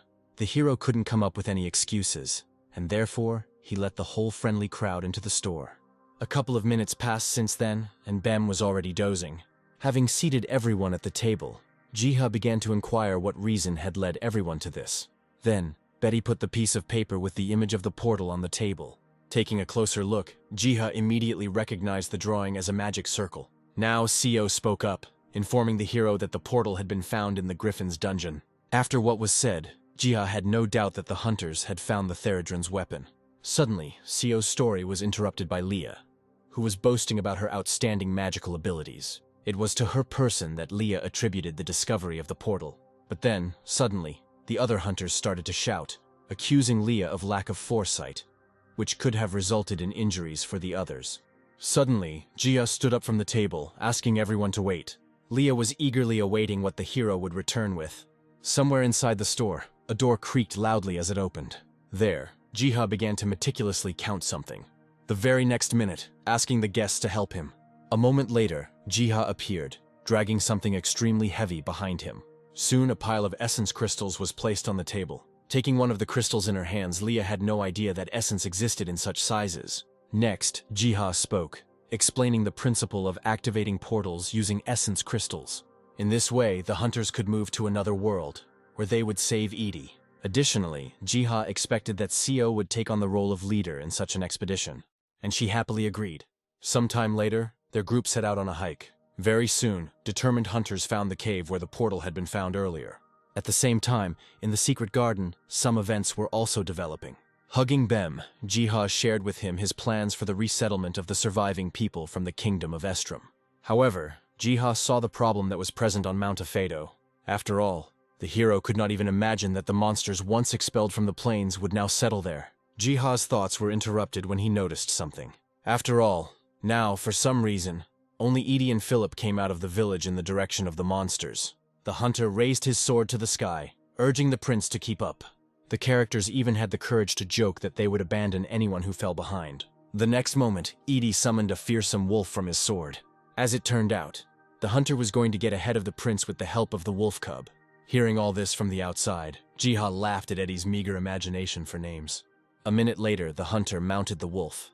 Afterwards, he pointed his sword at the village of wild elves. The prince also moved from his place and began to chop down the monsters on the go. Watching all this, Jiha noted how cool the prince really was. With each passing second, Prince Philip became more and more attractive to the hero. Edie also moved through the hordes of monsters. Throwing the monsters aside, the hunter laughed at the fact that the prince was not keeping up. At the same time, a huge ogre was swinging his huge hand at the prince. Taking a defensive stance, Philip intended to repel the attack. In an instant, the ogre's fingers flew in all directions. This is how the prince's parry ended. Afterwards, he stood up and let the hunter know that he would catch up with him. Immediately, new hordes of monsters arrived at the prince. Just as the prince was thinking about fighting his way through the monsters, the sun disappeared overhead. The monsters themselves were taken aback by the unexpectedly looming shadow. As it turned out, the Pterodron Knight came to the rescue. At the mere sight of him, the monsters fled. After which, Pterodron grabbed Prince Philip by the cloak with his claws. Theradron flapped his wings and began to carry the prince away from the hordes of monsters. Eddie watched all this with a chuckle, considering the god of this world to be excessively kind. It goes without saying that Jiha was behind all of this, thus intending to speed up the achievement of the character's goals. At the same time, Eddie put his hand on the wolf, asking him to hurry after the beetle. The indignant roar of the monsters was heard in the area, because the hunter and the prince managed to break through the blockade. A little later, Terradron soared even higher above the ground, allowing the prince to see Mount Afado, where the village of the wild elves was supposed to be located. Looking around, Philip every now and then noticed how Edie, riding on a wolf, was moving behind him. Further, looking at the beetle itself, the prince said that he would definitely repay such kindness. But immediately after this was said, Philip screamed, as the ground below began to move closer and closer. At this moment, Terradron was diving. A minute or two later, the prince was brought to the ground. Seeing the prince's deplorable state, Eddie made fun of him every now and then. Taking the prince by the arms, the hunter turned to the beetle, asking it to fly more carefully in the future. However, having demonstrated this more than once, Terradron simply took off and flew away. Now, Eddie was returning the wolf to the sword. After waiting for the prince to come to his senses, Edie decided to find out why the prince had brought him to the village of wild elves. Philip said that in addition to negotiations, he wanted to find out whether the elves knew the secrets of moving between worlds. After all, the wild elves were the oldest and most hidden race of all. Edie laughed when he realized that Prince Philip was worried about it after all. The next moment, an arrow whistled right in front of the characters. With a loud echo, it hit the ground. The hunter took a step forward, saying that such a greeting was unnecessarily rude. At that very moment, the voice of an elf was heard, ordering the strangers to remain where they were. The prince spoke up, introducing himself as the leader of the village of survivors. However, the elves were not in the mood for any conversation. After the elves said that they do not mess with people, the prince suddenly grabbed the hilt of his sword. The hunter was taken aback when he saw that the prince suddenly moved on. Walking along, taking out his sword, Philip swung it. It seemed like he was ready to engage in battle with the elves. A detachment of elves with bows at the ready set out to meet the prince. At some point in time, they even managed to surround the people from the village from all sides. Pressing his back to his back, the hunter began to persuade the prince not to chop wood. Then, Philip spoke again, introducing himself as the prince of a kingdom that no longer existed. After hearing this, the elf sitting on the tree jumped to the ground. As proof of his words, Philip showed his sword. Coming closer, the elf began to examine the sword and the prince himself. Afterwards, the elves suddenly became angry, saying that the prince was supposed to be the master of thunder and steam. At the same time, the air was cut by sword blades. Holding swords to each other's throats, the elf called on Philip to surrender. However, Philip openly declared that he had come to establish relations between the peoples that had once been destroyed by villains. However, the elf did not trust his word, informing them of the atrocities that Grom had committed against the elven people. Suddenly, Philip threw the sword to the ground. Edie turned around in shock when he heard the prince asking the hunter to do the same. The prince also stated that he would do whatever they demanded of him. Then, the leader of the elves ordered to take the people with them, but first to close their eyes. It was in this way, tied up, that they began their journey to the village of the wild elves. Hours passed before the not-so-friendly cries of elves began to be heard from all sides. Someone openly scolded people. Others saw them for the first time. However, the road along which the prince and the hunter were walking still continued. Now, sensing something was wrong, Edie turned to the prince, believing that the best option would be to give the elves a fight. Philip disagreed, believing the elves to be a reasonable race capable of dialogue. Their conversations were interrupted when one of the elves pushed Edie in the back. After some time, the captives were brought to the cage. The elf leader ordered that they be locked inside. Very roughly, the prisoners were thrown into the cage one after another. Inside, Edie couldn't contain his indignation at the prince's failed diplomacy. The prince tried to calm the hunter, but he, in words, barely restrained his anger, so as not to destroy the cage from the inside. Eventually, having somehow calmed down, Eddie lay down, deciding to sleep. However, the prince was in no mood for sleep. After all, his attention was riveted to the elf who was standing near the cage. At some point in time, their gazes met, but there was no continuation, and the situation with the imprisonment lasted until the night. Already there, the elven children began to gather around the cage, admiring the captives. But besides the elves themselves, the hunter and the prince were no less surprised, since they had never met elven children before. At some point, guards appeared at the cage and drove the children away from the place. Then, the elder of the elven settlement himself came to the room where the cage with the captives was located. Unexpectedly, the elder ordered that the prisoners be released. The elder openly believed that the prisoners, if they had wanted to escape, would have broken down the barred door long ago. Apparently recognizing the prince, the elf elder called him by name. Philip was alarmed because he himself had never seen the elven elder before. The elder chuckled, making it clear that he had known the prince since he was a child, secretly observing him. Now, the elder was ready to listen to Philip himself. However, first of all, the prince wanted to know what Grom and Parojak had done against the elves themselves. The elf who brought the elder grabbed a knife and put it to Philip's throat, not believing that the prince did not know about the crimes of his compatriots. The elder called out to the elf fighter named Croydle, urging him to calm down. Philip insisted that he did not know about the tricks of Grom and Parojak, but was ready to take the blame for them upon himself. It seemed that the elder was beginning to believe the prince's words. The prince also said that he had banished Parojak and Grom for the crimes they had committed against the villagers. The elder became interested when he heard from the prince reminders about Mount Afeto, where Grom and Parojak hid the stolen goods. Suddenly, Eddie responded, saying that the mountain was teeming with monsters, but they were driven out with the help of a giant beetle. The hunter did not forget to mention that now, driven from everywhere, the monsters began to besiege the village itself for the most part. This story somewhat puzzled the elder, because the Baron had taken the soldiers to the north. The prince immediately responded, telling about the Baron's last words before his exile, as if he had somewhere to go. And yet, after all he had heard, Croydle tried to convey to the elder the idea that people should never be trusted. He was interrupted by the prince, who announced his only desire, which was to establish friendly relations with the elves and resume trade. Croydle was interested in the words about trade, and therefore he wanted to get specifics. Then Philip told about the miners and rock salt that were regularly sent to the elves in exchange for food. The hunter gritted his teeth. Now it became clear to him that Grom and Parojak had deceived absolutely everyone. The elder hissed, concluding that everyone had been deceived, but not without outside help. And yet, the elder was in no hurry to trust people in everything. The prince took a deep breath, wanting to know what he needed to do to prove his loyalty. The elder did not delay his answer for long, asking the prince to deliver ore and rock salt to the elves. Then, the elder turned his gaze to the hunter, saying that he could leave this world. Eddie was quite surprised, not understanding how the elder knew the hunter's secrets. Then, the elder said that something similar was read in Eddie's fate. Moreover, he was far from the first guest from other dimensions. Edie glanced at Philip, remembering that the prince had already mentioned something similar about the elves' omniscience. Ultimately, the hunter agreed to go on the mission. Besides, Eddie expected to get his sword back, since he couldn't break through the hordes of monsters with bare hands. Croydle glanced at the elder, as if he wanted to object to something. But it so happened that after some time the bonds on Edie's hands were cut. Still annoyed by the elder's decision, Croydle brought the sword to Edie. The characters briefly exchanged barbs. As if threatening, the hunter hinted to the elf that the prince was not such a nice guy who was unlikely to sit in captivity for long. The elf frowned, not believing that any human could defeat Croydle himself. But at this moment in time, a strong wind suddenly blew. Both characters looked up to the sky. Suddenly, Eddie rejoiced, saying that the god arc always appeared at the right time. At first, a Theradron knight flew over the characters, and then dozens of smaller beetles flew after him. Seeing this, the elder became excited, because he had no idea that the workers of the great tree still existed. As before, all of this was observed by Jiha, for whom it was a revelation to gain access to the wild elves' territory.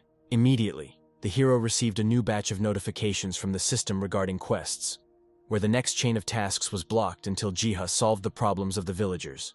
At the same time, the elves scattered in all directions. Stealthily, they watched the Theradrons. When they landed opposite Edie, instantly Jiha contacted the Theradron knight and commanded him to help the prince and, to begin with, give the crystals to the elves. Immediately after this, a precious stone was placed into the elder's hands. Clearly worried, the elder could not believe that the legendary Theradrons had come for the people themselves. Edie confirmed this, also pointing to the stone in the elder's hands. Suddenly, the Theradron knight's claw reached out towards something.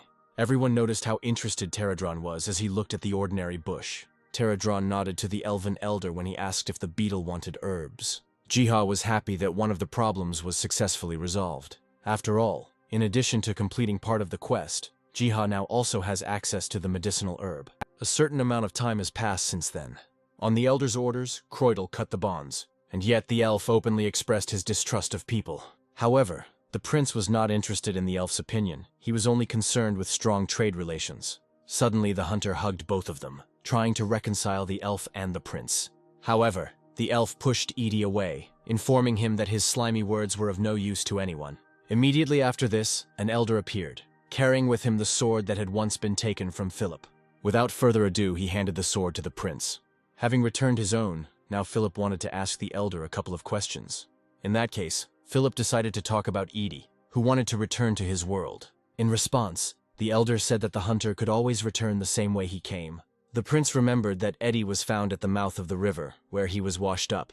Therefore, the prince thought that the hunter might have fallen from the upper reaches of the river, where the palace was located. The elder scratched his beard and said that he thought differently. From the elf's words, it seemed that the connection came and was maintained from the level of the roots of the world tree. Then, with the help of magic, the elder depicted the world tree in the air. It was the roots of the world tree that the elder called the connecting link between the worlds. Suddenly remembering from the Pterodrons, the elder believed that people could turn to them for this help. The elder explained that, as assistance to the world tree, the Pterodrons could move freely between worlds. As he began to recall the circumstances of his first meeting with the Pterodrons, Edie suddenly spoke of a circle on the ground. Prince Philip then responded, thanking the elder elf for his advice. Suddenly, the elder changed the topic of conversation to the trade route, on which there were still many monsters. To this, the prince cheerfully stated that he would do everything possible to resolve such a problem. After some thought, the elder said that the elves should also make their contribution, further making it clear that he would send the most reliable representative of the elves with the people. The hunter readily agreed with this decision. Later, with the people, the elder sent Croydle. Philip gave his word that he would take care of Croydle's safety, while Edie, on the contrary, saw a way to get even with him. Beside himself with rage, Croydle growled softly. Then the elder himself approached Croydle, asking him to be worthy. A couple of minutes later, the prince and the hunter were racing across the area on the back of a wolf. An elf ran ahead of them. At some point in time, the prince noticed that Croydle was clearly deviating from the previously assigned route.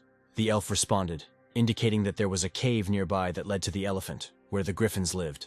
Edie joined the conversation, making it clear that the beetles had already dealt with the griffins some time ago. However, the elf was not in a hurry to believe Edie's words. But, not wanting to argue, the hunter allowed Croydle to see everything with his own eyes, and therefore the character's path continued along a different route.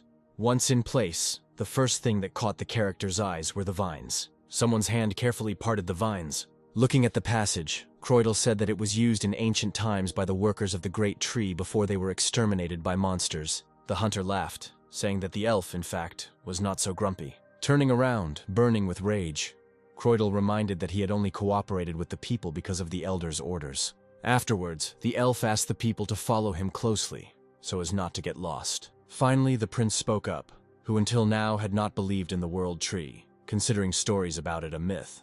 The elf hissed in annoyance, not expecting anything else from short-lived people.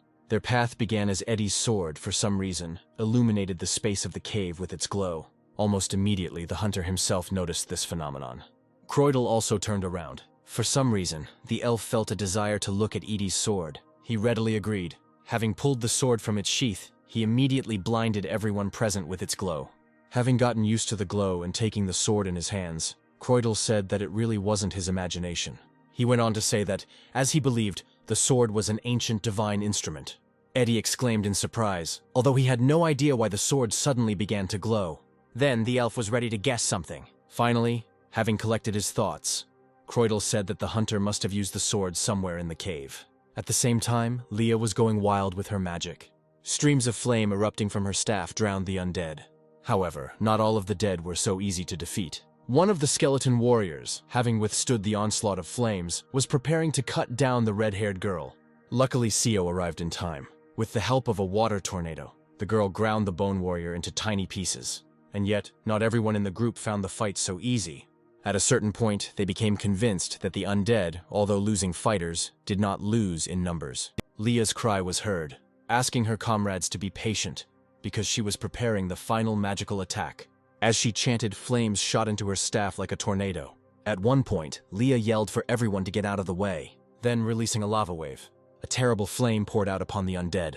Seeing this, the party members immediately became inspired. Nuna was a little worried, hearing the screams of the undead. Betty, with bated breath, called what she saw incredible. Under the roar of the flames, laughing madly, Leah asked her party members not to stop and praise her. Pleased with herself, the redhead suggested waiting until the lava cooled. A second later, Sio screamed, trying to warn Leah of the danger behind her. With a puzzled expression on her face, Leah turned around. Now, above her, towered an armored undead, swinging an axe. Leah was dumbfounded, because in front of her stood the Revenant King himself, a disaster class. Finally, a long groan was heard from Leah's lips. But a second before the red-haired girl would have been cut down by the undead axe, Seo managed to block the blow. The girl saved Leah, but due to the inequality in power, she was ultimately thrown aside. Seo let out a cry of pain and hit the wall of the cave. At the same time, the Revenant King was planning to end Leah. One of the hunters rushed forward to save the red-haired girl. At the very last moment, he caught Leah, dodging the undead's blow. The Revenant King let out a displeased growl. Now, a tank hunter was already rushing to the rescue. Betty also did not remain on the sidelines, using a paper curtain. For a time, the great multitude of pages blinded the Revenant King. There was a short period of time, thanks to which Leah was able to be carried away from the undead. Hiding behind the tank hunter, Quan began to examine Leah. With words, he tried to bring Leah to her senses. At the same time, the Revenant King, having sprayed dark magic around himself, got rid of the paper that was floating everywhere. Betty didn't expect the undead to come up with something like this so soon. Immediately, the Revenant King grabbed the handle of his axe. Meanwhile, Nuna ran up to Seo and began to heal her with spells. Breathing heavily, Seo couldn't wrap his head around how the Revenant King himself had ended up in such a place. He, as if answering Seo, flashed his eyes. At that very second, a notification about receiving a blessing and strengthening appeared in front of the girl. Subsequently, all these system windows intertwined, compressed and exploded with rays of magic. Seo was temporarily struck dumb by the sight. For some reason, this magic began to accumulate around Seo herself. When her body was endowed with a ton of enhancements, the girl, although somewhat afraid of an open fight with the Revenant King, was still ready to try. As expected, the one who sent these blessings was Jiha. As he watched, he hoped that Seo would have enough strength to defeat the undead. Taking a closer look, Jiha confirmed that the boss was a calamity level. And this only meant that even with all the reinforcements, Seo might not survive. Then, taking a book of spells out of his backpack, Jiha decided to realize the potential of the recently obtained medicinal herb. At the same time, the battle between the Revenant King and the hunters began. Leah had already come to her senses, although she had no idea how to resist such a creature. In the end, Quan encouraged Leah to help others instead of standing on the sidelines. The redhead agreed, besides being unable to allow some skeleton to defeat Leah. Together they rushed into battle. Meanwhile, the fight between the boss and Seo began. Being under the reinforcements, the girl deftly dodged the boss's heavy blows. However, all her attempts to attack were unsuccessful. Because of this, Seo decided to focus on the skeletal joints, where there was the least armor. Once close to Betty, Leah urged her to help Seo by distracting the skeleton. The girl readily agreed, again calling on the pages of the book for help. But this time, the pages did not fly before the monster's eyes. On the contrary, they seemed to be noticing the weak spots in the Revenant King's armor. The skeleton did not notice or feel all of this, and therefore continued to fight with Seo. Taking advantage of this situation, Leah summoned her destructive magic. Pointing the staff, the red-haired woman loudly commanded the word explosion. A pillar of flame struck the Revenant King's armor, simultaneously setting fire to the sheets that had previously been embedded in vulnerable spots. A second later, tongues of fire began to seep out from every corner of the Revenant King's armor. Some of the hunters even thought that at this stage, the undead had been defeated. Only Seo knew the true situation, and even though the Revenant King had been damaged, he still posed a threat to her. And so, intercepting the sword in her other hand, Seo carried out a pounce. The tip of her sword flashed. A line of ether was drawn in the air, running straight along the Revenant King's shoulder. For a second or two, Seo even thought that the attack had achieved its goal. But at that very moment, a massive bony hand was extended towards the girl. Seo had no chance to evade. After all, it was just below the chest that Seo took the blow. Subsequently, Seo dropped the sword from his hands and was thrown back. Seeing this, the team's morale dropped. Realizing that the situation was not in the hunters' favor, Jiha decided to intervene in the situation. Immediately, the hunters were presented with notifications from the system about the accrual of blessings and the receipt of special scrolls. However, even after such a gift, Jiha was not sure that the hunters would be able to hold out for long. Then the hero focused on Leah. It was her that he considered his last hope. Suddenly, from somewhere in the depths of the cave, a beam of energy burst forth. Jiha was naturally distracted by this. The Revenant King also sensed the growing danger. After a moment, a wide-open, toothy mouth appeared nearby. The wolf immediately grabbed the undead by the shoulder. Jiha was overjoyed when he realized what had just happened. Without releasing his grip, the wolf did not allow the Revenant King to move from his place. Until high above, Eddie himself appeared. His face radiated hatred and wild determination. Filled with delight, Jiha shouted out the hunter's name. He, in turn, brought down a massive sword. A second later, the Revenant King's severed hand fell to the ground with a thunderous crash. Many did not understand what had just happened. However, to Lai, the mysterious man seemed familiar. The warrior who controlled the summoned wolf must have been the famous Eddie, although the hunter himself was not delighted with his blow, because the undead was still on its feet. Even with only one arm, the Revenant King had no intention of giving up. Swinging, the undead struck the area of land where Eddie was located. Having naturally avoided the damage, the hunter took a defensive stance. But then, out of the corner of his eye, Eddie noticed something. After all, a couple of meters away, Sio was lying, on whom healing spells were being cast. Soon, Edie was completely glued to Sio, whom he had not seen for so long. Suddenly, the hunter had a strong desire to drop everything and run to the unconscious girl. But these urges were interrupted by Leah, who was already running to Edie, whom she recognized. Eddie also identified the red-haired girl, now having many questions for each other. But all this was left for later, because the Revenant King was not going to wait. With a roar of rage, the undead raised its axe again. Surely at his call, new skeleton warriors would begin to crawl out of the ground. At this point, some people began to fear that without Sio's help, it would not be possible to emerge victorious from the battle. The only way out of the situation, everyone saw, was to hold out long enough to give Sio time to wake up. New streams of fire and lava began to flood the undead. The first to enter the new stage of the battle was Leah. Eddie concentrated on the boss himself.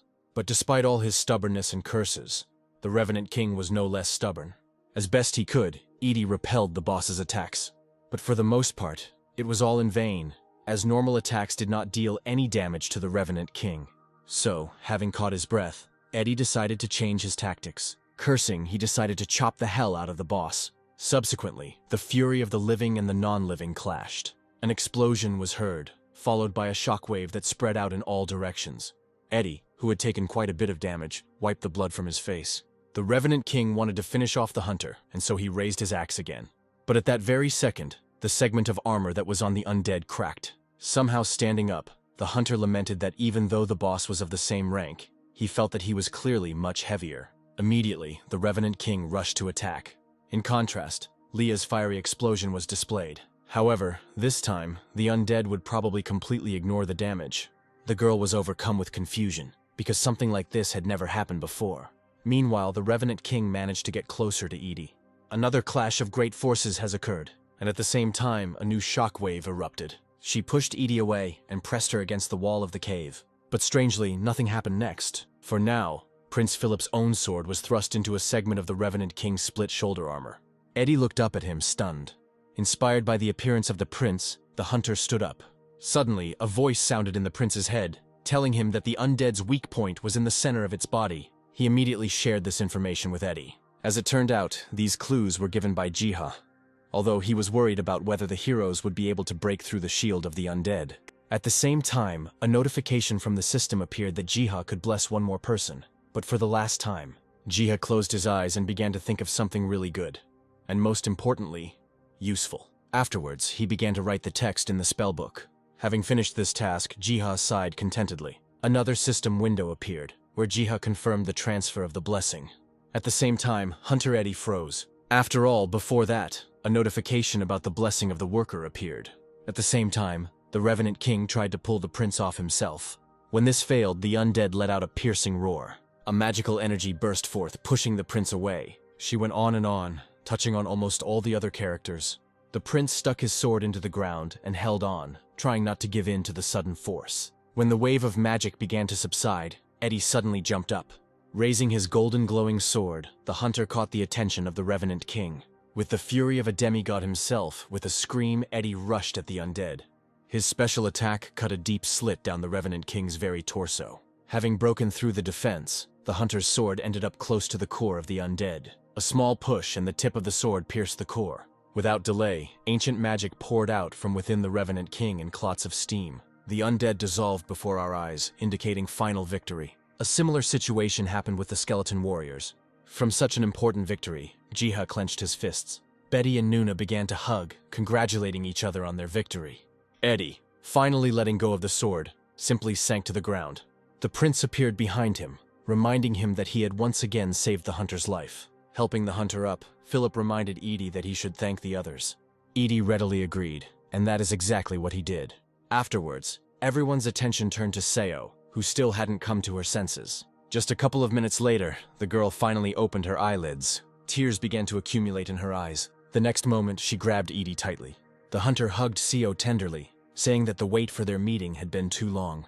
Further reporting that he was Eddie, he returned. This tearful scene managed to touch even Jiha. But at that very moment, a notification from the system appeared, informing the hero that the hidden path had been cleared. Subsequent notifications demanded that Jiha return to the World Tree, for the energy of it was sensed by Arkfoot himself.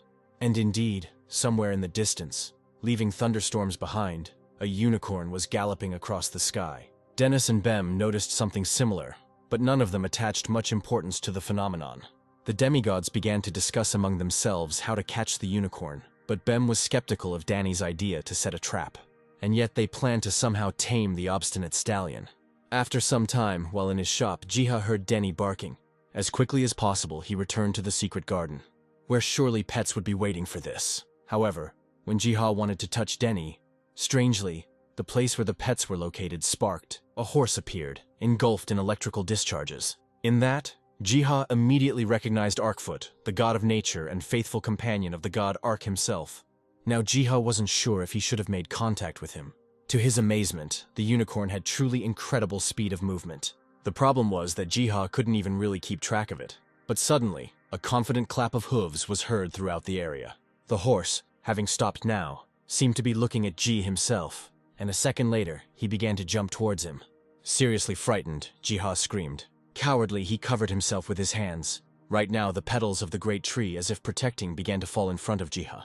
The unicorn was overcome with the memory of being back next to his gentle owner, Boko Ark. Having stopped squealing and opened his eyes, Jiha himself now observed that the horse had ceased to be aggressive. Having become a little bolder, Jiha brought his finger to the horse, trying to pet it. To his surprise, the unicorn yielded to his affection. Bem and Denny watched all this from the sidelines, now wondering what kind of ridiculous name the hero would give the horse. A little later, Jiha brought the horse to the secret garden. He galloped forward while Jiha studied and imagined whether the stallion was the most beautiful stallion in the world. After thinking for a while, Jiha concluded that the horse was beautiful in any case. But as soon as Jiha finished his thoughts, the stallion ran up to him. He was squeezing grass in his mouth. The hero immediately remembered the plant he had planned to use as ink, but later changed his mind. Having thanked the horse, Jiha began to suggest out loud that he was probably quite hungry. A couple of minutes later, Jiha presented the steed with a heap of carrots. Bem and Denny were watching from behind the trees. At some point, they came out from behind cover, causing the horse to become enraged. As Jiha had probably expected, a brief verbal altercation occurred between the demigods. Later still, they lay down tiredly around Jiha. The hero reached for the interdimensional bag, taking out the grass he had received from there, still deciding to put it to use. Jiha spontaneously began to imagine reddish ink, and along with this, the image of someone wildly strong. Soon after the manipulations were carried out, the first glass with red ink was ready. Pleased with himself, Jiha corked the bottle. Now, Jiha began to think about how he would be able to explain the presence of man's foal. Hours passed since then, and a new day began. Looking at his shop, Jiha concluded that in this place, Manu would be cramped. The hero thought so before the gates opened. Looking through those, Jiha discovered a beautiful meadow. However, to Jiha's horror, even after passing through the gates, they remained open on a permanent basis. Somewhere around the same time, the bell at the front door of the store rang. Seo entered and immediately greeted the hero. Jiha was happy in return, but with the girl, her shadow Edie also came. A few seconds later, Seo bowed to Jiha for saving the girl's beloved. Very quickly, Edie joined Seo in this gesture. Jiha asked to leave thanks, inviting the characters to drink tea. After some time, the meeting of the guests with Man did take place. While petting the stallion, Seo tried in vain to find out where Jiha had gotten such a cutie. Later, over tea, the characters discussed among themselves Edie's existence in another world. Looking at the couple in love, Jiha even thought that finally he too would begin to have a calm life. But everything changed a couple of days later. To his shock, griffins descended upon the secret garden, devouring everything in their path. These were chicks that had hatched only 4 days ago, but had already managed to do a lot of things. Even Bem and Denny couldn't cope with them. With the pterodrons buzzing, Jiha began to think about how to calm the griffins. Unable to find anything better to solve this problem, Jiha turned to the pterodrons. Pointing to the griffin cubs, Jiha asked that the pterodrons take them away. Silently agreeing, the Pterodron Knight flew towards the griffins. Hanging in the air, he began to attract the attention of those. At some point, the baby griffins became interested. As Jiha expected, the Pterodron Knight once again solved the problems. Immediately after this, a notification appeared informing Jiha that the purified monsters were being led to the shrine. For such an action, Jiha was again gifted with blessings and even a certain awakening skill. Poking at the system window, Jiha began to wonder whether the hero would now be able to read the unawakened skills of other hunters. Looking at the Pterodrons, it immediately became clear to Jiha that they had absorption abilities. The system gave further clarification on this matter, from which it became clear that the Pterodrons had a chance to adopt the enemy's skill if they absorbed it.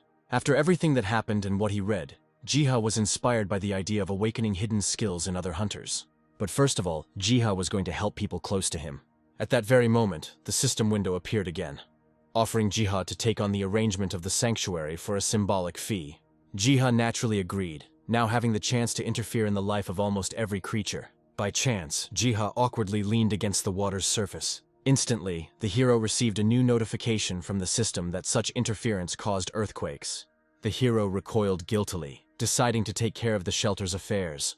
As it turned out, the soil in the sanctuary was not fertile, and to correct this situation, Jiha had to get some worms. Just as Jiha was starting to puzzle over the situation, a Pterodron Knight sat on his shoulder. As if anticipating the hero's wishes, the Pterodrons were already actively catching worms. Jiha laughed happily, thanking the Pterodrons again for the rescue. For completing the quest related to the worms, the system notified Jiha that the fog over the sanctuary had cleared. Taking a closer look at the new lands, Jiha saw something strange there. Indeed, mantis shrimp were present in large numbers off the shores of the sanctuary. Jiha recalled that in the world of people, they became a real scourge. However, the legions of Pterodrons were already armed with the bark of the world tree. Jiha exclaimed in surprise when he realized that the Pterodrons were going to use the bark as a shield. Believing that something like this would work, Jiha led his troops into battle. As the Pterodrons approached, the mantis shrimp also began to move. With one lightning-fast move, the mantis shrimp took out a ton of Pterodrons at once. Jiha saw how in a split second the situation began to turn against the Pterodrons. Jiha suddenly remembered that there was a potion hidden in the hut, created from the seeds of the world tree. Having obtained the potion as quickly as possible, Jiha gave it to the Pterodrons. The next minute, the area was illuminated by a golden glow. The Pterodrons, revived in strength and spirit, were ready to continue the battle. Suddenly, their commander ducked his head, thrusting his spike forward. All the other Pterodrons did the same. And then, with a general onslaught, they struck the ranks of the mantis shrimp. The first in front of them was the military leader himself. The collision eventually took place. From the fog of battle, a military leader suddenly appeared. At maximum speed, he flew straight towards the mantis shrimp. Sliding through their dense ranks, Pterodron swung its claws, cutting down the mantids. Jiha clenched his fist, finally seeing that the mantis shrimp were also starting to suffer significant losses. In the end, victory went to the Pterodrons. Immediately after this, Jiha noticed that the commander's body was glowing strangely. When Jiha asked the commander about acquiring new skills, he knelt down. Then with all his might, he struck the ground with his claw. A terrifying wave spread out in all directions from the place of impact. Jiha was ready to squeal with delight, because the warlord, apparently, managed to absorb the skill of the mantis shrimp. Immediately, Jiha opened the spellbook and picked up a pen. Exactly how the Pterodrons defeated the mantis shrimp, Jiha wrote down in the book. A couple of days passed after this event, and now Jiha was invited to the sea. True, during the conversation, the hero was unable to really hear when the trip would take place. Then, in response, car horns blared from the street. Very soon, the car was driving along city roads. Jiha never expected that the offer to visit the sea would turn out to be true, rather than some kind of joke. Still, Jiha found it amazing that horses, people, and other animals managed to fit into the small car. Even Jiha was surprised that so many people agreed to share the trip together. It's true that not all of the animals enjoyed the trip. Suddenly, Betty reached out to the hero and began asking Jiha about the foal. Once again, in order not to arouse suspicion, Jiha had to come up with a story about a dungeon and a chance meeting. Several hours passed since then, and now the hero's foot stepped onto the hot sand. Jiha marveled at the freshness of the sea breeze. A beautiful and, most importantly, calming view opened up in front of him.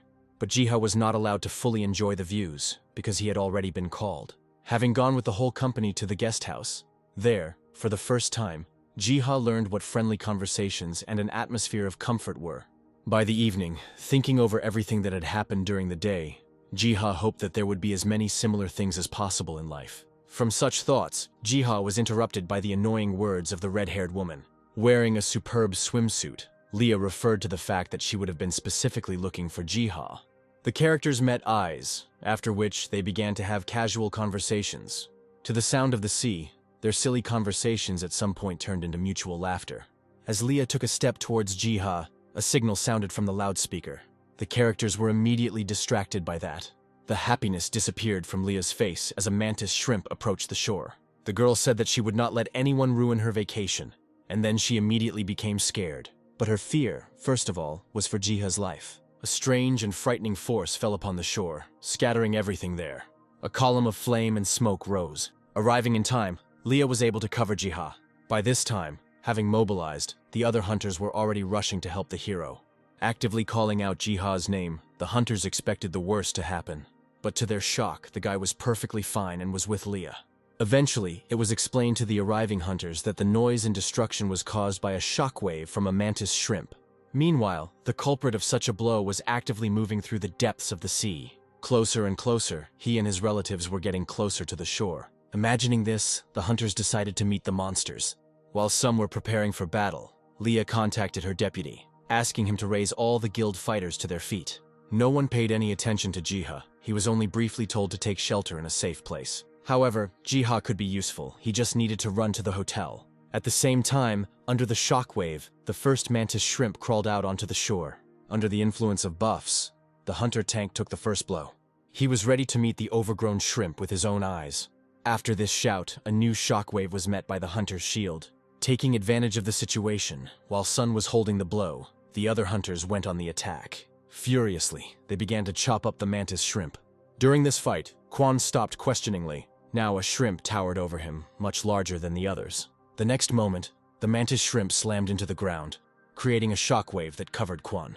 Kven was thrown back, and blood immediately poured from his mouth. Betty saw this, and angry, used the paper rocket skill. The mantis shrimp began firing, which could eventually lead to the immobilization of the enemy. However, as expected, it was incredibly difficult to contain a monster of this rank. Still not stopping her attack, Betty was afraid that she would quickly use up her ether and fall first. But then a fireball flew into the mantis shrimp's head. Frightened, Betty retreated. As it turned out, the entire Eternal Flame Guild had arrived on the beach. Subsequently, Leah ordered her fighters to go on the attack. Leah commanded, ordering that the opponents be stripped of their claws to begin with. Under the distraction, the melee fighters went into hand-to-hand combat. Some of them began to feel that the battle had already been clearly won. However, as might have been expected, new circumstances intervened in the matter. From the sky, objects that resembled meteorites began to fall every now and then.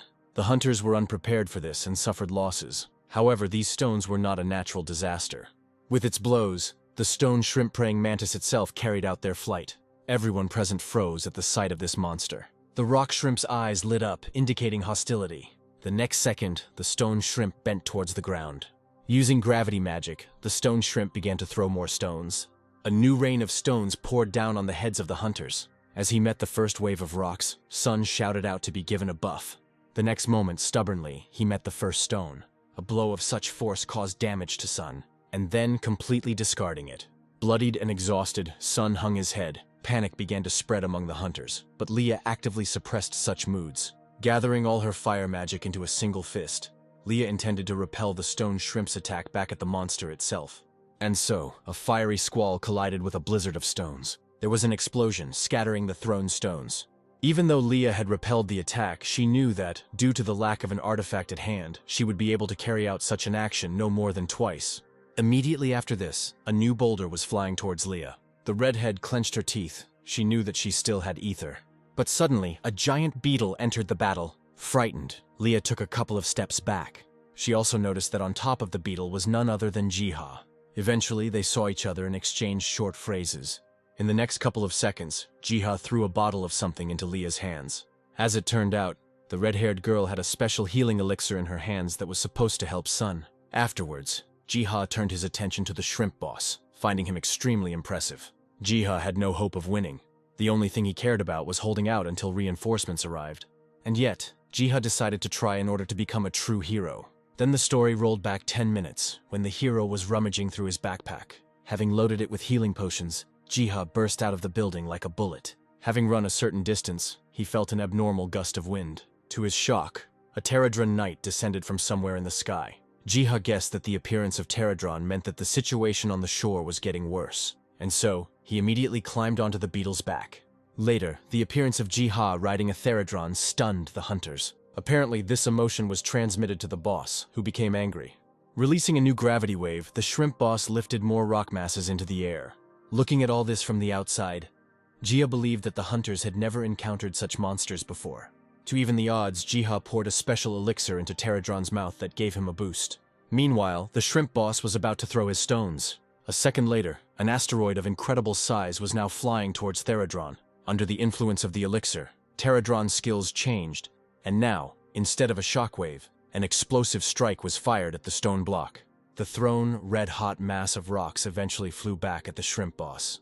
The boss didn't lose his composure and also activated his skills, thereby trying to minimize the damage to himself. However, this did not save the boss from receiving a fatal wound. Having come to her senses, Leah ordered the rest of the hunters to take care of the other shrimp. Then, her gaze fell again on the boss, who was swaying from the injury he had received. Just as Leah decided to finish off the boss, she saw that a giant beetle was already rushing towards him. In flight, Jiha looked down, hoping to stall for time so that the entire battle would work out in favor of the hunters. He also assessed the boss, who, due to his injury, had undermined the spirit of the other mantis shrimp. And they, now practically deprived of their leader, became vulnerable. Naturally, the hunters took advantage of this situation and struck. Fire magic followed suit. Leah continued to actively participate in the battle, showering the monsters with flaming tornadoes. Betty played a great support role, saving others from falling rocks. Looking at all this, Jiha became inspired, believing that the battle could still be won. But then, suddenly, from the depths of the ocean, the shining eyes of the Kraken himself appeared. No one could have expected that such a colossus would suddenly appear in this place. Jiha was horrified, because the Kraken's rank was no less than the destruction level. The hero gritted his teeth. He was sure that there was no way the hunters could defeat such an enemy. But suddenly, Jiha heard the familiar sounds of the sea. A funnel appeared and began to suck in masses of water. Very quickly, Jiha identified the World Eater, but even he would have a hard time defeating the Kraken and its suckers. Jiha began to hastily search for a solution. But here, for some reason, Pterodron highlighted the monsters encountered at the seashore in a separate background. Then, mysteriously, Redoron the Knight swung his claws. A system window appeared, indicating that Pterodron intended to use a certain awakened skill. Then, Pterodron drew a diagonal line in the air. Suddenly, the Kraken sensed something was wrong. At one point, the strong suction cups stopped functioning, and in the end, the monster still ended up in the whale's mouth. Ultimately, the terrifying Kraken was simply eaten. Immediately after this, victorious cries of hunters began to be heard throughout the beach. Caressing the ear, they reached G and Pterodron. The hero eventually thanked the Pterodron Knight for his help. Subsequently, the remaining monsters were defeated, and the victims were sent to the hospital. Leah found Jiha not far from the battlefield, where the hero was currently cleaning up. Leaning against the railing, Leah began to ask Jiha about the beetle. The results of their conversation remained a secret, because the story moved forward in time, when the hunters, having come to their senses after their wounds, discovered new strength in themselves. The hero generously handed out a potion to each of them, at the same time showering them with honors for winning. Then the story returned back to where Leah was swinging boredly on the railing, complaining that the girl's vacation had been completely ruined. Jiha suggested that Leah enjoy the silence, and she thought that the hero was inviting the girl to swim together. However, Jiha warned that such an activity could be unsafe, and besides, the time itself was not right. Looking at her phone, Leah hung her head in disappointment, crying that it was all a waste of time. Subsequently, both began to flirt clumsily again. Something was secretly watching this communication between the characters, and in particular Jiha, from behind the mountains. It seemed that the creepy creature wanted to be reunited with its master as soon as possible. A couple of hours later, their whole friendly company was already driving back to the city. Amidst Sun's hubbub, Jiha reflected on the fact that he was, after all, happy to spend his time with these people. Dreamily, Jiha hoped that next time, the vacation would pass without such excesses. There was a loud laughter throughout the car when Jiha said that he was glad that everything had turned out well. But Jiha truly relaxed only after he returned to the store. He remembered how, at parting, Sun asked Jiha to develop a new potion that would be able to strengthen the body. After a short period of time, Jiha received a call on his phone. Answering the call, Jiha heard Leah's pleasant voice. As it turned out, the girl wanted to consult regarding the scroll she had found. Leah was angry when Jiha translated the runes as a scroll to deal heavy damage to enemies. As it turned out, Leah wanted to get exactly the same one, and therefore gave Jiha an order. As usual, Jiha agreed and began making the scroll. Quite quickly, the required scroll was made. However, now Jiha doubted the advisability of issuing such a scroll, because if others found out about it, a war could start between the hunters. But Jiha saw the battles between hunters as just a drop in the ocean of problems. In fact, he feared the emergence of even stronger monsters, a response to the strengthening of the hunters. And yet, the desire to help the hunters managed to overcome fears. For some reason, Jiha turned his gaze to Mana. The other demigods were sleeping next to him, which is why the thought arose in Jiha's head to ask them for help. Having finished all his business and closed the book of spells, Jiha himself was now preparing to go to bed. A couple of days have passed since then, and the events of the story have moved to the secret garden. Walking there among the trees, Jiha noted how fresh the air had become in this place. Approaching the mountain, Jiha saw people on it. Jiha narrowed his eyes, easily recognizing Seo and Eddie. They led a squad of hunters in search of a certain seal. At some point, the hunters' conversation turned to the mythical Taoti. Sweat ran down Jiha's body, because Taoti was famous for destroying entire provinces in China. The hunters were also afraid of Taoti's strength and size, but they still continued their journey. Looking further into the area, Jiha suddenly discovered that the bridge was broken. Deciding to help the hunters, Jiha called for help from Theradron. Sometime later, the hunters came to the place where the bridge was located.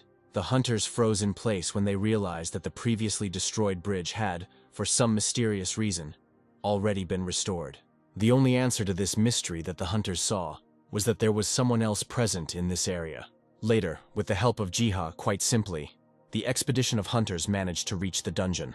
All their thoughts were directed towards searching for the seal. However, the hero saw that the expedition was mostly going in circles. Jiha found it strange that the expedition passed by the dark clot of energy every time. The very place from which the energy emanated resembled a mirror, which is why Jiha even thought that it was supposed to point to something. In the end, Jiha decided to help the hunters once again. At that very moment, a strange feeling came over Edie. The hunter turned around sharply and took a closer look. And indeed, as if passing through a golden membrane, a giant finger entered the world. Eddie prepared himself for the worst. Then, pouring ether into the sword, he carried out a series of strikes. The other hunters were alarmed because they did not understand what exactly Eddie was attacking. However, before he caught the other's eye, Jiha managed to remove his finger. And yet, the path to the mirror behind which Taoti was located was clear. Now Eddie wondered whether the hunters would be able to stop the mythical creature. At that very moment, a menacing voice addressed the hunters. Clearly unhappy with the awakening, the menacing voice was straining to be free. Accompanied by a wide shadow, something towered over the hunters. A creature named Shigan, posing as the guardian of the temple, was going to stop the hunters. Then Eddie's voice was heard calling on all the hunters to gather together and not to panic. Meanwhile, Shigan was preparing to deal with the uninvited guests.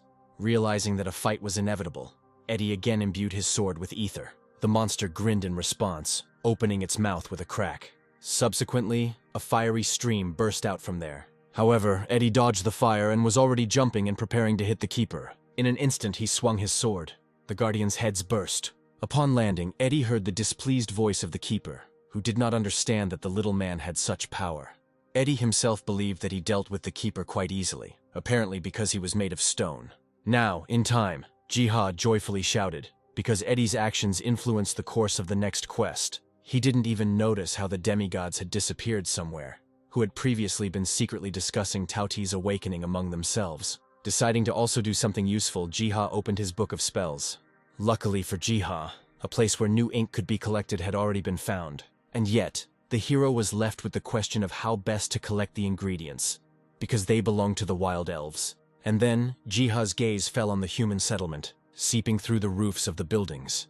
Soon the gaze fell upon the bent figure of Saint Selena.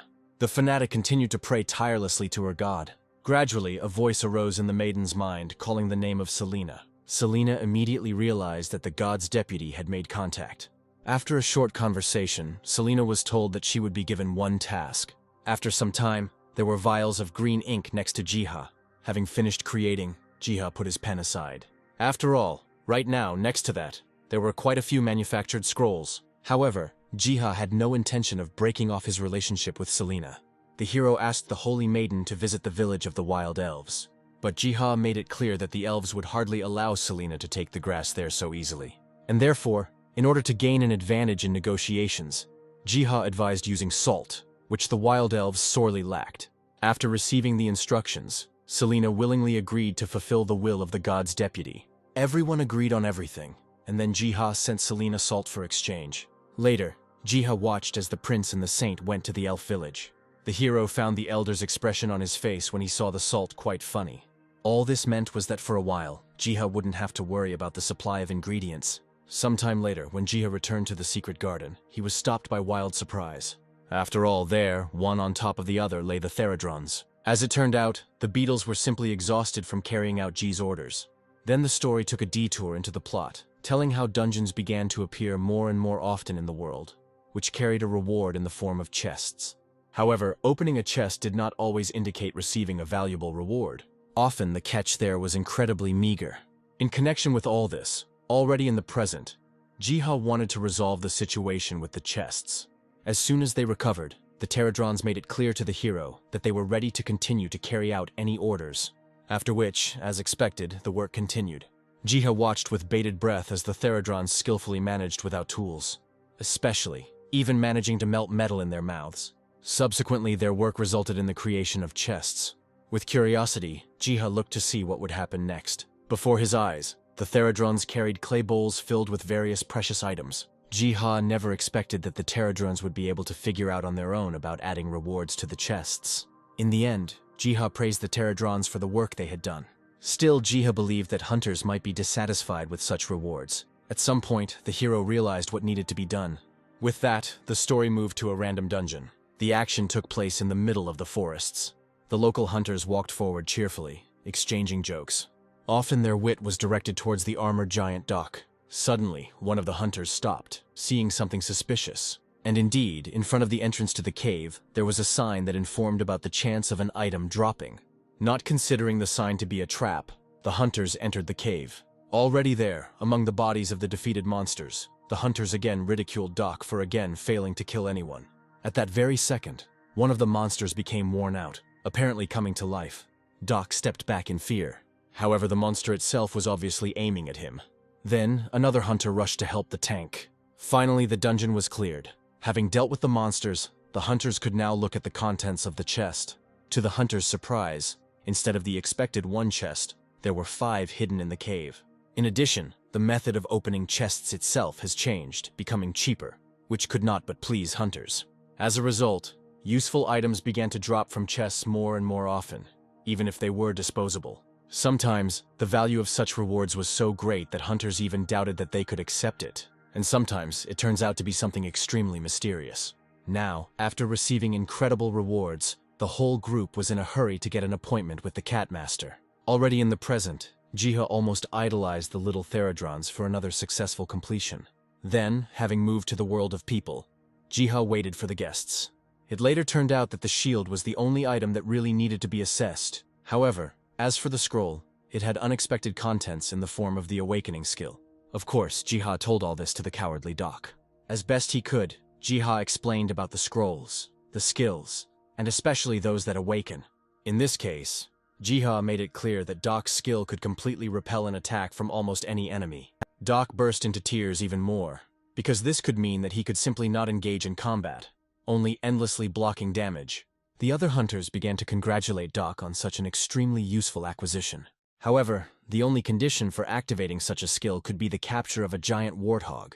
To the shock of many, Doc was willing to try it. Subsequently, the group of hunters left the appraiser's office.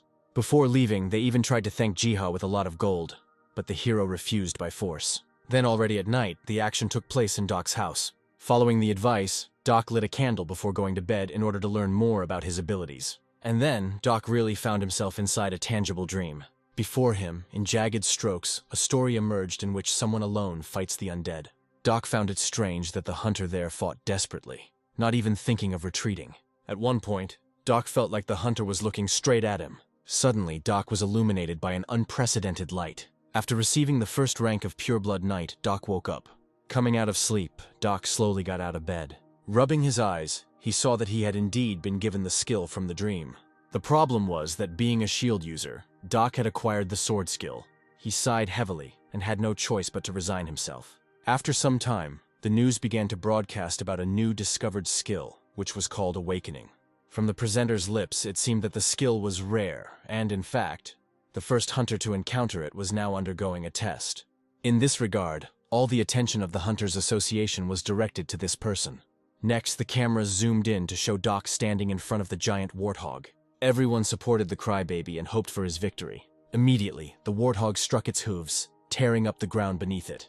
And the next second, he completely jumped up from his spot. Doc tensed up. Beads of sweat began to roll down her face. At the right moment, he put up a shield and held back the monster's blow. Unexpectedly, their eyes met, and it was now, under the pressure of the warthog, that Doc's skill was activated. The heat began to build up, eventually touching the warthog. Ultimately, it all culminated in a devastating and blinding explosion. The shockwave even touched the spectators, but they still managed to stay on their feet. Of all of them, only the girl party member was sincerely worried about Doc's fate. Fortunately, when the curtain of fire passed, the shield man himself appeared. The world was spinning in Doc's eyes, and it even began to seem as if leaves were falling around him. He saw a strange, ghostly figure bending towards the ground a couple of meters away. The figure planted plants with care. To his partial horror, Doc recognized in this image a god in whom he had never believed. Then Doc had a revelation about his body and courage. Doc began to reflect on his role, which was to help his comrades and follow the will of God. None of Doc's group could even imagine how deep the thoughts were that were now haunting him. In their eyes, suddenly, Doc clenched his palms. Then he fell to his knees. Upon finishing, Doc made it known that he had acquired something more than just the awakening skill. Turning around and smiling, Doc called this thing the Path. Later, among themselves on forums, the hunters actively discussed what happened to Doc and the awakening itself. Meanwhile, Jiha was finishing work on something. It just so happened that after the events related to the hunter Doc, Jiha found a book in the garden. Thanks to her, from now on, Jiha knew everything about the buffs. It was by following the instructions in the book that the hero created the pedestals that would bestow blessings on the hunters. But at the same time, something new caught Jiha's attention. Smiling, the hero said to himself that what was needed happened at the right time. After all, where the hunter's gaze was directed, a group of hunters was walking again. Jiha's acquaintances, hunters, were talking among themselves about a certain water dragon. Suddenly, Edie stopped, which alerted Seo. After all, there was a statue there that had appeared out of nowhere. To himself, Eddie was at a loss as to who could have done something like this. Edie looked up at the sky, unequivocally, and told himself that he understood absolutely nothing. Subsequently, the hunters had a battle with monsters in the dungeon. With the help of the statue, the hunters coped with this task without difficulty. In addition to the buffs, the statue also turned out to be able to heal hunters who were poisoned. Later, the events moved into the night, to the house of Edie and Seo. By chance, while sleeping, Eddie found himself in a strange place. Getting up from the floor, Edie saw Philip and Selena standing in front of him and talking about something. The hunter was pleased to see familiar faces. However, there was someone else there too. On the other side of the room stood a knight whom Eddie saw for the first time. Having summoned the sword, Edie believed that by defeating the knight, he would be able to adopt his abilities. But then, almost instantly, sparks struck Eddie's eyes. Having correctly anticipated the hunter's thoughts, the knight went on the attack. The knight, approaching the sword's wedge, told Eddie to maintain his pose. The hunter clenched his teeth and the sound of crossed swords could be heard. Having broken free, Eddie loudly asked the knight how he knew the hunter. However, he remained silent. Eddie gripped his sword tighter. He was already imagining the level of confrontation he would face with the knight. Changing his position, the hunter decided to do everything possible to gain the upper hand. Suddenly, the knight spoke again, warning Edie of a future the hunter was completely unprepared for. After thinking for a while, Eddie asked specifically whether the knight was talking about Tao. However, the knight had something much more terrible in mind. Eddie considered such speeches to be meaningless nonsense. Then, Edie decided to change the subject of the conversation, and was already interested in the knight's personality. In response, the knight raised his hand, summoning projections of swords and calling himself the Holy Sword of the Legion. Suddenly, the projected swords turned their points towards Edie. The knight said that from now on, he would be engaged in the enlightenment of the hunter himself. Eddie became wary. He noted that the knight spoke to the hunter in such a way that he would have known him for a long time. The knight waved his sword in front of him in a mannered manner and said that he had been watching the hero for some time. Then, adding that Eddie was the strongest and most worthy among people, the knight explained to Edie that he became active because the apostle of the god Ark was born. Without receiving any more specifics, Edie thought that the whole situation might be connected with Selena and Philip. The knight no longer wished to converse, and so taking an attacking stance, called on Edie to defend himself or be consumed. Edie himself was also preparing for battle, mentally understanding that he would not be able to achieve anything more from the knight in words. Then, using the power of ether, he simply disappeared. A second later, Edie appeared next to the knight and attacked him, expecting a quick victory. Having held back the initial onslaught, the knight called on Edie to defend himself. Immediately, a mass of swords flew towards the hunter. Edie himself suddenly closed his eyes. Straining, lights of ether began to run through his body, to then swing the sword and create a long line of ethereal energy. The knight's laughter was heard, praising Edie for repelling the initial attack. Then the knight used the Stormblade technique. The hunter stood his ground, but was forced to retreat in the face of such force. However, all this did not stop the knight, who now used the Whirlwind Strike technique. Immediately after this, a plasma vortex engulfed the area where Edie was located. Meanwhile, some events were unfolding in Jiha's store. There was some alchemical work going on there, which the hero had almost finished. As a final touch, Jiha saw the resulting mixture being poured into bottles. Finally, the first batch of potions to increase physical strength was completed. Choi applauded the hero and the amazing job Jiha did. Jiha laughed in response. In fact, not being against the fact that someone stood to the side and watched someone else's work. Next, Choi almost screamed when he read the incredible properties of the potion that Jiha had made. When Choi calmed down, he mentally acknowledged how incredible Jiha's potion had been. Overall, Choi found it incredible how Jiha managed to make his potions without using most tools. After finishing marveling, Choi left Jiha's shop and said goodbye. Gradually, the day passed and evening came. Jiha was glad that his alchemy skills had grown considerably. However, the hero was already getting sleepy. Soon, he found himself in the secret garden again.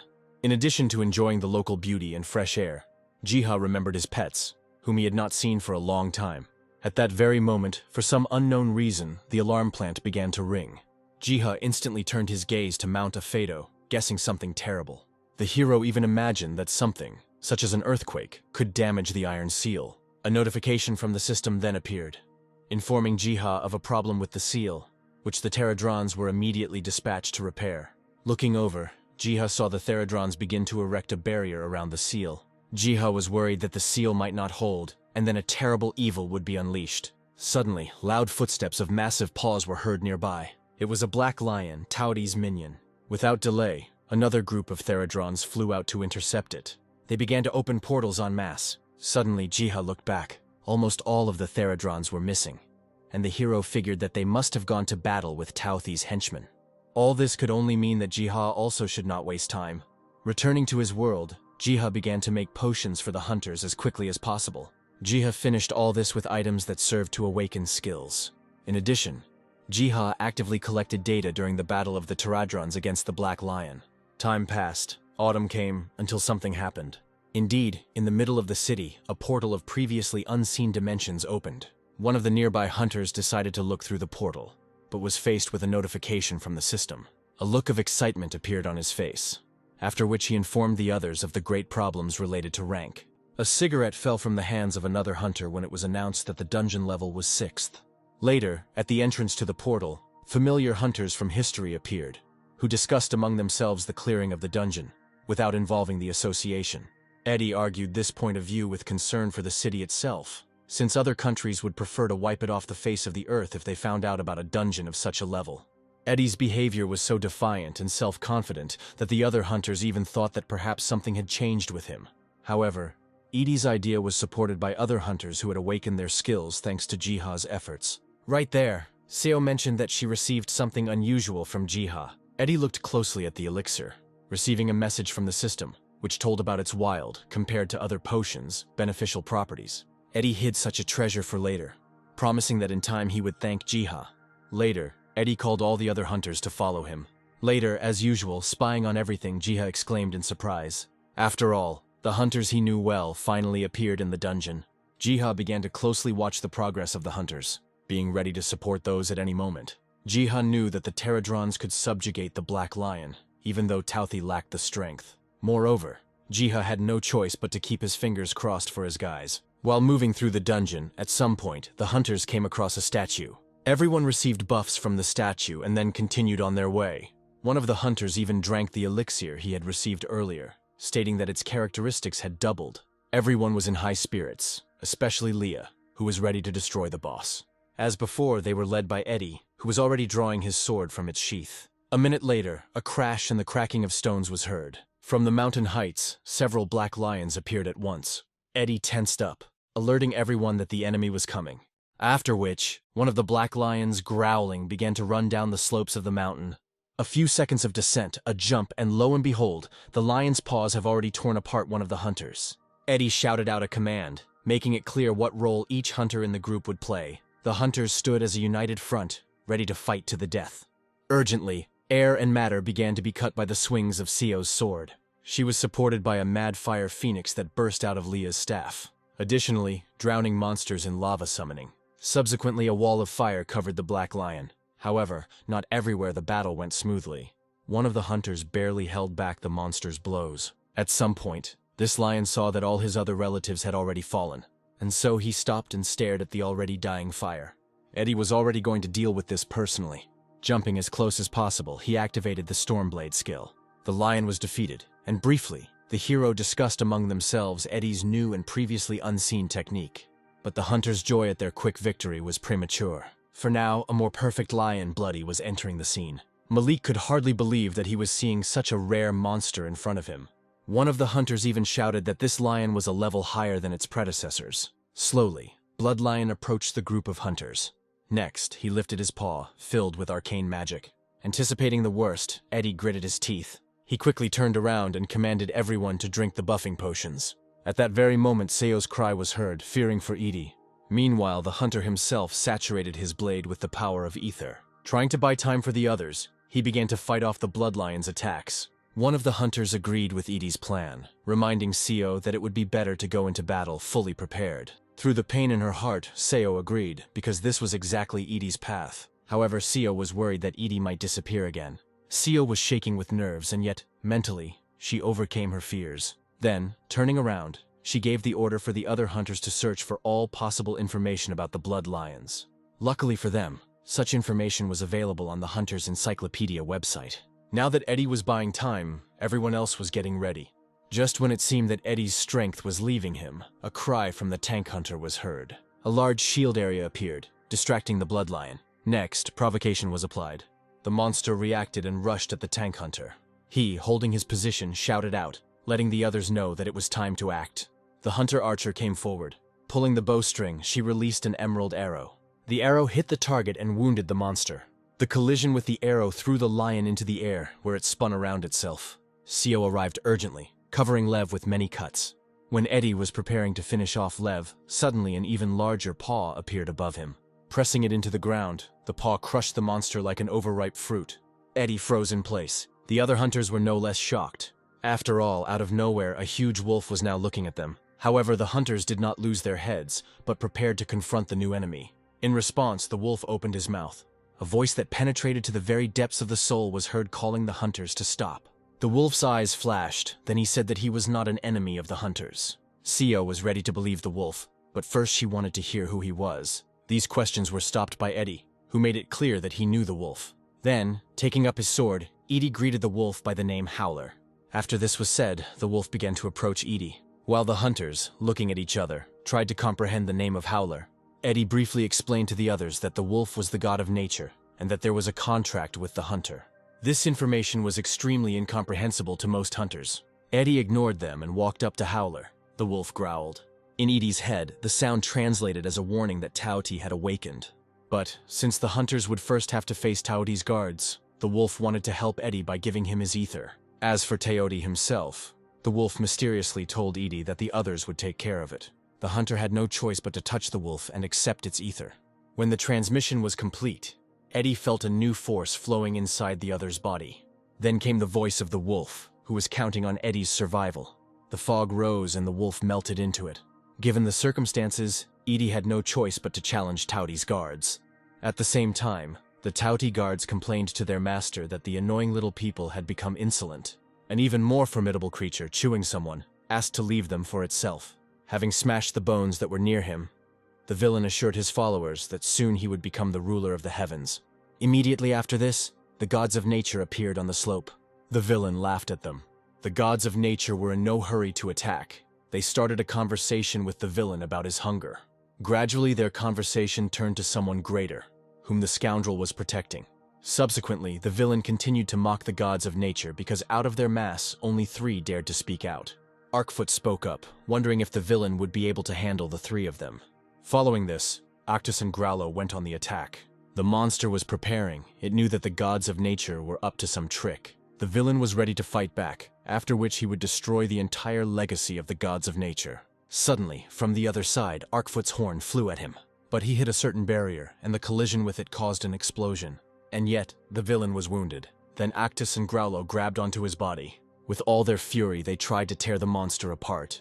During this battle, the villain's eyes lit up in a special way. With a roar, he managed to push Actus and Growlo off of him, after which the sky above their heads cracked like glass, which apparently was the result of this battle of the powers that be. Seeing this, Arkfoot said that the dimensional wall had cracked. Actus immediately called on the gods to retreat. In fact, they were no longer able to change the situation that had happened. Subsequently, the currents of the rift pulled them all into themselves. A new breach opened up, throwing them all into the human world. Having barely landed, the villain hit the ground with his paws, causing a destructive wave. He accompanied his actions with a cry that the gods of nature should not stand in his way. Despite all this, having escaped the villain's attack, Actus cut him with his clawed paw. The villain howled in pain. Growlo, jumping up from the other side, also made his contribution. From above, Arkfoot trampled him into the ground. Suffering damage, the villain could not come to terms with the thought that he was about to be defeated.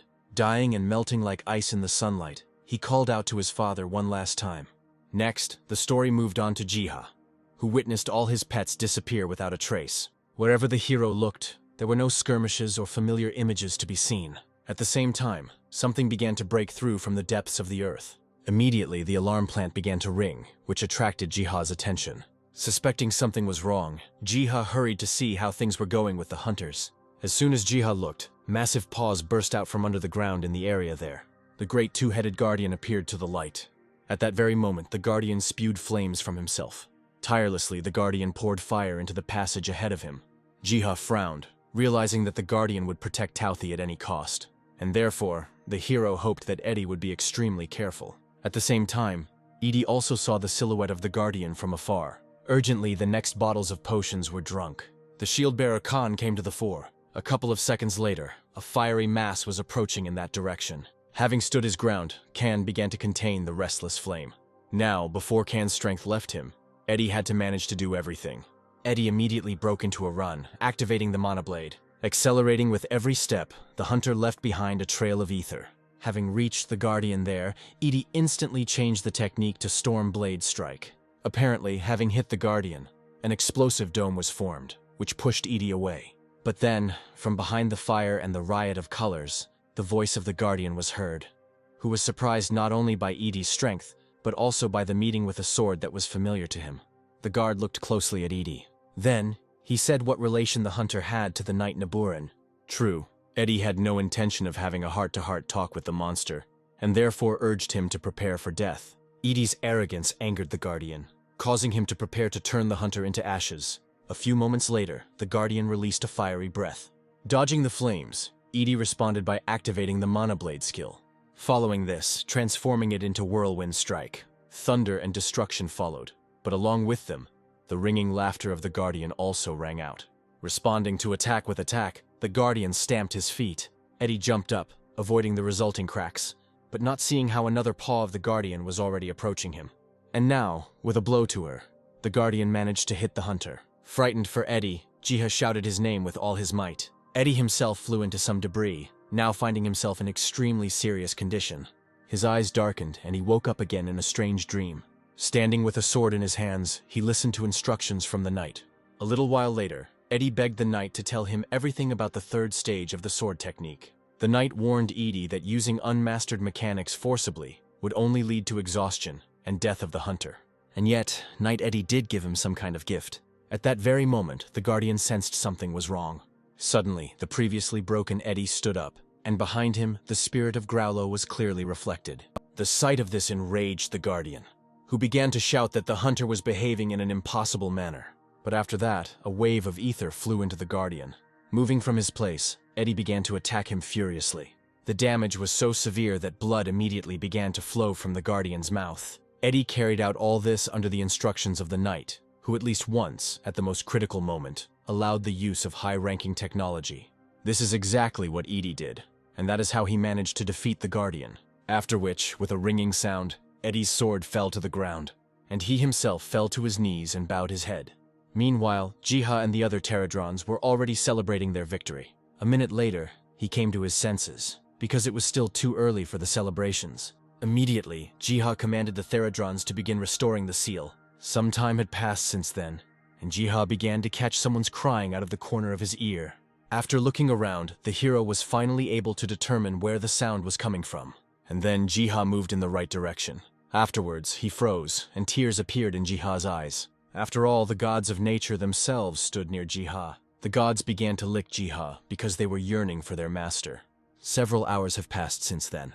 Jiha took care of his pets, fed them, and now enjoyed their sleep. Stroking them, Jiha decided that they were probably incredibly tired. Now, Jiha himself was already stretching, dreamily saying that it would be so wonderful if peacetime never ended. However, Jiha was wary of Tauti's arrival, believing that in such a case, the hero would have to borrow the power of the gods of nature. Therefore, Jiha had to prepare well for this event. Subsequently, Jiha was actively involved in treating his pets. At first, Jiha had to persuade those gods of nature to take the potions. With all his might, Jiha tried not to express anger regarding the disobedience of his pets. Then, using a little blackmail, Jiha managed to persuade the pets to start taking the potions. Jiha understood perfectly well that he was operating in a dirty way, but the hero had no other choice. And yet, Jiha was overjoyed, because his pets were recovering before his eyes.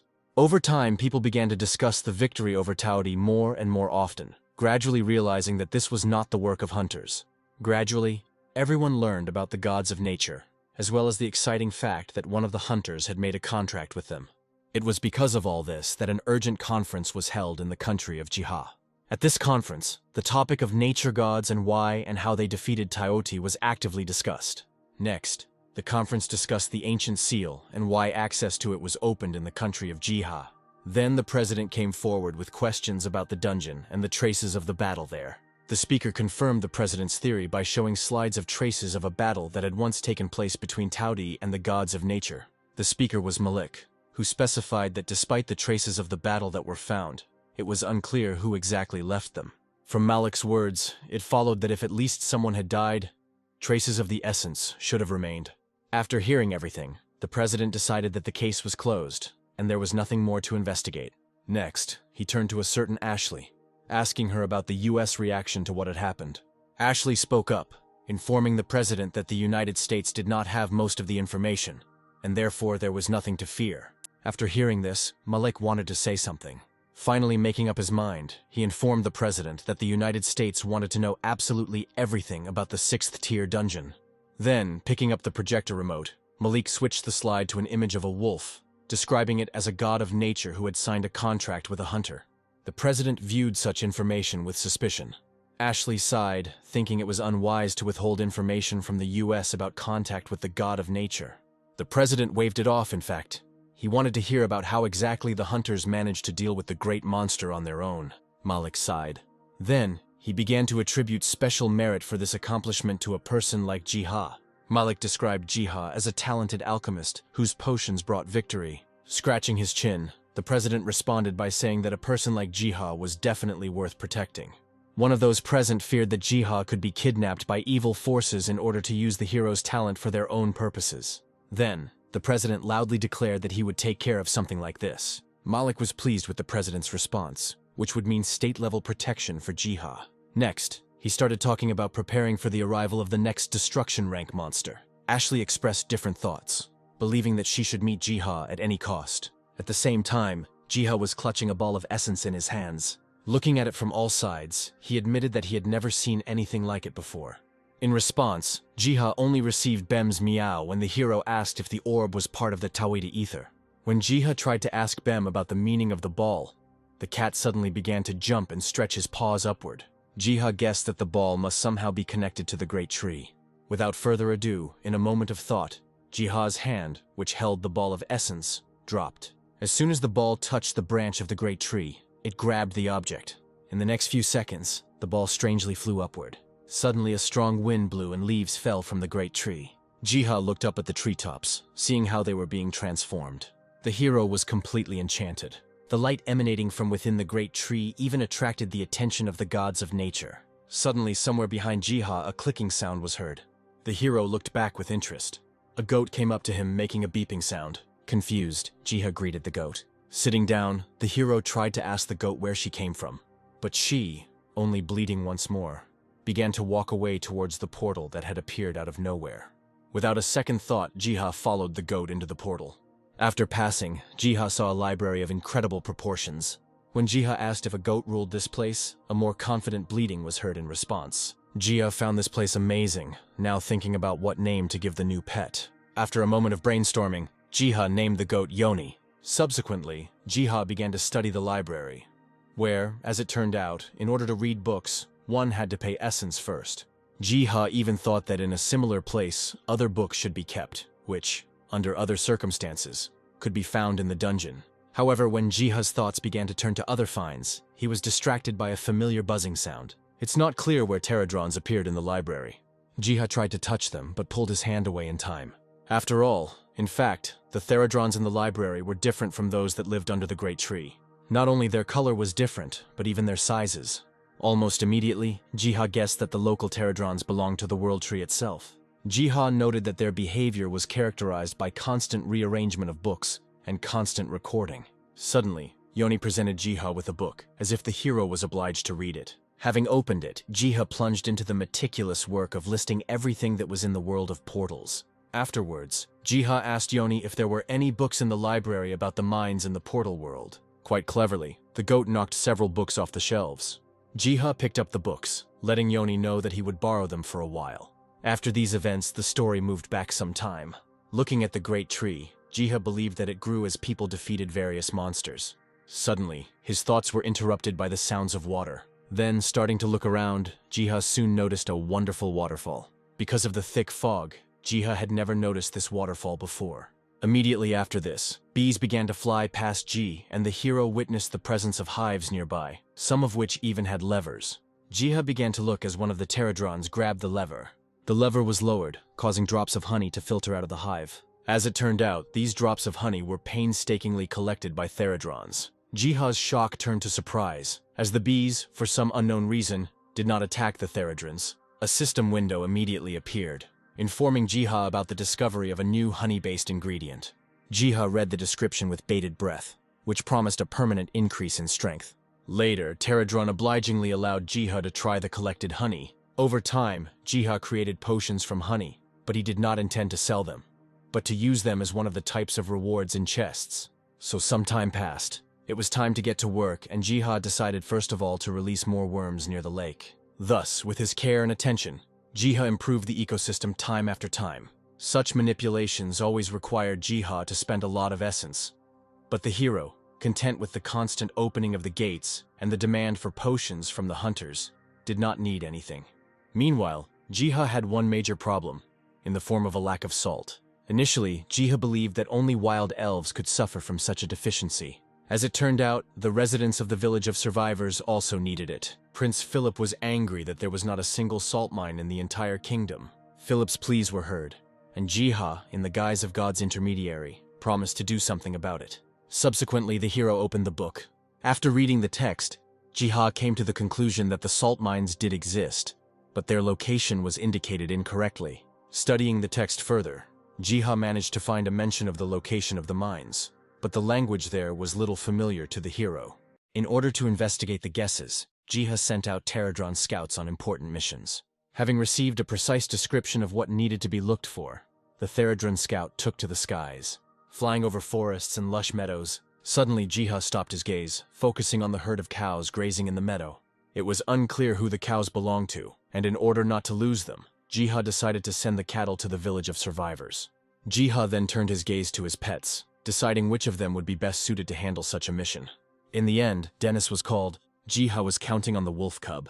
Afterwards, having prepared carefully, Jiha watched the show, where, led by Denny, Jiha's pets were driving a herd of cows. At the same time, the Pterodron scouts managed to find an abandoned grain storage facility, where the grain was simply abandoned to its fate. Using diplomacy, Jiha managed to persuade the Theradrons to collect all the grain there in a matter of hours. Next, Jiha contacted Selena, informing her that the wheat beetles would soon arrive. Immediately, Jiha made it clear that a herd of cows was heading towards the village. Ultimately, Jiha's incredible care turned into a food paradise for the village of survivors. Jiha also helped with smaller things, often donating healing potions to the people of the village. At the same time, in the house where the shield maker Doc lived, prayers were actively heard. The hunter knelt down and prayed to God for everything good and against everything bad. And yet the scripture that Doc professed seemed incomplete. The hunter keenly felt that for his spiritual growth, he would need a teacher. But Doc didn't believe in such a person, nor in religion itself, because something similar had already been destroyed in the world of portals. Doc sighed heavily and didn't know what to do with his faith in the future. Somewhere in the hunter's head, the statement was suddenly born that he could do whatever he wanted, and with this thought he began to put on his armor. Doc was determined that even without a teacher, he would move forward with determination. Gradually, the events of the story moved to the dungeon. There, using the power of the iron shield, Doc scattered hordes of monsters. Other hunters praised Doc, because with his help, clearing any dungeon was sped up several times. Suddenly, one of the hunters from the group saw a pterodron in the sky. Afterwards, all members of the group watched as the beetle flew through an invisible wall. For some reason, the hunters even wanted to follow the beetle. Having done so over time, Doc stood rooted to the spot. After all, in front of the entire group, there were now fortress walls whose gates were open. Inside, the hunters saw houses, and also people who led their lives. A little to the side, in the middle of the fields, the hunters observed Theradrons rummaging in the ground. Doc was at a loss as to the location he had found and the behavior of the Theradrons. Eventually, he decided to go closer and take a closer look. Almost immediately, a loud call to stop was heard. Doc's path was blocked by guards who called him an invader. The settlers began to actively arm themselves, and at the same time, sent messengers to the prince and the Holy Virgin. As their most powerful fighters and defenders, the settlers fielded the Theradrons. The hunters themselves were confused by this reaction. The next minute, the quiet sound of feet was heard. The settlers dispersed before the steps of the beautiful Saint Selena. The hunters were stunned. The girl looked so much like the statues they had encountered earlier in the raids. The prince's commanding voice was also heard, asking him to explain the situation. The female part of the hunting group immediately became excited, seeing in the prince an unprecedented handsome man. While the hunters were actively discussing the prince's appearance, he greeted strangers. Unexpectedly, the prince asked if the strangers came from the same place from which Edie had once come. The characters started talking, and it became a revelation to Doc that the famous hunter Eddie had lived among the local people for several years. Remembering Edie's report upon his return, Doc realized that he had just spoken to Prince Philip himself. Selena also approached the prince and began to ask whether the strangers were really hunters. In response, Doc nodded approvingly. Almost at the same moment, having spoken about the saint, Doc fell to his knees. To everyone's surprise, Doc asked Selena for enlightenment. Doc explained that he wanted to know everything about the Lord.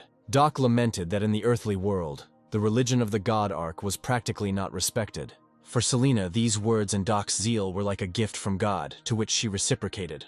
After a brief ceremony, Selena offered Doc an amulet as a symbol of the God Ark's faith. Clutching the amulet in his fist, Doc thanked Selena. Subsequently, the hunters were accepted into the village as friends. Long conversations followed, containing the fate of Edie and the future fate of the village itself. Time passed quickly, and hours later, the hunters were forced to return to the dungeon. This day was significant for Doc. A couple of days have passed since then, and the events of the story have moved on to Jiha's store. There, the hero was visited by Doc. Radiating happiness, Doc told Jiha that he had received a blessing from Saint Selena. After reflecting on Doc's story, Jiha described everything that happened as becoming an apostle. Doc looked at Ji with confusion and asked him again. Jiha explained that Doc could become something like a religious disseminator. Realizing everything and hitting himself on the armor, Doc thanked Jiha for the explanation. Hours passed since this meeting, and now the hero returned to the secret garden. In the middle of the earth, Jiha suddenly discovered the queen of the Pterodrons. Squatting down, Jiha began to question the queen about what had happened to her, but she suddenly puffed out her cheeks. As best she could, the queen of the Pterodrons spoke the word Terracid. As expected, a window from the system appeared, informing that Terracid was the seed that made the land fertile. True, Jiha himself found it strange how this seed sounded from the lips of the queen. Then, as soon as Jiha took a step, he was immediately whipped on the shoe. Looking down, Jiha saw a series of drawings on the ground that the Theradron knight had referred to. Very soon, Jiha figured out the essence of the drawings, which meant that first, the seed had to be soaked in the elixir. The hero had no choice but to do just that.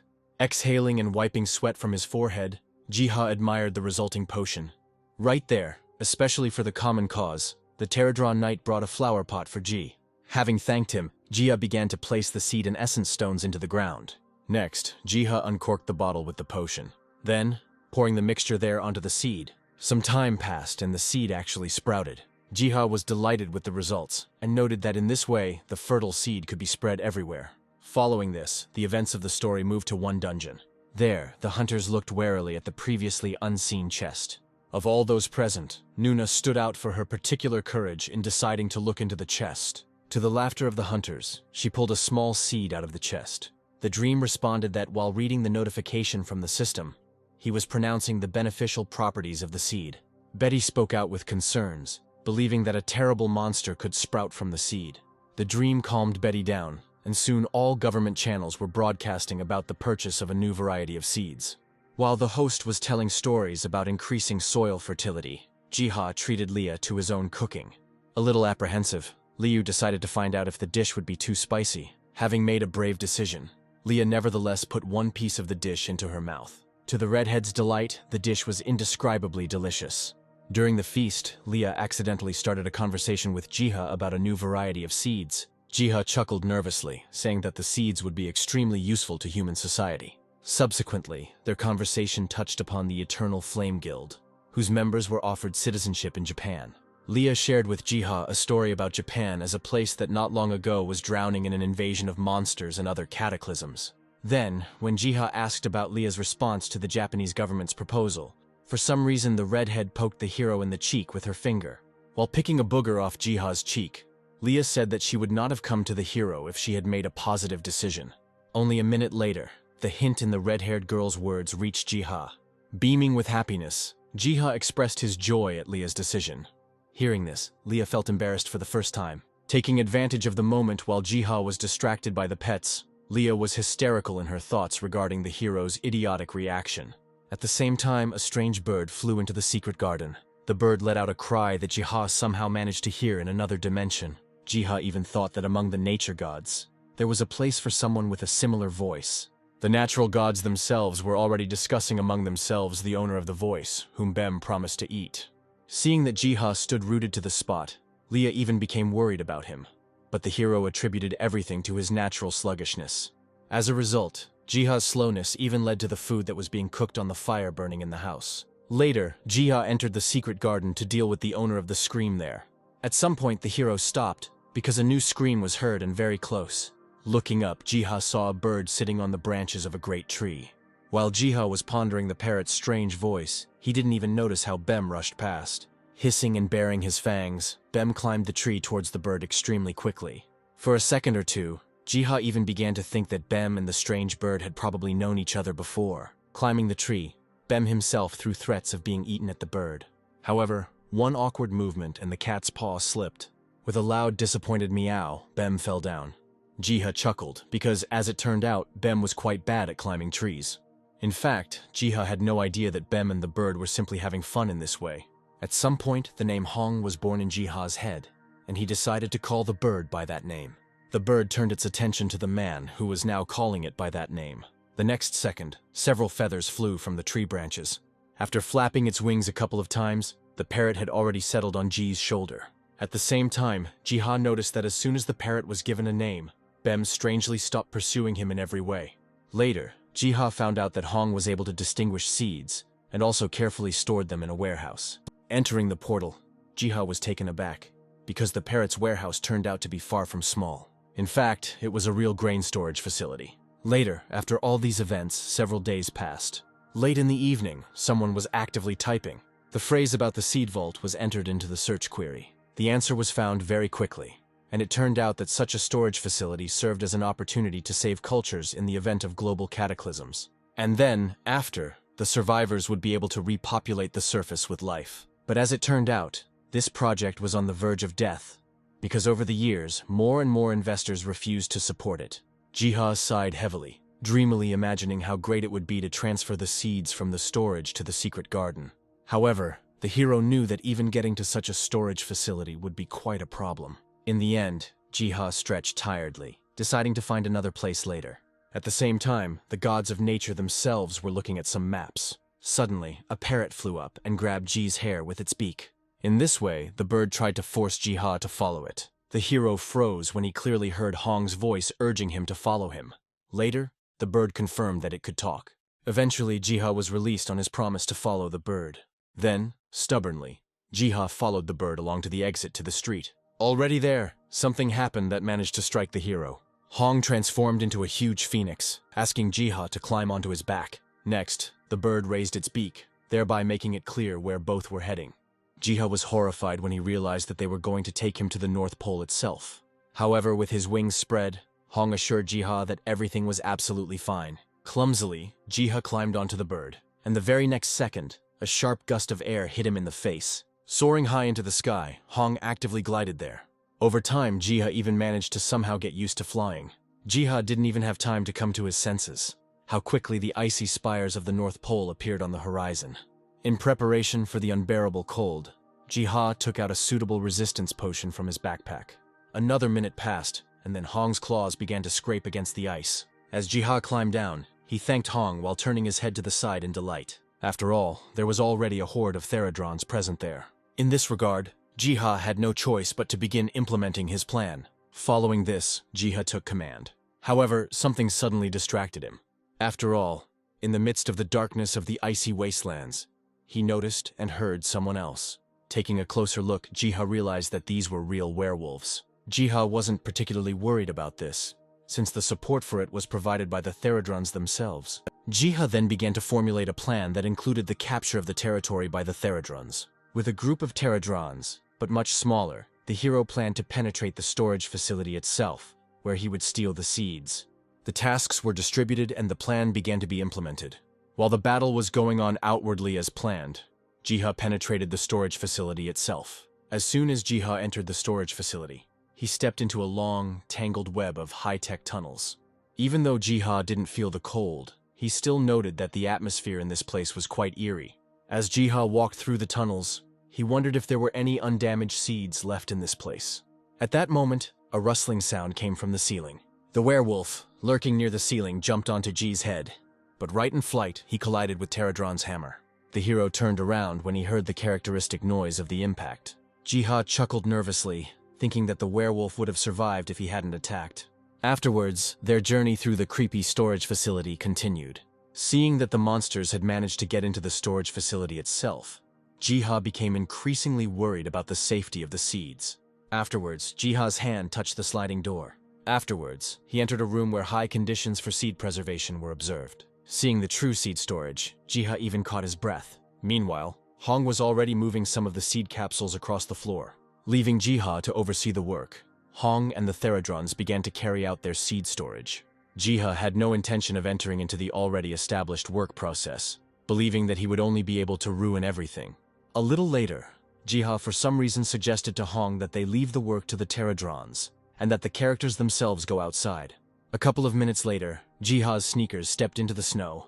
Looking around, Jiha concluded that there was nothing visible around. Afterwards, Jiha remembered Hong himself, thinking that he should be hidden somehow. Because in fact, the parrot was a real phoenix bird. Suddenly, somewhere ahead, a werewolf fell onto the icy edge. As it turns out, the Theradrons just finished off the last of the werewolves in the area. Subsequently, having stolen all the seeds from the storage, with the help of the Theradrons, Jiha distributed them to the inhabitants of the village of Estrom. The hero even passed on some of them to Malik. Afterwards, each used the seeds received from Jiha for their own purposes. Thus, with considerable effort on Malik's part, the smart farm concept was created and presented. Several days have passed since then, and the events of the story have moved to Jiha's store. There, inside, a certain trading platform for hunters was being actively discussed, which was rapidly gaining popularity. In fact, the platform was an entire trading system. Once upon a time, things were going well at the site. Subsequently, after a minor financial collapse, the site was bought and reformed. But then, as soon as the conversation turned to shopping on the playground, Betty came to her senses, letting Jiha know that the girl was late. Very quickly, the characters said goodbye. Now Jiha chuckled thoughtfully.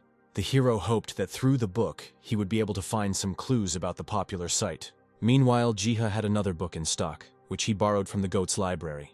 It was difficult for Jiha to decipher the book, but it contained a lot of information about the hunters, their powers, and even the system itself. The story rolled back some time, when the hero had just gotten hold of an ancient book from the library. Later, through the book, Jiha planned to create a joint stock house where the currency would be essence.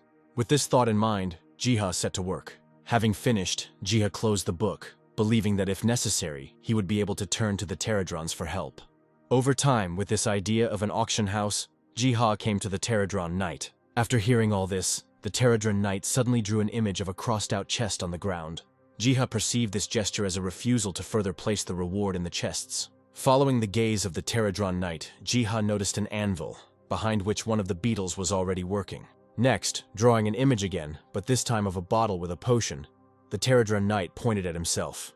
Considering that the potion should facilitate the work of the Pterodrons, Jiha willingly agreed to this deal. Thus, Jiha made a deal with the Pterodrons to create artifacts that would then be randomly scattered throughout the territory.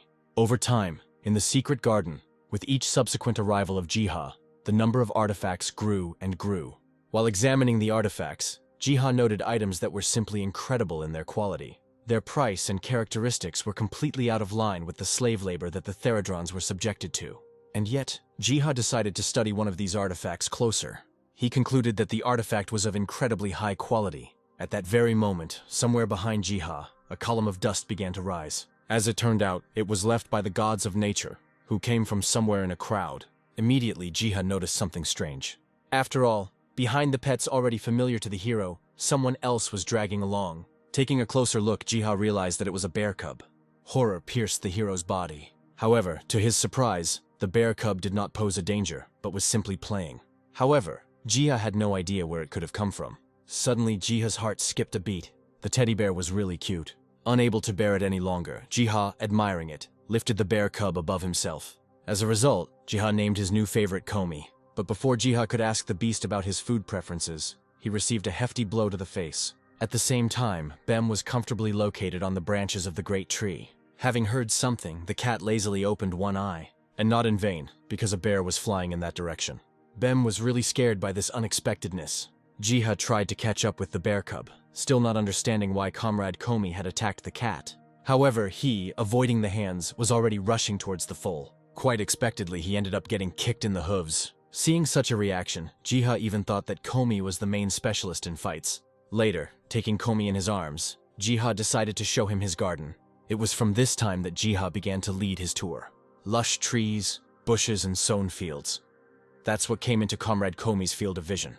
At some point in time, the bear sitting in Jiha's arms suddenly began to sense unusual smells. His eyes lit up when a beehive came into Komi's field of vision.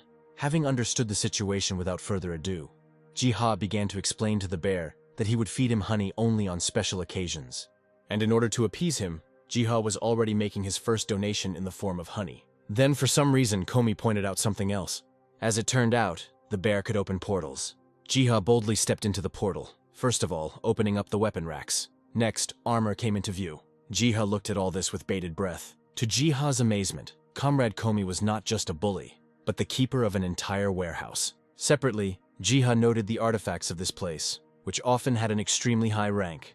Jiha knew that the reaction would be uncontrollable if such items were allowed to go up for auction. And so, to begin with, Jiha asked Komi for permission to borrow something. Attention Jiha, the sword of the demon destroyer himself, shining faintly as if from hatred. Looking at the bear's reaction, Jiha was sure that taking such a thing from the warehouse would definitely cost a pretty penny. Standing on his hind legs with an open gesture, Komi demanded payment of 10 essences from Jiha. The hero had no choice but to make a deal. Having already gotten his hands on the sword, Jiha began to imagine how quickly he would be able to compensate for his expenses with it. A day has passed since then, and little by little, hysteria has begun to develop among the hunters. After all, no one had ever encountered such powerful artifacts before, much less at auctions.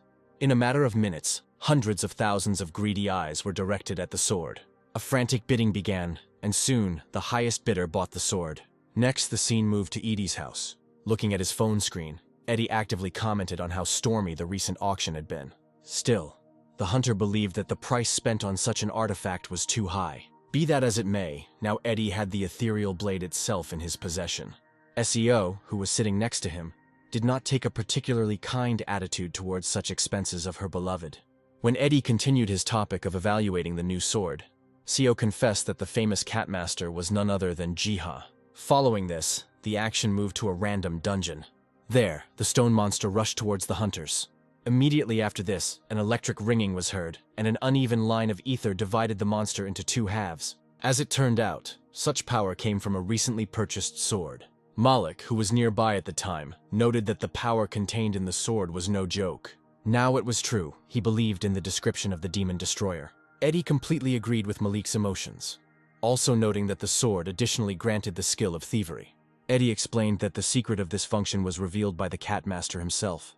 Eddie did not share the exact method by which he achieved an audience with the master. In his thoughts, he gave his word that he would definitely repay Jiha for his help. Time passed again. Now the events moved to Jiha's store, near which he tried to plant the world tree. Having planted it, Jiha hoped that the seedling would take root in different soil, in another world. Afterwards, on other business, he went to the secret garden. Suddenly, one thing caught Jiha's attention. Jiha clearly felt a cold snap, and the number of pterodrons visually decreased. Jiha figured the beetles must have been quite busy processing orders at the auction house. Jiha was well aware that due to the varied work process, the pterodron's fatigue was almost at the limit. In connection with all this, Jiha even thought about increasing the reward of the pterodrons. At some point, a pterodron knight appeared next to the hero. Jiha began to inquire about the possibility of transferring some of the bees to Estrom and raising them there. What he heard definitely shocked Pterodron.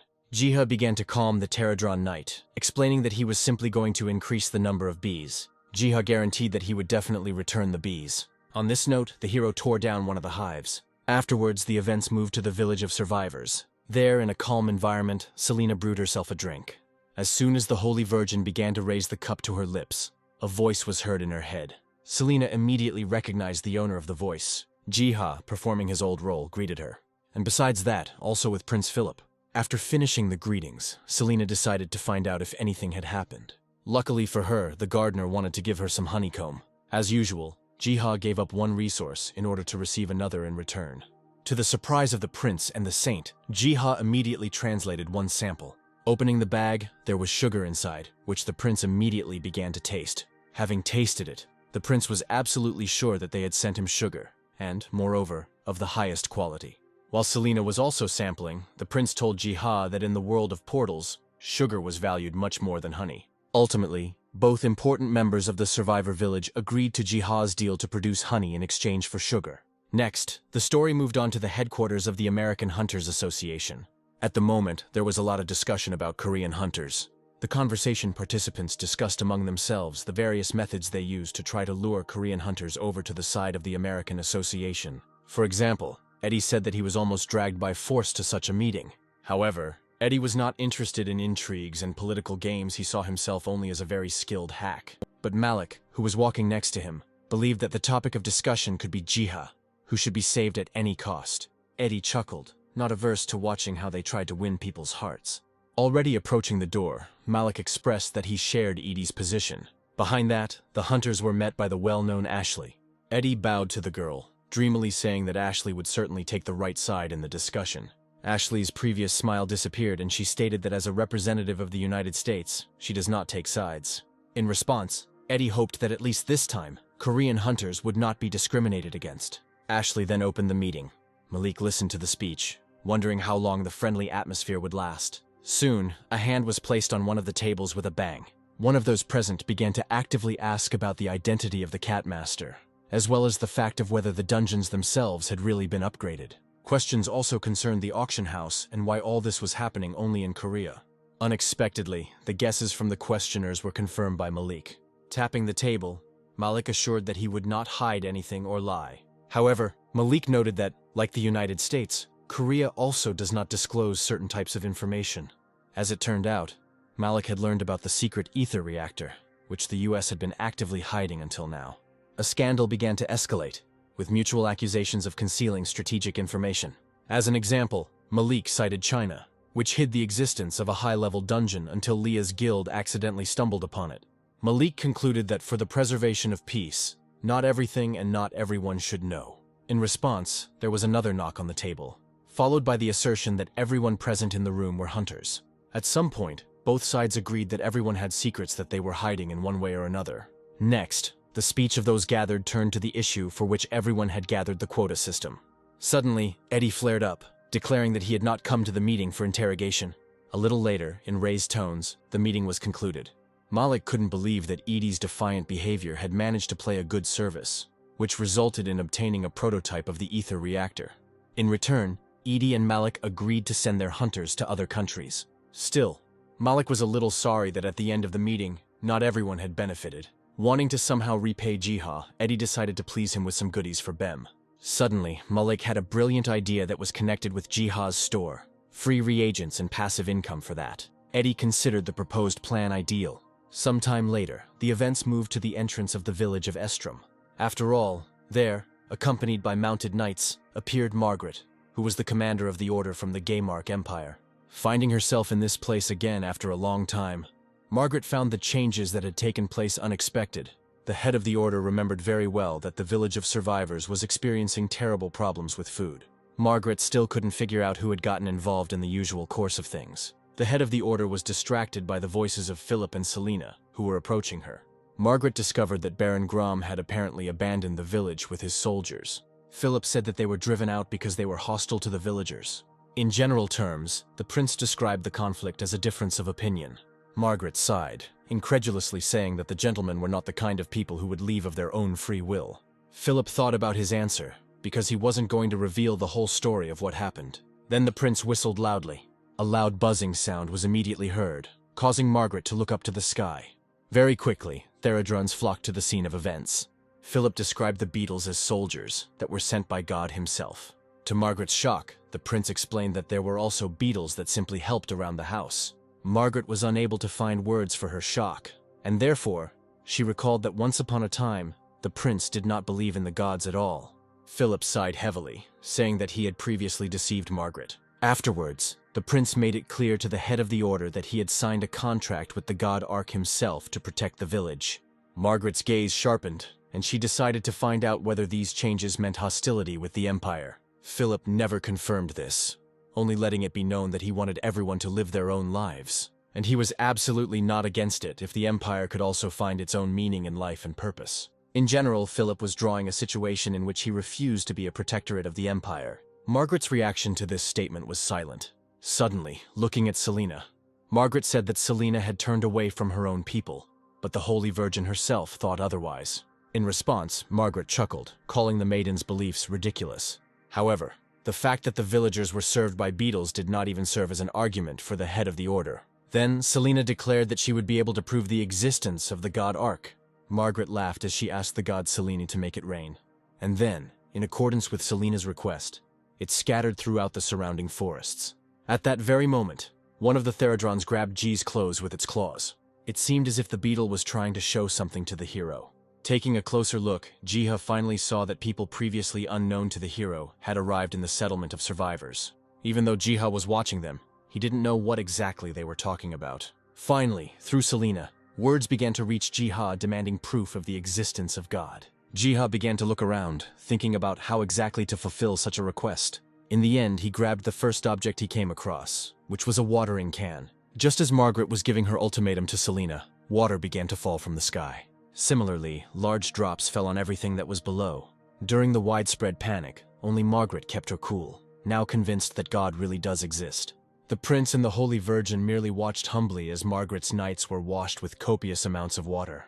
Hours have passed since then and evening has come. Margaret, who had also been hit by large drops of water before, suddenly came to her senses. Rising from the pillow, she had no idea where she was. Selena explained to the head of the order that she lost consciousness when a drop of water fell on Margaret's head. After hearing this, slowly, memories began to return to Margaret. Selena made it clear that at Margaret's request, the god Ark had called down rain. Putting her hand to her face, Margaret could hardly believe what had happened. Selena continued, stating that from now on, Margaret was obliged to join the god Ark.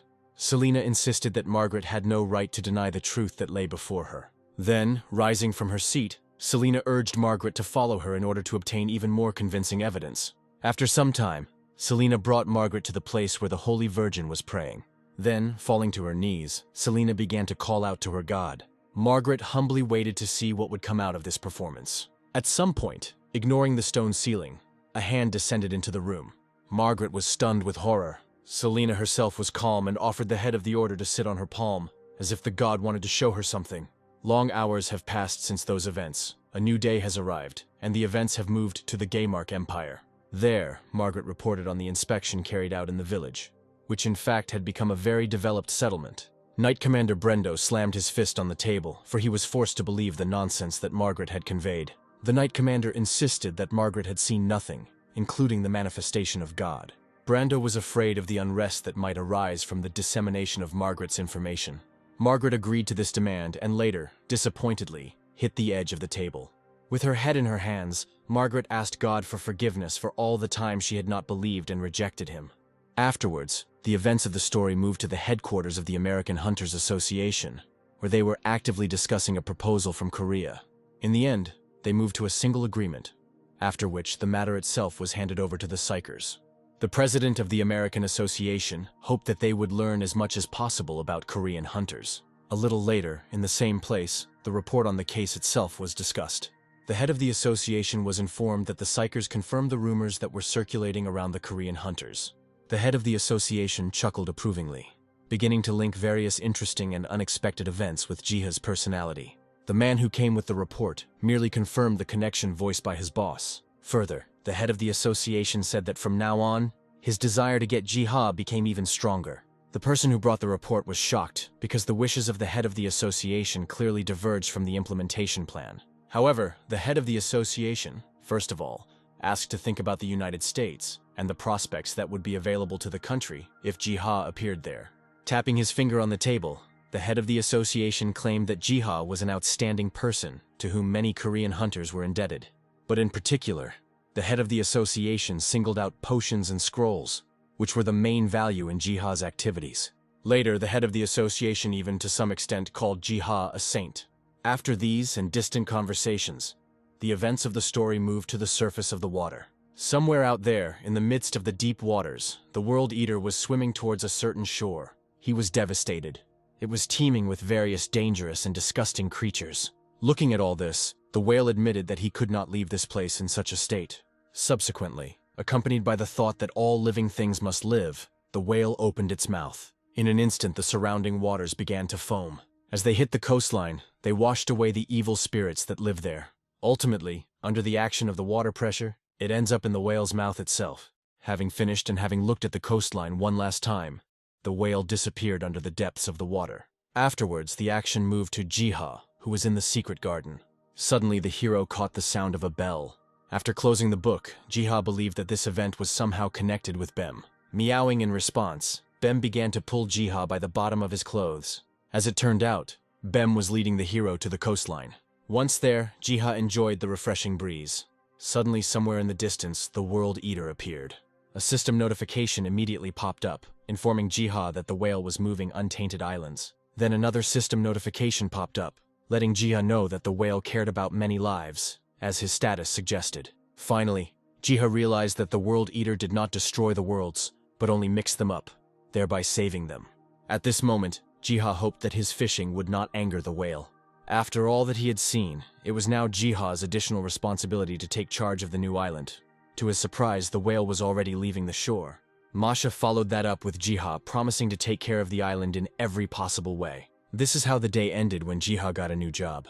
Afterwards, the events moved to some unknown place, filled with a lot of books. There, the owner of a small mustache condemned the excessive faith with which Margaret had recently become imbued. Now, the man waited for an explanation from the head of the order. Suddenly, the story rolled back a few hours, taking place in the Gaymark Empire. There, on the training ground, someone was hitting targets incredibly quickly. As it turned out, it was Margaret, rushing like a hurricane wind. After a while, her training ended, and the knight was congratulated. The source of the congratulations was Bartok, the founder of the order. Afterwards, Bartok came up and put his hand on Margaret's shoulder, asking her to come into his office. To all questions from Margaret regarding this proposal, Bartok said that he would like to talk about the god Ark. Already there, in his office, Bartok asked Margaret about her obsession with a strange faith. In response, The knight tried to present everything as if she really didn't know what Bartok was talking about. Then, Bartok said that he had found a round decoration in Margaret's closet, which clearly indicated her belief in the God Arc. Margaret was silent, but mentally she was worried, because somehow her secret was discovered. Suddenly, it dawned on the girl that the founder of the order had been watching her all this time. Following these thoughts, Margaret clenched her fist tightly. Bartok continued, saying that he had not yet informed the other knights about Margaret's preferences. At this point, the girl realized that she was hooked, and this meant that perhaps they wanted to make her into an obedient doll. Afterwards, Bartok let Margaret go, making it clear that he would call her if some business arose. Several days have passed since then. Sighing heavily, Margaret resigned herself to the idea that she would have to be extremely careful for a while. Already being close to her house, she suddenly noticed that for some reason the light was on inside. Hurrying, Margaret burst into her own home. However, there the girl was met by a familiar, impudent voice. Margaret was stunned, not expecting to meet him in her house. The owner of the voice was Bartok, who immediately began to ask the reasons why Margaret returned home so late. Margaret immediately replied that her training had simply dragged on. Then, the girl's face showed an expression of acute incomprehension. After all, Bartok raised the book in his hand, loudly proclaiming that in it were proofs of Margaret's faith in the God Arc. Bartok deliberately shook the book, as if teasing the knight. Bartok couldn't believe that Margaret liked a dissolute god who created tribes and actively mated with the women there. Excitedly, Margaret rejected these words, as Bartok noticed an obvious bookmark in the book. Opening the pages, Bartok began to read aloud, literally drowning in the piquant details between the God Arc and his beloved. After a couple of seconds, Margaret made a move, trying to snatch the book from Bartok's hands. However, any attempts by her were blocked by the guards. For now, it was peaceful. The guards asked Margaret to be restrained and sweet. The girl sighed, only now realizing that she'd committed a very reckless act. Then, Margaret agreed with Bartok's words that the empire was born not by the will of God, but in order to rule the world. Bartok hoped that Margaret had not yet forgotten the oath she had once given to the emperor himself. Then, the founder of the order remembered Brando, and also that for him, Margaret was like a daughter. Eventually, the conversation devolved into a subtle insult to Margaret as someone who had not lived up to Brando's expectations. Having calmed her anger, Margaret decided to find out what Bartok wanted. To this question, Bartok gave an answer in the form of regular meetings at night, during which he would change Margaret's views.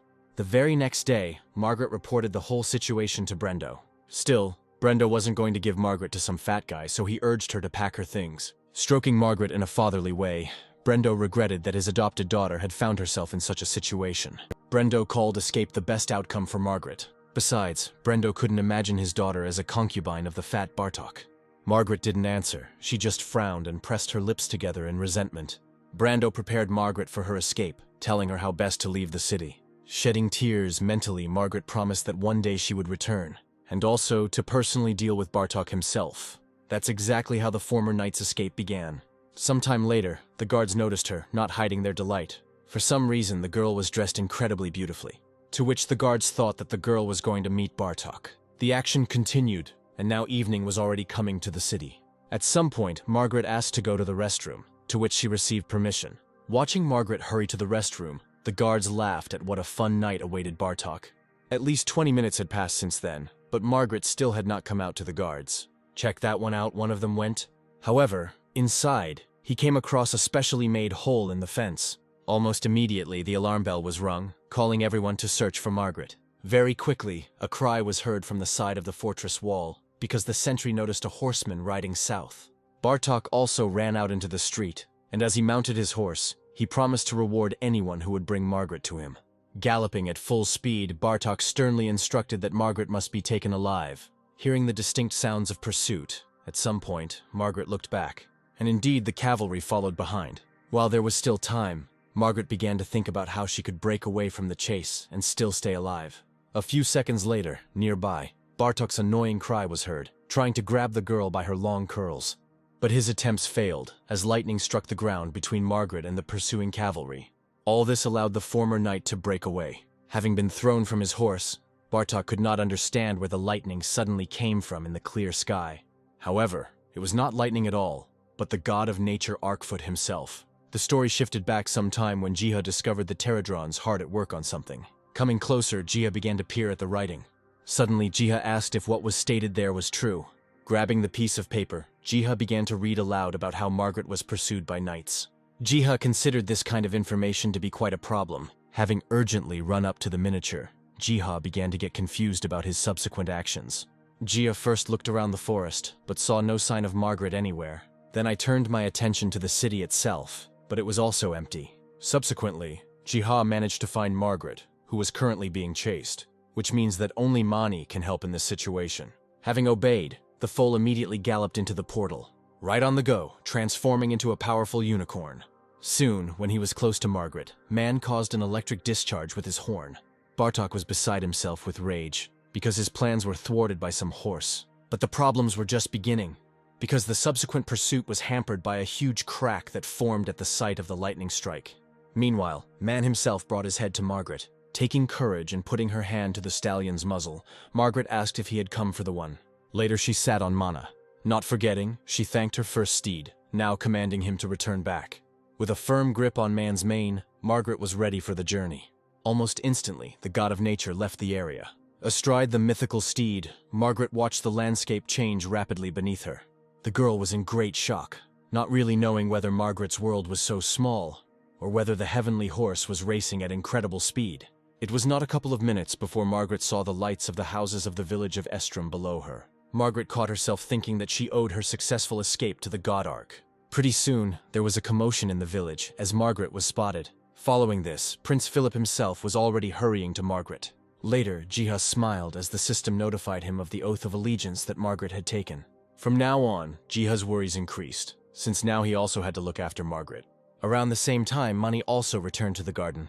Praising him for his efforts, Jiha also promised to feed the foal to his heart's content. Since the current urgent matters were settled, Jiha could now take care of other things. Soon, he returned to his world, where he was actively looking at his watch. Believing that he would not be late, Jiha decided to go to the right place on foot.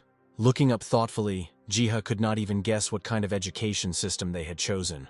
A little later, the action moved to the building of the Hunter's Academy. It was an interesting place that was created specifically to protect people. It was there that they raised a new generation of young hunters, whose awakening they tried to lead to the highest ranks. Subsequently, those being more advanced were to replace the old hunters. In this place, in addition to theoretical classes, combat practice was also actively conducted. Jiha watched all this. The sparring didn't seem serious to Ji, and because of that, he began to worry about the real skills of the young hunters in battle. At the same time, the hero noted good preparation in the theoretical part of the training. Returning to the battle, Jiha blamed his previous impression on the fact that, as students, the students were not yet able to participate in real battles. No matter how you look at it, all this did not give the hero any peace. Jiha was afraid that the young hunters might eventually run into an insurmountable wall. All this meant only that changes were needed in the establishment. Jiha set himself the task of finding a way to improve the system. Suddenly, Quan appeared behind Jiha and the characters greeted each other. As it turned out, it was Quan who invited Jiha to the academy, since he worked here. Meanwhile, some events were developing in the secret garden, which Jiha had temporarily left. The assembled gods of nature discussed among themselves the past day, which had been quite tense. Since the gods of nature were left without supervision, they now decided to go about their own business. Some of them were eating grass in the garden. Others were having fun with each other. Others were engaged in training wrestling. Eventually, they all took an afternoon nap. But while some slept, others stayed awake. The Pterodrons worked tirelessly and continuously. We managed to clean the lakes. They took active care of the trees in the garden. And also other but more hidden things. Somewhere there, in the depths of the Pterodron hive, where weapons were endlessly forged, the metal was melted to the desired shape, to create a truly magnificent weapon. The roots of the tree soon reached out to its brilliance and perfection, thus creating the first unique weapon for his kingdom. After such a success, the joy of the Pterodrons knew no bounds. Their attention ensured control and management of all dungeons. After such hard work, the Pterodrons, as always, expected a reward in the form of honey, and Jiha always returned to those, each time keeping his word. Greedily, almost maniacally, the Pterodrons pounced on the honey. Jiha himself, having sat down, began to look for ways to increase the effectiveness of student learning. At some point, among a ton of other information, Jiha suddenly came across something unique. After all, on one of the random pages of the book, there was information on how to create your own miniature world. Reading the text, Jiha became increasingly convinced that the information allowed him to create not a real world, but only a simulation. There, Jiha also read about the peculiarity of such a world, which involves interaction with an avatar. Thus, by putting his soul into the body of a miniature world, there, the hero could gain experience. For some reason, Jiha wasn't sure that such an experiment could work. So, to begin with, Jiha started with the simplest thing, creating a body. After some manipulation, the hero really did see a little man made of mud in his hands. Jiha even decided to show his unique creation to his pets. After all, by that time, the hero had already prepared a whole series of characters for the miniature world. However, the pets did not share Jiha's enthusiasm with their entire appearance. In any case, returning to the book, Jiha began to read about how to set the miniature world in motion. The book was about the soul, and then Jiha remembered the pterodrons. Shaking a jar of honey, Jiha wanted to sign the beetles up for the experiment. Chuckling, Jiha explained what exactly he expected from pterodron. After some time, a portal opened, and Jiha reassured the pterodrons that they were not in any danger. Finally, timidly, one of them touched the portal with its claw.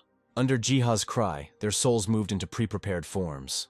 Some time later, outside, Jiha was reassuring the other bugs that their comrades were not dead. Soon, movement appeared in the miniature world. Watching, Jiha noted that the experiment was a success. Now, however, there was another question. Would the soul, while in an avatar, be able to gain experience? And then Jiha commanded the souls of the pterodrons to attack. Together the clay men went into battle. Afterwards, Jiha carefully studied the progress of the battle. Even though one couldn't use skills in such a miniature state, Jiha saw that this was a good way for general training. And yet, Jiha understood perfectly well that the costs of installing such a miniature would be simply horrific. Meanwhile, the winning team was soon determined. Later, having gathered everyone around him, Jiha praised them for a job well done. Jiha hoped that the pterodrons weren't in too much pain after the experiment. At the same time, the miniature world restored itself. Unexpectedly, the system even assigned a skill to one of the pterodrons. He in turn extended a modified claw, then demonstrating his new strike. However, Jiha himself had acquired some skill, but that was not particularly important at the moment. After all, the usefulness of a miniature world has been proven. In the future, by training with its help, young hunters were able to replace the first team over time. Following these thoughts, a notification window from the system appeared in front of Jiha. The world tree rewarded the hero with a whole bunch of new skills, and especially the understanding skill. So time passed, the next day came, during which Jiha studied his new skills. As it turned out, from now on, Jiha could move into any objects and even remain invulnerable while in such a state. And this meant that now Jiha could calmly travel around the miniature world. Jiha left all this for the next time because he had one more skill up his sleeve, the ability to create the world itself. With its help, Jiha could create absolutely everything, customizing it down to the smallest detail. However, such manipulations required a lot of essence, which Jiha had to get from somewhere. Jiha's eyes froze when he found one interesting line in the book. As it turns out, Jiha could offset his costs by putting a price tag on entry into such a world. Afterwards, having slammed the book shut, Jiha regretted making everything free. Subsequently, a familiar pen appeared in his hands. Making broad strokes of the text the hero began to create. The action then moved on to the Hunter's Academy. The teachers there were preparing to present a new type of teaching. Pointing to the side, the teacher introduced the Hunter Mage. She was preparing to share her combat experience and also answer important questions from her students. The Hunter Mage guaranteed that the proposed story would definitely interest the students. Suddenly, one of the academy staff burst into the classroom, asking the teacher to come with him immediately. As it turned out, all this rush was caused by the fact that the gates at the academy had opened. Panic quickly set in, as no one knew how to behave. Soon, Sun appeared nearby, whom the Hunter Mage was glad to see. Deciding to explore the gates himself, Sun carefully touched them. The next moment, he fell backwards. At first, Sun was enveloped in darkness, but then he urgently woke up in a new place and in a new body. Even the weapon Sonya had was not the same as what he usually used. Soon, several notifications from the system appeared in front of Sun, informing him that he had entered the training program and now had a task. Somehow, Sun immediately realized that a training program could be the ideal way to train young hunters. Additionally, there was always a map with the exact location of the monsters. Then Sun walked on. Still, Sun didn't think that what happened was a simple coincidence. Sun did not know and could not know the answer to who was behind the opening of such gates. At some point, he encountered monsters ahead of him. Immediately, Sun reached for his sword. Just a couple of swings and the creatures were defeated. After a quick victory, 2 notification windows from the system appeared in front of Sun, in which the hunter either learned or failed to learn the skill. because Sun already had it from the beginning.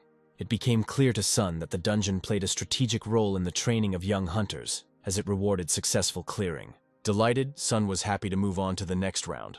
After some time, Sun woke up in his world. As it turned out, Sun lost consciousness when he tried to pass through the opened gate. After listening to the short story, Sun could no longer lie down and was in a hurry to get somewhere. Jumping up and going to the door, Sun reported that he had to urgently report everything he had seen. At the same time, a crowd began to gather at the gate. Later, the appearance of new gates and the training functions that they carried caused a furor among hunters. However, opinions on the usefulness of such a dungeon were divided. Jiha had expected such a reaction, already making plans to create a dungeon not only for beginners, but also for professionals. At the same time, hysterically, Leah asked to take the members of her guild to Jiha's store. After all, right before the red-haired girl's eyes, the gates opened. Later, the story moved back half an hour when in the store, Jiha treated Leah to tea. As soon as Jiha left, Leah began to think about her speeches regarding how to lasso the bespectacled man. But she was distracted from these thoughts by a certain view from the window. Particles of ether were scattered throughout the immediate area when suddenly the gates opened. Later, in the present, Leah learned that the dungeon served as a training room. Next, Leah ordered her subordinates to prepare places for those who would enter the dungeon but would lose consciousness. When all the preparations were completed, Leah gave the command to enter the dungeon. Darkness fell, and behind it, a new world opened up before the hunters. Being in a new image and looking around the area, Leah noted that the local dungeon, in appearance, was no different from the others.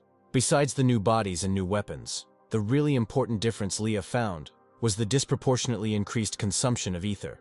Right away, it was an unpleasant shock for Leah that in order to gain experience in the training dungeon, she would have to pay a considerable amount of essence. As it turned out, the price was individual for everyone, but for Leah, for some reason, it was the highest.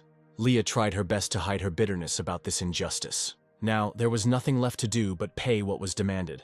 At the same second, the group's general quest was updated. Immediately, a frightening roar was heard in the distance. The bearer of this roar turned out to be none other than the Black Lion himself. Under the mass questions of her subordinates, Leah froze, because their common enemy was incredibly strong.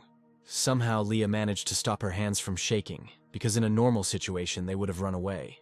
However, since there was no threat to Leah in the training dungeon, the girl gave the command and went on the attack herself. Fiery lines and swirls rushed in all directions and corners. Amidst all the chaos and heat, how the battle ultimately ended remains a mystery. Over time, Leah gave a press conference in which she described the benefits of participating in the training dungeons. Jiha followed this performance via TV. Finally, after just a little tweaking, Jiha's idea was to everyone's taste. In addition, for the battles themselves, Jiha used the monsters that settled around the village of Estrom, even though the testing phase that the Pterodrons had to go through was not easy. Meanwhile, occasionally glancing, Jiha noted that things were going well for the fugitive Margaret. Putting down his phone, Jiha wondered if he should have increased the permeability of the Academy's dungeon. With this option, Jiha believed the experience of young hunters would be more unique. Having played enough with Bem, Jiha decided that this is exactly what he would do. After some time, new gates opened at the Hunter Academy. Some of the students were still worried about their lives. Others were more optimistic, expecting not only to complete the dungeon, but even to set a record. Suddenly, in the direction of the speaking cadets, another voice was heard. A girl named Yumi believed that no one would be able to get past the cadet from the third group. San countered this statement, believing that all he needed to do was get it done a little faster. Be that as it may, a group of young hunters entered the training dungeon. Their bodies were transformed, and new weapons appeared in their hands. All of them were ready to fight. Soon, they found a target, the role of which was played by Pterodron. At some point, the flesh-tearing monster fired its spikes. The shells flew in all directions, which the young hunters elegantly dodged. Suddenly, one of the hunters used three-way strike. The blow hit its target, causing the monster to panic. The moment had come when the archer could make his contribution. The taut bowstring whistled, and the monster received a noticeable wound. And yet, the monster snapped back. The attack cracked the armor of one of the hunters, but he claimed he felt no pain. The fight continued, amidst comments about the need to learn from one's mistakes. After a couple more minutes, the disgusting creature was finally defeated by the young hunters. After taking a short rest, they prepared for the next training stage. Immediately after this was said, the heavy steps of a huge troll were heard. Coming closer, the monster let out a deafening roar. Then, without giving the young hunters time to come to their senses, he punched one of them. He flew away, leaving behind the magician who was casting the spell. The next moment, a fireball flew at the troll. However, such an attack was not enough. In this case, the young hunters decided to change their tactics. Just as the mage was about to use her ability, the system clarified this decision. However, no one understood why the magician was so shocked. As it turned out, Jiha managed to interfere in the process with his crooked hands. As quickly as possible, he began to try to find a way out. Almost immediately, the system window entry changed to a hint. At the same time, the young hunter remembered that trolls were famous for their regeneration, which meant that it was necessary to reduce it. It was precisely about continuous magic for such situations that the hint was talking about. Then, the young hunters agreed among themselves to hamper the enemy's movements and prevent him from escaping. Then the air began to fill with spells that called upon fire. Having finished, the mage ordered the fire to consume the monster. Almost immediately, a wall of fire erupted from under the troll's feet like a tornado. Very quickly, the heat burned the troll. Right before the eyes of the young hunters, he gradually turned to dust. Immediately after this victory, a new system window appeared in front of the young hunters. Everyone was overjoyed because the third stage of the test had been successfully completed. The young hunters accurately recounted the consequences of this fight and how the system behaved to the teacher. However, this was the first time she had heard of anything like this. Still, the teacher was interested in what special tactics the group used to get through the third stage so quickly. The students honestly told about the system's advice, after which, as a reward for successfully completing the dungeon, they began to beg for the opportunity to leave the academy. The teacher was opposite, but immediately warned that she would go with the students themselves. Sometime later, the car was speeding along the highway. Their path lay to the store in the 7th district. Getting out of the car, the young hunters were amazed at how many people were crowded in this place. Among the many faces, especially for the children, Doc stood out, already better known as the Apostle of the God Ark. And if initially the hunters were skeptical about Doc's beliefs, then after a while they began to actively listen to him. Now even the students would like to at least take a quick look at the god that Doc believed in. At the same time, the teacher decided to leave in order to get permission to enter, which she informed the children about. While the teacher was away, the children's attention fell on a tall tree that grew next to the store. They even started pushing each other out of a desire to get a closer look at the tree. Suddenly, Leah called out to the children and introduced herself. Leah praised the students for completing the dungeon, believing that with time, they would surpass the redhead. Leah's words and appearance touched the young hunters to the very depths of their souls. Afterwards, Jiha himself introduced himself to the children. As it turned out, both Leah and Jiha had their fans among the younger generation. Subsequently, their entire group visited the hero's store. The children's eyes lit up as they admired the abundance of potions and scrolls. This same behavior was noted by Jiha. Their current surprise was comparable to how the once young students had achieved complete victory in the dungeon. And then Jiha called out to them tenderly. Having prepared a whole basket of gifts for them, Jiha hoped that one day, the students would become outstanding hunters. Jiha's kindness, as well as the miraculous potions he produced, were actively discussed by other characters. And yet, the greatest pleasure was to watch the students' reactions. The teacher smiled broadly, seeing how the children could rejoice over such little things. After these events, Jiha returned to the secret garden. While harvesting, Jiha kept thinking about how many pleasant emotions this meeting with the young hunters had brought him. While Jiha was thinking about all this, someone behind him was taking quiet little steps. Subsequently, the entire crowd of pets pounced on Ji. Among them, but for more peaceful purposes, even Mani was present. Jiha had no choice but to treat her pets with fruits picked from the trees. Unexpectedly, Theradrons appeared nearby. They left, grabbed the seeds of the fruits, and then quickly flew away. As it turned out, they contributed to the spread of the garden by planting seeds. It expanded, adding to the quality and diversity of its crops. One of these cultures, glowing strangely, attracted Jiha's attention. Not long after, Jiha discovered that the vegetables, strangely, did not spoil, even when they were long ripe.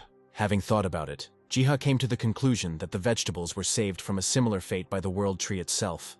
Around this time, a voice came into Jiha's head, calling out to God and telling him that the honey had been collected. As Jiha had suspected, the source of the voice was Selena. Jiha answered naturally, but was surprised that Selena had brought such a vessel filled with honey with her. As agreed upon in the terms of the deal, Jiha sent sugar in return. Next came Selena's thanks, to which Jiha only smiled shyly. Immediately, Jiha was already being pulled by the Theradron Knight's pants. The hero came to his senses because the Theradrons were now demanding payment in the form of honey. As quickly as possible, Jiha poured the viscous sweet substance into the container. Seeing the reaction of the Theradrons, Jiha was once again convinced of how dependent they were on honey. Then something strange happened. The Pterodron Knight shared a drop of honey with Jiha himself. Of course, Jiha accepted such a gift. A little later, other Pterodrons wanted something from Jiha. The beetle actively tried to lead the hero. Jiha followed after, later seeing how Pterodron scratched the ground with his claw. Looking, Jiha did not at all understand what they were trying to show him. To Jiha's shock, a minute later, a very decent drawing was made on the ground. Studying the drawing and paying attention to the small details, Jiha guessed that it depicted seeds. Naturally, Jiha wanted to know where the Pterodrons planned to deliver the seeds. Then, Beetle drew a new picture, in which the hero recognized the Earth itself. At some point, it dawned on Jiha that the Pterodrons were planning to spread the seeds all over the world. Jiha even wondered why he really couldn't help the whole world. And besides, there was no reason to refuse. Jiha hoped that the Pterodrons themselves would be able to help him in this matter. Several days have passed since then. The hero was actively entering information about the Pterodrons into the Hunter's Encyclopedia. After which, the existence of the Pterodrons ceased to be a secret for the whole world. The hero considered such a discovery necessary for the world. Now by chance, Jiha stumbled upon something remarkable. Before his eyes was a chat log with a ton of feedback and comments regarding system problems. Having decided to check everything himself, Jiha called up the character panel, not believing his eyes that he had leveled up considerably. Following this, already seeing the root of the problems, Jiha opened the spellbook, where he intended to change some parameters and display values in the system. Jiha encouraged himself by the fact that he had no time to rest. At the moment of making edits, Jiha Bum, who had been sleeping on his lap, woke up. While stroking the cat, the hero came up with an idea to make changes regarding the level system. Through his actions and changes, Jiha attempted to encourage monster hunting. But even in such a case, Jiha saw a problem in the form of a lack of bonus characteristics for hunters, so that everyone's strength would be equal. Reading the lines of the book, Jiha came to an option regarding choice without choice. Suddenly slamming the book shut, Jiha decided that this decision was not just like that. It did not exist in the book's sentences. Having decided to take a sequential approach, Jiha initially wanted to focus on the level system. So Jiha dreamily assumed to remove restrictions on weapons for the hunter's level. But Jiha saw a more profitable option in stimulating the growth of hunter levels in order to become owners of legendary weapons. It was the last version of his incredible decisions that Jiha decided to write into the Book of Spells. Almost immediately after Jiha finished writing in his book, other hunters began to encounter strange surveys from the system. For some, the changes that followed were revolutionary, while others simply did not understand what was happening. The changes that Jiha brought about were immediately implemented. From now on, it turned out that regardless of their class, hunters had a lot of privileges. Malik, who was monitoring these changes in real time, could only imagine what the future might hold for them all. Suddenly his phone started ringing. Answering the call, Malik heard an excited voice asking him to come to the 7th district, to the store. The obviously tired man who was in contact with Malik briefly explained to him about something strange that had appeared near the tree there. This something entangled the nearest houses and roads with trees and grass. A day has passed since this alarming report. Visitors to Jiha's store were actively discussing the local anomaly. Gradually, the hunters' conversations touched on the changes in the system, which, as Jiha caught out of the corner of his ear, made everyone happy. Now, with the current changes, almost anyone could go through the dungeons without much effort. The only ones who suffered, according to the hunters, were the archers, who lost a lot of money on potions and arrows. Jiha listened to all this while he was packing the order. The hunters stopped talking and thanked Jiha for his work. Jiha even shouted after his regulars to come again. Now, sighing heavily, Jiha could comprehend the fact that with his intervention, he not only fixed something, but even broke it. The new idea that was born in Jiha's head was to personally study the problem and find a solution. A few seconds later, a voice was heard desperately calling for Jiha. Going outside, the hero saw Betty there, who continued to call Jiha. Betty suddenly lifted herself off the ground and brought a sprout up to Jiha's face. Almost screaming, Betty conveyed to Jiha that the grass in this place was not from Earth. Jiha pretended as if he knew nothing about this. Then, Betty demonstrated to Jiha how plants behaved when they were applied to the soil in a special way. At the same time, Betty also reported strange seeds that were found here and there. Jiha must have remembered something and looked up from the ground. His gaze was directed at the giant tree that grew right behind the shop. Jiha understood perfectly well that such manifestations were only the beginning of something grandiose, but he was sure that this would also bring happiness. The hero's feelings were sincere. Supporting them, he sat down under the great tree. Having called up the system window, Jiha began to study the skills. One of them, whose peculiarity was movement, interested the hero. But it was not just a movement in space, but sending one's mind to any creature. For the first time, Jiha thought about how dangerous the miniature world he had created was. Jiha was afraid that one day, during the experiments, he would lose himself. During these reflections, someone called the hero. As it turned out, this was what Margaret was calling for. The young knight thanked Jiha for her miraculous rescue. The hero responded by talking about Margaret's father, to whom she owed her position in society. Embarrassed by this fact, Margaret confirmed Jiha's words. Meanwhile, Margaret also recalled Bartok, who witnessed divine power. Margaret feared that Bartok might turn his anger on the knight's adoptive father. Margaret described Bartok as extremely powerful and capable of many things. At some point, she fell silent and clenched her teeth tightly. Standing up, she declared that she wished to save the knight commander. Margaret's gaze was filled with sincerity as she stared at the ceiling. Suddenly, light poured from the ceiling, and a divine voice promised Margaret that he would find out everything. Margaret was happy to hear this, not daring to rush the god's helper. After ending the communication session, Jiha noted that Margaret was a very serious aunt. After which, he turned his gaze to the Gimark Empire. At some point, his gaze caught something. After all, there, right now, Bartok was scolding one of the workers. Jiha listened and watched Bartok's cruel speeches. With each passing second, the hero became more and more convinced that Bartok was a real bastard. More and more, hatred for Bartok grew in Jiha's soul. After some time, the hero no longer wanted to watch, now perfectly understanding who Bartok was. Unexpectedly, Bomb gently touched Jiha's leg. The hero was surprised by the cat's behavior. Thinking that Bomb was simply worried about his master, Jiha thanked him. Still, Jiha needed a plan to make contact, but then his eyes stopped on something. Something was passing by, barely moving its paws. It was a fat hamster, the movement of which the system allowed. Naturally, having confirmed the choice, Jiha began the transfer of consciousness. Gradually, the scene moved to Brendo's office. He sighed heavily as he signed the absurd order papers. By chance, she noticed a hamster climbing onto the desk. Strangely, the hamster was making its way across the desk towards Brendo. The hamster stopped and suddenly spoke. Brendo screamed hysterically, thinking that a servant of the devil had come to see him. In a funny voice, the hamster explained that he was protecting Margaret. The hamster asked Brendo to simply listen to him. A couple of minutes later, in a condensed form, Brendo learned Margaret's fate. The hamster also noted that he was the god's confidant in growing the holy tree. Along the way, he reported that Margaret was planning to take Brendo himself out of the empire. The hamster was ready to help in this matter, literally immediately. After listening, Brendo slammed his fist on the table, as he had a hard time believing the whole story. Moreover, knowing about Margaret's happy outcome, Brendo no longer regretted anything. Instead of explaining, the knight was ready to show the hamster what he meant. After which, the action moved to the city streets. Sitting on the knight commander's shoulder, Jiha glanced at the people. Now, the general situation was felt somewhat differently by the hero. A feeling of tenderness filled Jiha's heart. But there was also a sad side: the disenfranchised farm laborers who served the vile Baatroc. By chance, a sound came from the side, which attracted Jiha's attention. Brando pointed out to the hero a terrible scene where children were gnawing human bones in order to survive. Brendo made it clear that the food supply problems were catastrophic, while the elites were eating to their heart's content. Brando portrayed Bartok as almost the main culprit of such events, explaining that Bartok's greed knew no bounds.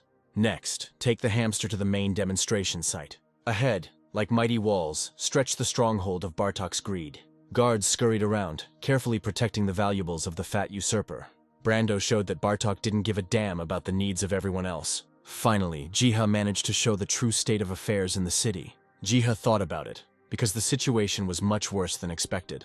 The hero understood perfectly well that the critical stage of the disaster was just around the corner. Then, deciding to talk to Brando about how to separate Bartok and the residents. Brando had not yet seen it this way, since people were very dependent on Bartok. After hearing this, Jiha was ready to conclude something, ultimately offering to demonstrate God's power to the people. After all, one good idea has already come to Jiha's mind. While Man was calmly chewing grass, Jiha was ready to tell his plan along the way. For a while, Brendo was forced to leave Jiha alone. Left alone, Jiha began to think about how to demonstrate the stallion. But first, the hero wanted to find out what opinions were prevalent in the city. Having made some kind of plan, Jiha didn't even notice how hands were reaching out to it. In an instant, tenacious fingers squeezed the hamster. The unknown person holding the hamster began to talk out loud about Brendo's madness, that he was now communicating with animals. The servant laughed, for his master, Bartok, would have been pleased. But the servant was not sure whether the hamster had really not muttered anything before. At that very moment, to his horror, Jiha learned that for some reason the system could not remove him from the hamster's body. While discussing Bartok's future successes out loud, the servant threw the hamster into his bag. Whistling cheerfully to himself, he carried Jiha to meet his master. As soon as this event occurred, the alarm plant gave a signal. All the gods of nature were alarmed. Comrade Komi was the first to speak out, believing that Jijika should be rescued immediately. Bomb was in complete agreement, giving instructions to the other gods. At the same time, in the village of survivors, Margaret received a message. The girl turned around in fear, not expecting anything like this. Her gaze flickered as the messenger read Brendo's name on the paper. Having revealed that, Margaret began to read the message from her adoptive father about meeting a strange talking hamster. The letter made it clear that Brendo knew about Jiha's disappearance. Margaret clenched her fists at Bartok's meanness. Deciding that the scoundrel should be taught a lesson, the knight grabbed her sword. The only thing Margaret hoped for was that Jiha would be able to stand up for herself. While Bartok, the girl, took over. Coming out of her house, the knight saw a familiar golden mane. Without further ado, she mounted Mana. The knightess was amazed that every time the heavenly horse appeared just in time. Frowning, she asked that man help this time too. Meanwhile, some action was also taking place in Bartok's office. The fat man looked at the mouse, which the servant described as a manifestation of the devil. Such information, even though it might be false, was to Bartok's liking. Ultimately, he thanked the servant, promising to reward him later. Jiha himself, sitting in the cage, was thinking about how absurdly he had fallen into a trap. While waiting for the ability to wear off, Jiha witnessed someone burst into Bartok's office. Another servant convinced Bartok that he had to take a look at what was happening now. Pointing to the window, the servant spoke of some unidentified creature in the sky. Bartok didn't really believe the tales until he himself was stunned. And indeed, a golden horse hung in the sky above the city itself. Fear, uncertainty, and a host of other feelings overwhelmed Bartok. Immediately, the previous encounter with this horse surfaced in Bartok's mind, which is why he now wanted to run without looking back. And so, at incredible speeds, saving himself, Bartok rushed out of his office. There was a commotion, and everyone suddenly forgot about the hamster. Trying to somehow attract attention to himself, raising his voice, Jiha began to call Mani. At the same time, the stallion was jumping on the roofs of houses. A few moments later, having delivered Margaret where she needed to go. Having thanked the stallion, Margaret let him go about his business. Finally, the time came for the knight to demonstrate her prowess. To the sound of Margaret's sword being drawn from its sheath, Mani shook the heavens with thunder. An electric discharge erupted, destroying the room where Jiha was imprisoned. But the blow was so strong that the little hamster went into an uncontrolled flight, until in the end, he landed successfully on Mani's nose. Immediately starting to feel him up, Jiha thanked the horse for saving him. But before he set off in pursuit of Bartok, Jiha saw something else. Furiously, the sword drew blood from the knights. Their armor was shattered, and death groans were heard from within. It turned out that Margaret was behind all this bloody madness. Very quickly, Jiha realized that, in rushing to help, Mani had brought Margaret with him. Now Jiha saw Margaret as the antibody that had rid the Empire of cancer cells. There was a fierce battle going on down there in the streets. One of the knights had managed to catch Margaret in a mistake when he was met with a blow from a shield. Breathing heavily, Brendo managed to come to the aid of his adopted daughter. He was glad not only to see Margaret, but also to know that she was safe. In the middle of a street littered with corpses, the characters suddenly began to have a pleasant conversation, praising her for her endurance and determination. At one point, Brendo even put his hand to Margaret's head. Finally, he recognized her as a true knight. Brendo urged the girl to spread her wings and fully demonstrate herself, because the right hour had struck. At the same time, Bartok was rushing along the streets, desperately shuffling his legs. While fleeing, he even managed to threaten those around him. At some point, a painfully familiar voice called out to Bartok. Bartok guessed who the voice might belong to, but he was not going to stop, hoping to escape into the forest. The scoundrel had only a little time left when his foot tripped over something. Having lost his balance, the oaf was already falling uncontrollably. At the same time, under the influence of the Black Lion's technique, Margaret flew up to him. In the air, she swung her sword, causing the fat man to immediately spit out blood. The wound was severe and Bartok fell to his knees. Smoothly, next to his neck, a blade flashed. Holding her sword at the ready, Margaret herself condemned Bartok. There followed a moment of lingering anticipation, during which Bartok reflected on his unenviable situation. But he couldn't allow himself to be outplayed by anyone, much less die so shamefully. Not wanting to give up so easily, Bartok reached for his hidden blade. With a furious cry of hatred, he was ready to give his last fight. But using the Black Lion Claw skill, Margaret got ahead of him, dealing him 10 quick blows. A dying breath escaped Bartok's throat. The dagger fell from his hands, and his thoughts were devoted to the lost opportunities to capture the kingdom. Finally, he fell down dead. Jiha, in the form of a hamster, was watching all this, and he did not wish such a fate on Bartok. Suddenly, Jiha remembered Eddie's words that enemies had to be exterminated, giving the future the opportunity to develop.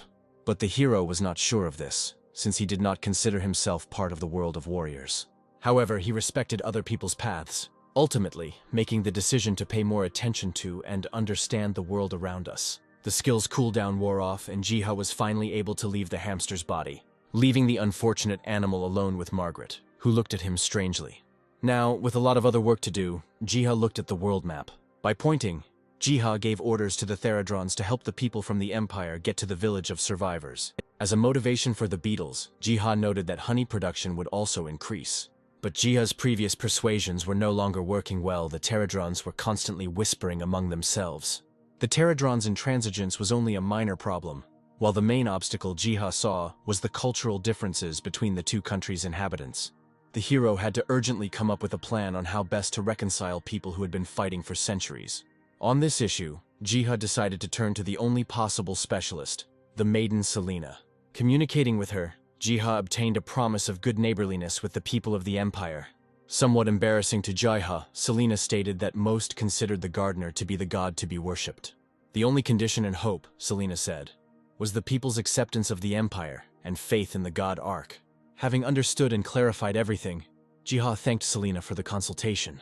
Then a new day dawned, passing to the area where, at the behest of Prince Philip, the common people were busy with construction. The work itself was carried out jointly, with Theradrons flying over people's heads every now and then. As they finished their work with the report, workers approached the prince every now and then. Philip himself was about to finish his business any minute now. After some time, people walked along the paved roads. Philip assessed the extent of the work carried out, hoping that everything done would help the settlers. The prince did not forget to thank the people who participated in this common cause. However, they all, in unison, declared that the main worker was only Philip. The buzzing above the prince's head also died down, as tired Theradrons moved there, barely flapping their wings. Along the way, Philip recalled the moment when he learned about the upcoming resettlers and their numbers. At that time, the task seemed almost impossible to the prince. But Jiha, being in the form of a divine sign, promised to help with everything. Even now in the present, Philip kept looking at how the representatives of God were actively helping people. And therefore, the prince's confidence in greater and better changes was present. In connection with this, after resting for some time, the prince called on his people to take up their tools again and continue the common cause. The instruments began to ring en masse and the hard work began. At the same time, unnoticed, a telescope emerged from the dense thicket of trees. The elves observed this noise from a safe distance. Croydel did not understand, because the people of the village had no reason to start any construction. The elf scout Kreutz also didn't know the answer, but noted that the roads were being repaired everywhere, and even a new village was being built. Sitting in the tree, the elves discussed among themselves the situation with the split in the Gimark Empire, which is probably why Philip expected an influx of refugees. Croydel himself, in general, did not care about the affairs of people. He was only worried that the salt trade routes would be blocked. The scout was indignant, accusing Croydel of being particularly to blame for the depletion of the salt reserves. Croydel waved it off, but nevertheless acknowledged that friendly relationships with people are important. The elf didn't even notice how the hamster stealthily approached him. Suddenly the hamster spoke, admitting that he was glad to meet Croydel. The elf was amazed because for the first time in his long life he met a talking hamster. Events jumped forward, moving into the evening and taking place in the village of survivors. There, Philip and Selena asked the new guests to wait for someone. The elves were also present, among whom was Croydel, who was still amazed by the hamster. At some point, the door to the room where everyone was swung open. The prince was encouraged when he realized that a representative had arrived. But for some reason, Bomb went inside. Everyone was amazed at the arrival of the most ordinary beast. The little leopard stubbornly moved forward until a talking hamster appeared from behind his neck. The elves immediately expressed their skepticism, considering such a creature unworthy of the title of representative. But Jiha tried to justify himself by saying that the form of it was completely different. All this was a prelude, because the hero wanted to talk about something. And so, idly, he opened the meeting of representatives of the surviving countries. Subsequently, the discussion went well, and many issues were quickly resolved. Such productivity gave Jiha the idea that it was possible to achieve respectful coexistence of all peoples in Gehenna. The hero had already planned how he would help everyone and resolve possible conflicts. With this idea in mind, Jiha was ready to discuss other things. A lot of time passed and Selena finally ended the meeting. Smiling sweetly, she thanked everyone, hoping for similar productive meetings in the future. Everyone was pleased with the meeting, except for the tightwad Croydle, who was sulking because during all the conversations, the question of the world tree had never been raised. Philip ignored the elf's words, believing that initially, cooperation and survival came first. On this note, he primarily praised Jiha for his enormous contribution. Afterwards, the hamster awkwardly walked towards the Holy Virgin, saying that he had prepared something for her as well. Selena had no idea what kind of gift she could expect, but when she finally saw it, her eyes froze. After all, the hero handed over to the Holy Virgin the very branch of the world tree. Later, in a specially designated place, a fence was erected literally before our eyes. A sign literally appeared out of thin air, saying, "Do not approach." Even Jiha himself was shocked by the speed of such construction. The Pterodrons did their job by fencing off a branch of the world tree that was stuck into the ground. The elves also watched all this, somewhat doubting the veracity of the nature of the branch. A couple of hours had passed since the branch was stuck in, and almost reaching to the sky, a huge tree was already rising into the sky. Below, on the ground, all the participants in this spectacle looked like bugs. The elves were especially impressed when they finally recognized the branch. Selena did not hide her happiness either, secretly praising the god Ark endlessly. The elf thanked Jiha for the first time, because the people of that one believed that the world tree had already perished. In tears, Croydle swore that he would protect the world tree at any cost. In the miniature world, the world tree stood out especially against the background of other objects. The gods of nature discussed this event among themselves, believing that the time for the call had come. But first, he decided that it was not worth involving the Pterodrons in such work, since they were all busy. So 2 hours passed and somewhere where a huge wolf paw stepped. The area was famous for its monsters, which swarmed literally everywhere. Seeing all this, Komi said that in order to be called up, one would have to work hard. Pushing aside, Baum came forward, who condemned the other gods for their excessive chatter. Next, Baum released his claws from his soft pads, and then he let out a deafening roar. This roar turned into a destructive wave, crushing mountains and rocks in its path. Many monsters died as soon as this wave touched them. Following this, the gods of nature went on the attack. From the terrible blows of the gods of nature, blood flowed. Every now and then, the gods of nature overheated among themselves, so that the monsters looked more like animals than monsters. Continuing the fight, Baum even suggested that they might not have been hostile to humans. Meanwhile, in the real world, at home, Jiha found out where his other pets had gone. Something else was happening in the house of hunters Eddie and Seo. Looking at his phone, Eddie happily said Growlo's name. Having quickly gotten ready, Eddie informed Seo that he needed to go somewhere immediately. Having apologized for interrupting breakfast, Eddie quickly left the house. Soon his car was speeding down the road. Turning on the radio, he listened to a report about beast-like creatures that suddenly began to clear out one of the areas occupied by monsters. The reporter actively commented on how subtly the animals defeated the monsters. At some point, having reached the right place, Eddie slammed on the brakes. Getting out of the car, he met other hunters, from whom he now asked about the situation. Malik was nearby, and Edie explained to him that he had a connection with the wolf. Having weighed the pros and cons, Malik gave the go-ahead. At that moment, the ground beneath their feet began to shake. Nobody could really understand what was going on. By chance, their gaze rose to the sky, seeing as if the universe itself had cracked. A little more and a hole formed in place of the crack. Magical fragments rained down on everyone who was below. Food. Eddie opened his eyes and saw an unimaginable picture. For some reason, he clearly looked at the world of Estrom. Finding themselves there against their will, the hunters walked forward. While Edie couldn't believe his eyes, Malik ordered the area to be blocked. Unlike many, Eddie was not afraid, but hoped for a meeting. Images of Prince Philip and Saint Selena flashed through his mind. Malik heard this, but did not understand what Edie was muttering about. At the same time, the prince carried out his daily training, when a painfully familiar voice called out to him. The prince clearly saw Eddie running towards him, believing that he was imagining things. And yet, they met and exchanged greetings. Then, as quickly as possible, Edie tried to explain to the prince that he had been transported to the world of Earth. The prince shuddered as he saw that the familiar landscape had disappeared. Laughing out loud, Edie welcomed Philip into his world.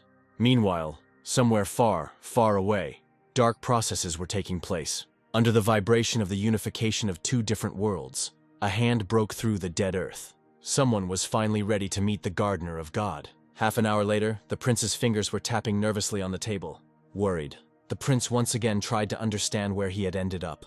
The hunter confirmed the prince's guesses, and the other characters were clearly despondent.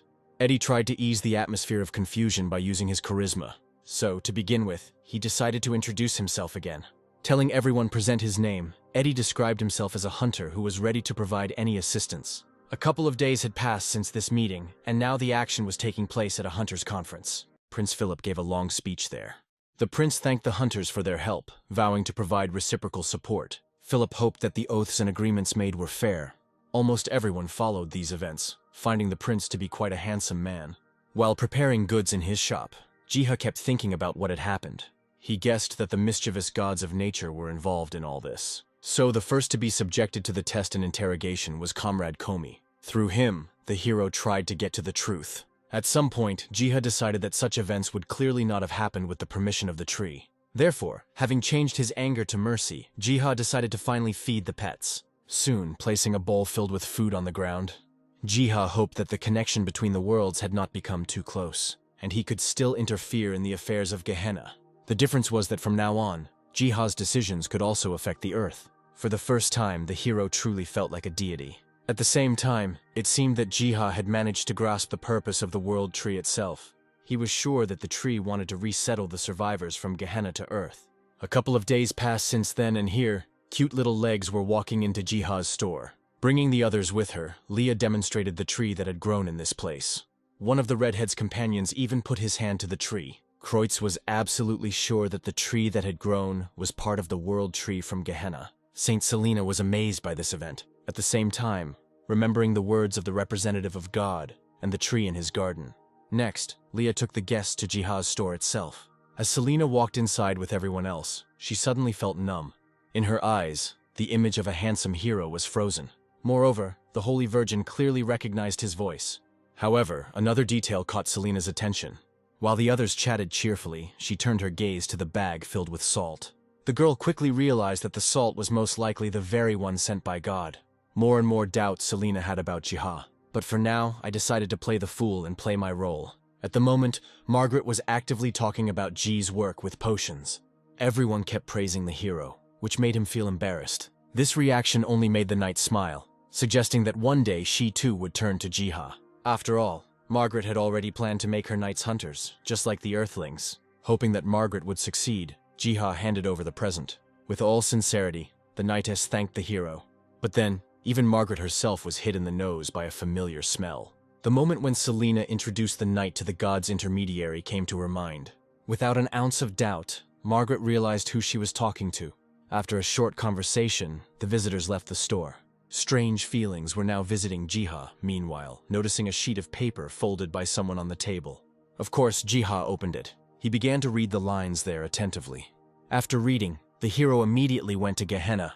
After all, it was the meeting with him that the Holy Virgin was looking for. Jiha was worried, believing that something had happened that could not be said openly. Finally, after a long journey, he reached the village of survivors. Then, gathering his courage, he knocked loudly. Soon the door was opened by two familiar, seductive women. After a short greeting, Jiha was seated at the table.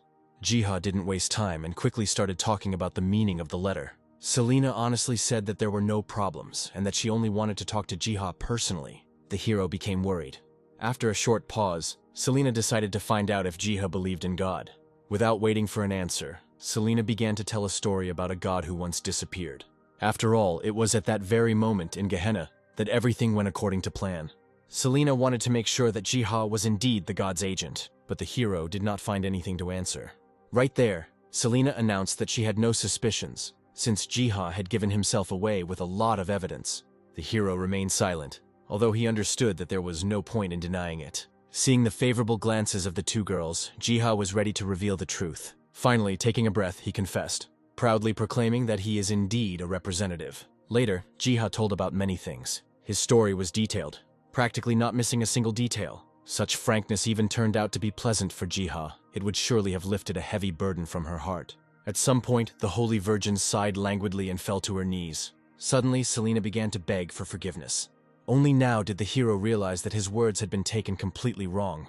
Jiha tried to explain everything, referring to the will of the world tree. Margaret was shocked by Jiha's honesty, although she feared for his life from now on. Meanwhile, having taken a sip of the drink, Ji now had some requests for the ladies.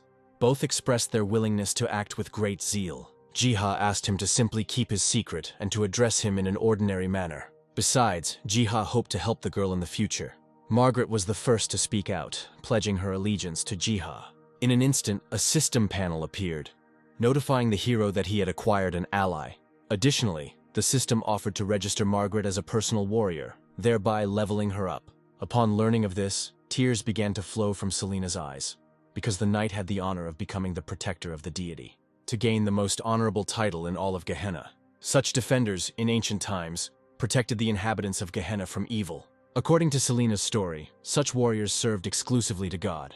Jiha decided to have a discussion, because everyone had their own lives and goals. Then Margaret jumped up, loudly announcing that the purpose of her life had already been predetermined. The hero thought about it, because the knight had a unique ability to persuade.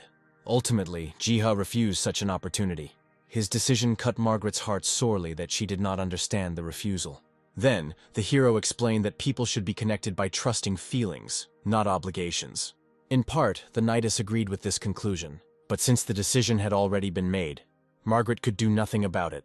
At the same time, the Holy Virgin gave the hero an ancient book. Selena hoped that after reading it, Jiha would learn a lot about the ancient history of Gehenna.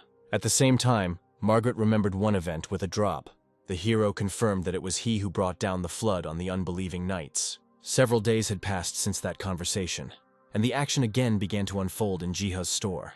As Selena expected, the hero was studying the ancient tome, but he didn't understand why stories about dragons and warriors of God could be so important. With a sigh, Jiha turned over a ton of pages in one fell swoop.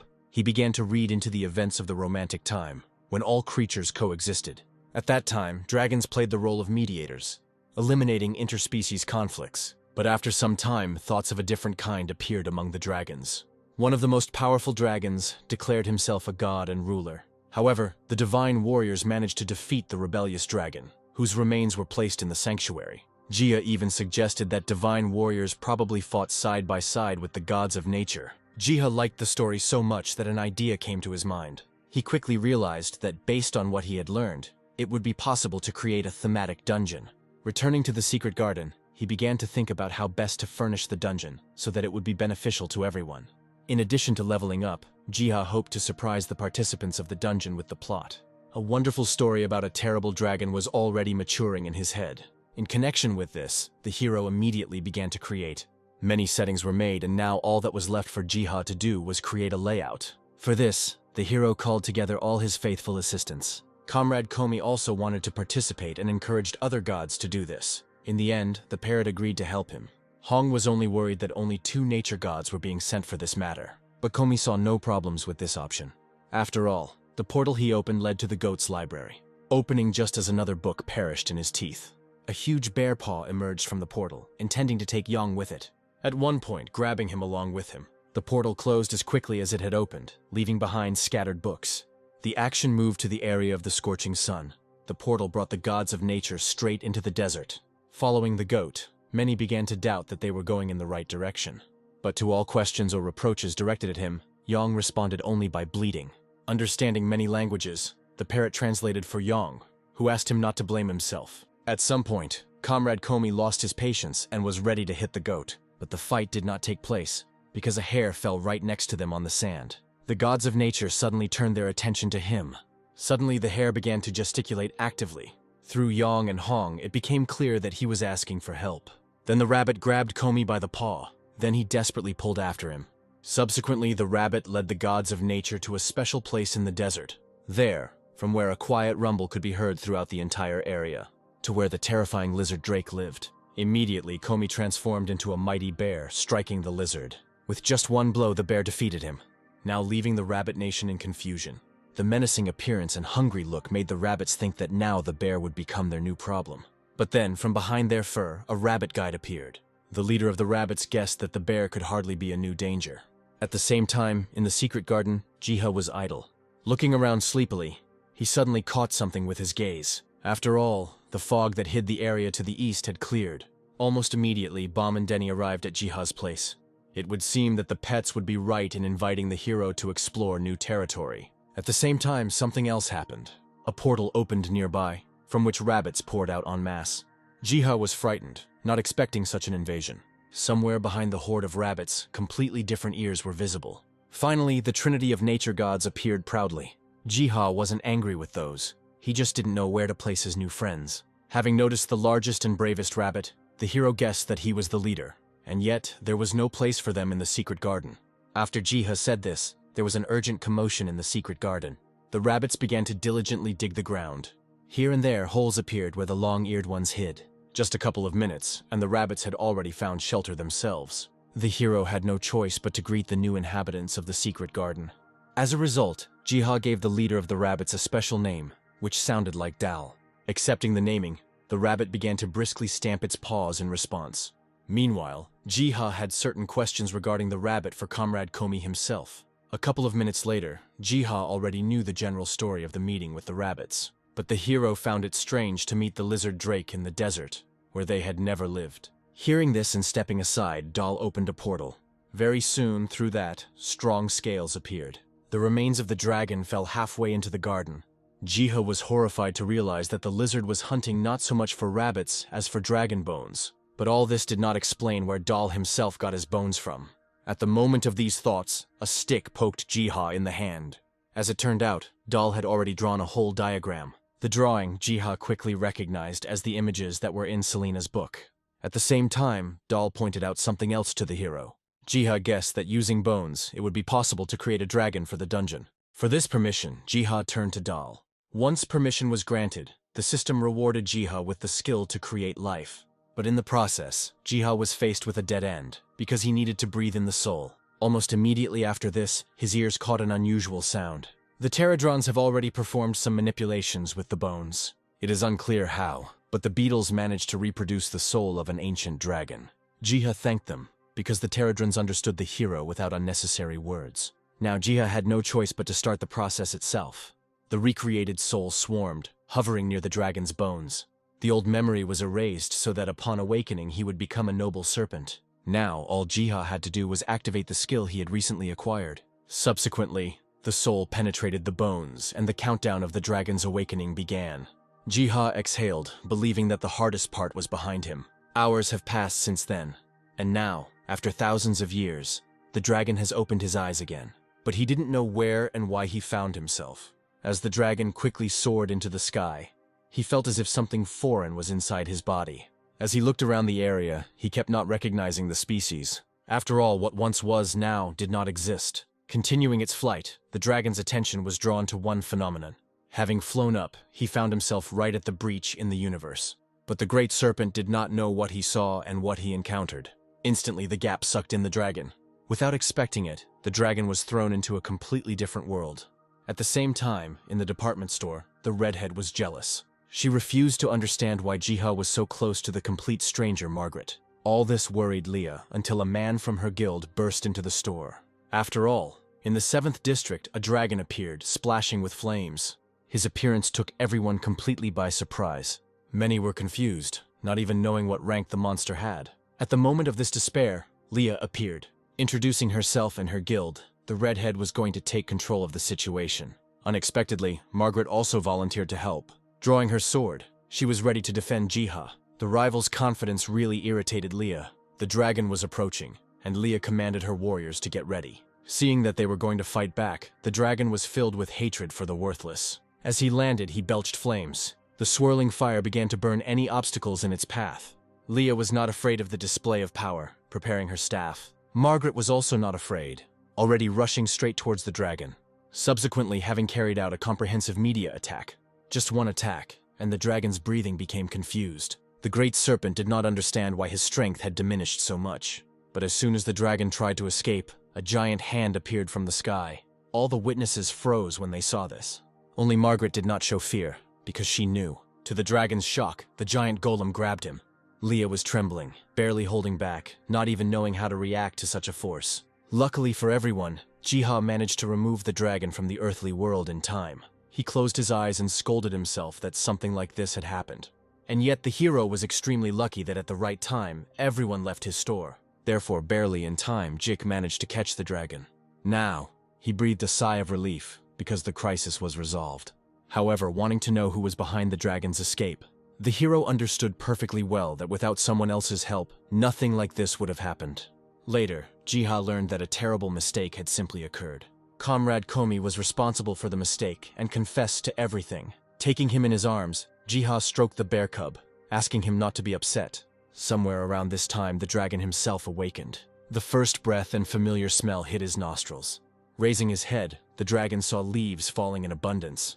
They flew from the tops of the tallest tree. A little later, Jiha also met the cute little dragon.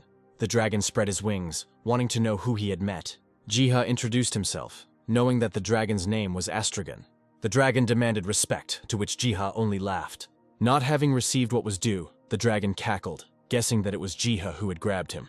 Meanwhile, Astragon did not understand where he found himself, and what kind of beads were dangling from him.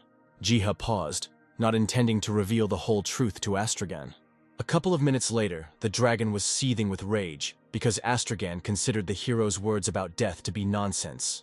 While preparing his fire breath, he warned Jiha to tell the truth. But the next moment, he hit me on the forehead with his paw. Bomb hit Astragon, which shocked the dragon. A fight immediately broke out, because the dragon was not going to put up with his humiliating position.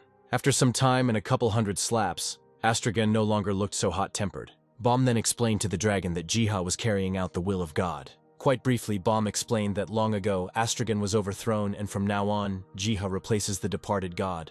Astragon did not understand anything, much less the news that the noble dragon had become a tyrant. The gods of nature explained that it was only thanks to Jiha that the dragon deserved a second chance at life. After which, with open books, the Theradrons flew up to him. As his eyes wandered over the lines, the dragon became convinced that they were talking about him. Astragon was overcome with grief because he realized his betrayal. Yang bleated, asking the dragon not to be upset and to accept his new destiny. Astragon let out a sigh and roared, and had no choice but to do so. However, the dragon already had some request for his new master. The Great Serpent needed a new mission. Astragon explained to Jiha that the mission was the meaning of the beings' lives. But the hero did not understand why he was complicating his existence so much. And so, Jiha allowed the dragon to become part of the garden. One question was settled, and now Jiha was thinking about a name for the dragon. After some thought, he named him Yeni. With that said, a breeze blew towards the dragon. The dragon was not impressed because everything sounded simple. Still, Yeni needed a specific task. After racking his brains, Jiha offered him the role of dungeon boss. In order for Yeni to understand everything, the hero was ready to tell everything in order. A couple of days passed since that conversation and Yeni was already in a different place. Watching the miniature, Jiha asked Yeni not to hold back. The dragon clicked his teeth, preparing to fight at full speed. And yet, Jiha was afraid that the dragon was still weak. In response, a scorching flame burst out from the miniature. Yeni resigned himself to his role, at least for the time being. As he was in the midst of his self-digging, the gates of the dungeon opened. Multiple steps and the ringing of armor were heard. Walking briskly, the hunters discussed the new dungeon among themselves. Of all of them, only Doc expressed any concern. Despite the encouragement, his feelings only grew worse. Only Leah expressed boredom, expecting something more. At some point, the hunters noticed very tall wings. Yeni stood up, bared his teeth, preparing to greet the guests. The hunter's words that the dragon had once escaped enraged him. With all his hatred, the dragon was ready to take revenge for such an insult. Immediately, he released his fiery breath towards the hunters. Soon, news of the new dungeon and the dragon within it spread throughout the world. Having lost the first time, Leah was planning to visit the dungeon again for revenge. Meanwhile, Malik himself was invited to appear on television as an expert. The host actively asked him about the new dungeon and its features. Malik just shrugged, urging everyone not to view the dragon as an ordinary monster. And yet, assuming that the dungeon was of a training nature, since it imposed special buffs on the participants, Malik was sure of one thing when passing through the dungeon. A high reward would definitely await the lucky ones. Meanwhile, not all of the hunters were interested in the dungeon. Some of them preferred everyday life. Where there was work, it always ended with friendly gatherings. Like now, when old friends managed to get together, Quan and Betty were shocked by the delicious food they were brought. The food was laid out, and now everyone was just waiting for G to arrive. Having collected his menagerie, the hero hurried as much as he could. Later, the characters exchanged pleasant phrases. Everyone was ready to have a pleasant leisure time. Silence reigned, broken only by the sound of smacking. At some point, Quan noticed a change in Jiha. he was embarrassed by the hero's sharply increased musculature. Quan couldn't stop as he was amazed by Jiha's form. At the moment of these advances, a clicking sound was heard from the side. In the end, the hero was saved from a terrible attempt at harassment.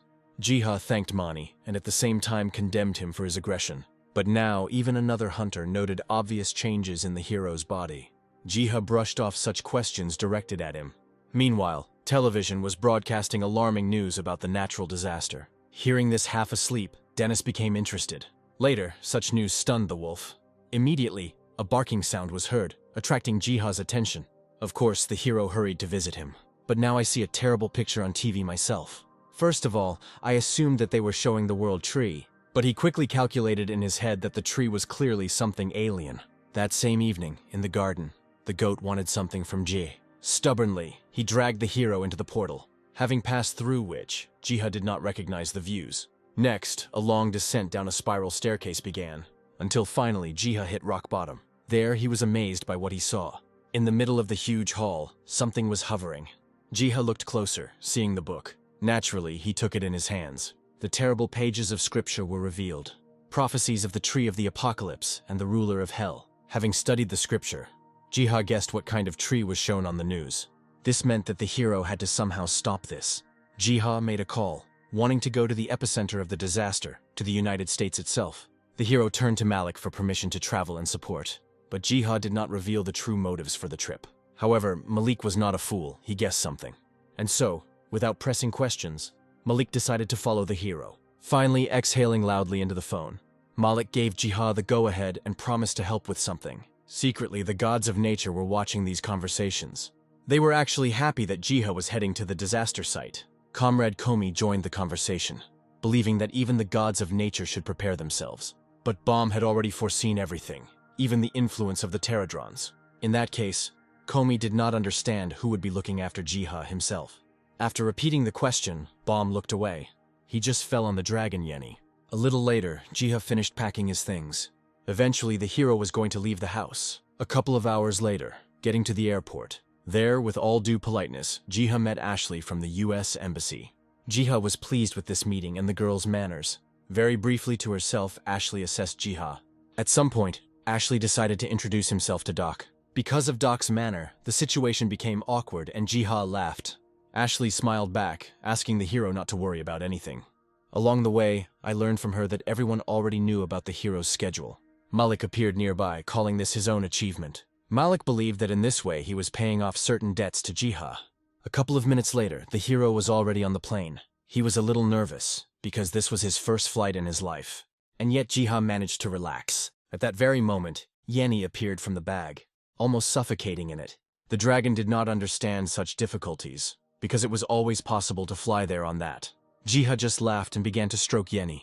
Meanwhile, the plane was gaining altitude and a long flight lay ahead. Every now and then, the dragon looked out the porthole. He was amazed by the flight with unspread wings. At some point, even recognizing this method as not bad. After several hours, the hero felt the ground again. Upon arrival, Jiha was already met. Chris, the leader of the American hunters, smiled and extended his hand. One by one, different people introduced themselves as Jiha. Hands reached out en masse, wanting Jiha's attention. At some point, things reached the point of an outright brawl. This kind of attention completely squeezed all the energy out of the hero. Ashley praised the hero, believing that he did an excellent job. Jiha accepted the compliment and noted something. After all, the place where everyone was going was extremely deserted. The town, which had previously been a regional center, now had a population of only a couple thousand people. Ashley explained that from now on, the town was used as a transit base for hunters. Unnoticed, Jiha put the translator's ring on his finger. He also had at his disposal special scrolls that had once been given to him by Malik. Taking a deep breath, the hero was about to do everything as usual. Then, asking everyone to stand in a row. That day, Jiha prepared a sea of buff scrolls. After all, Jiha was famous for the quality of his scrolls. Overall, the work lasted about 4 hours. Quite tired, the hero began to warm up. Taking pity on Jiha, someone gave him a drink. Taking advantage of Jiha's kind-heartedness, the charming man asked him to come with him. Naturally, the hero agreed and packed his things. The journey was long, which made the hero ask questions. Suddenly, the man stopped. There was a sound that distracted Jiha. At this moment, the man tried to steal the scrolls. The hero noticed the reaching hands in time, but he was no longer able to do anything. Dozens of arms grabbed him. Jiho was eventually captured. They dragged him away and threw him into a van. Now the hero could only guess about his fate, but at least the dragon was always with him. At some point, Jiha decided to find out about his fate. One of the kidnappers asked the hero to wait. He answered any other questions in the same way. This answer made Jiha worry. Needing help, the hero pulled the zipper on the bag. Suddenly, the car shook violently. Everyone was alarmed. It felt as if the van's wheels had hit something. Then, one of the kidnappers decided to go outside, having previously ordered to keep an eye on Jiha. But then, a terrible mouth appeared in the area of the windshield. The climbing vines broke the glass and reached out to the passengers, swiftly pulling out the kidnappers. Taking advantage of the moment, the van left Jiha. There was another movement from within the zipped bag. Yene managed to free himself and start breathing again. At some point, the plant monster turned its attention to the hero. Jiha quickly explained to the dragon that the monster was the problem. Snorting, the dragon urged the hero to stand up for himself. Meanwhile, the plant sent out its vines. Stubbornly, they reached out to Jiha and Yene. Just now, the dragon was preparing its breath. At some point, emitting fire. A split second, and the plant monster was fried. From such a victory, Jiha pressed Yene to himself. But the joy quickly faded, because the hero had to return. Right after I thought about it, a pterodron appeared in the sky. Having saddled it, the hero now headed to the scene of the disaster. Jiha understood that all sorts of things were still awaiting him ahead. Gradually, fiery fields appeared on the horizon. These were places of endless battles. Once upon a time in the past, the World Tree divided its power. To protect the entire world, the Apocalypse Trees were created. But, as befits a good story, there were also villains. The traitor who became the ruler of the Abyss. Now the gods of nature were approaching one of these trees. With persistence, they tore out the leprous vines. Wolf Denny believed that the tree was trying to deceive. But Bohm had a different opinion. At some point, he felt something was wrong. The earth shook and the tree was torn apart from the inside. A hellish nymph was born. She giggled, knowing the gods of nature. The animals bared their teeth in response. After all, before that, the Lord of the Abyss himself appeared. Organa was in no hurry to answer the gods' questions and was dodging. She was more interested in the fake, towards which the dark goddess pointed. The gods of nature guessed that they were talking about the owner. Suddenly, new vines entangled those. Organa actively joked that she had come only to say hello. Meanwhile, Pterodron continued to carry G. At some point, a thick shadow fell on the beetle. With one wave of her hand, Organa snatched the bespectacled man from Pterodron. Milo began to stroke Jiha's hair. Bringing his face closer, Organa wanted to know how Jiha behaved as a god, but seeing that he was discouraged and frightened, she stopped. Afterwards, she sniffed, admitting that the hero smelled pretty good. The dark goddess was not against making the hero her pet. Jiha flatly refused, even though he couldn't move. Organa saw no problems in this agreement, especially considering herself a much better ruler. But Jiha refused, complaining about the views of the already destroyed lands. Then, more angrily, Organa hissed that Jiha himself would want this. Her touches on the hero became more and more intrusive. So far, she hasn't felt anything. A long-lost moment came to light in her memory. Warmth, affection, and an intoxicating aroma. These feelings reminded Organa very strongly of someone. The one who once taught and protected the Dark Goddess. In a flashback, Organa finally remembered what her duty was. But for some reason, this thought slipped out of her head. It disappeared, as if it had been deliberately erased. Without answers to the questions of life and all that, her strength was rapidly weakening. Because of which, a second later, Jiha went into free flight. Luckily, Therodron was already flying towards him. He deftly caught Jiha with his claws. The gods of nature were also freed, and their turn to act had come. Their common magical aspiration was sent towards the cursed world tree. There were claps, followed by flashes, and then the tree was burned. Having torn off the rest and put it in his bag, Jiha thanked the beetle for saving him. He didn't forget about his faithful assistants either.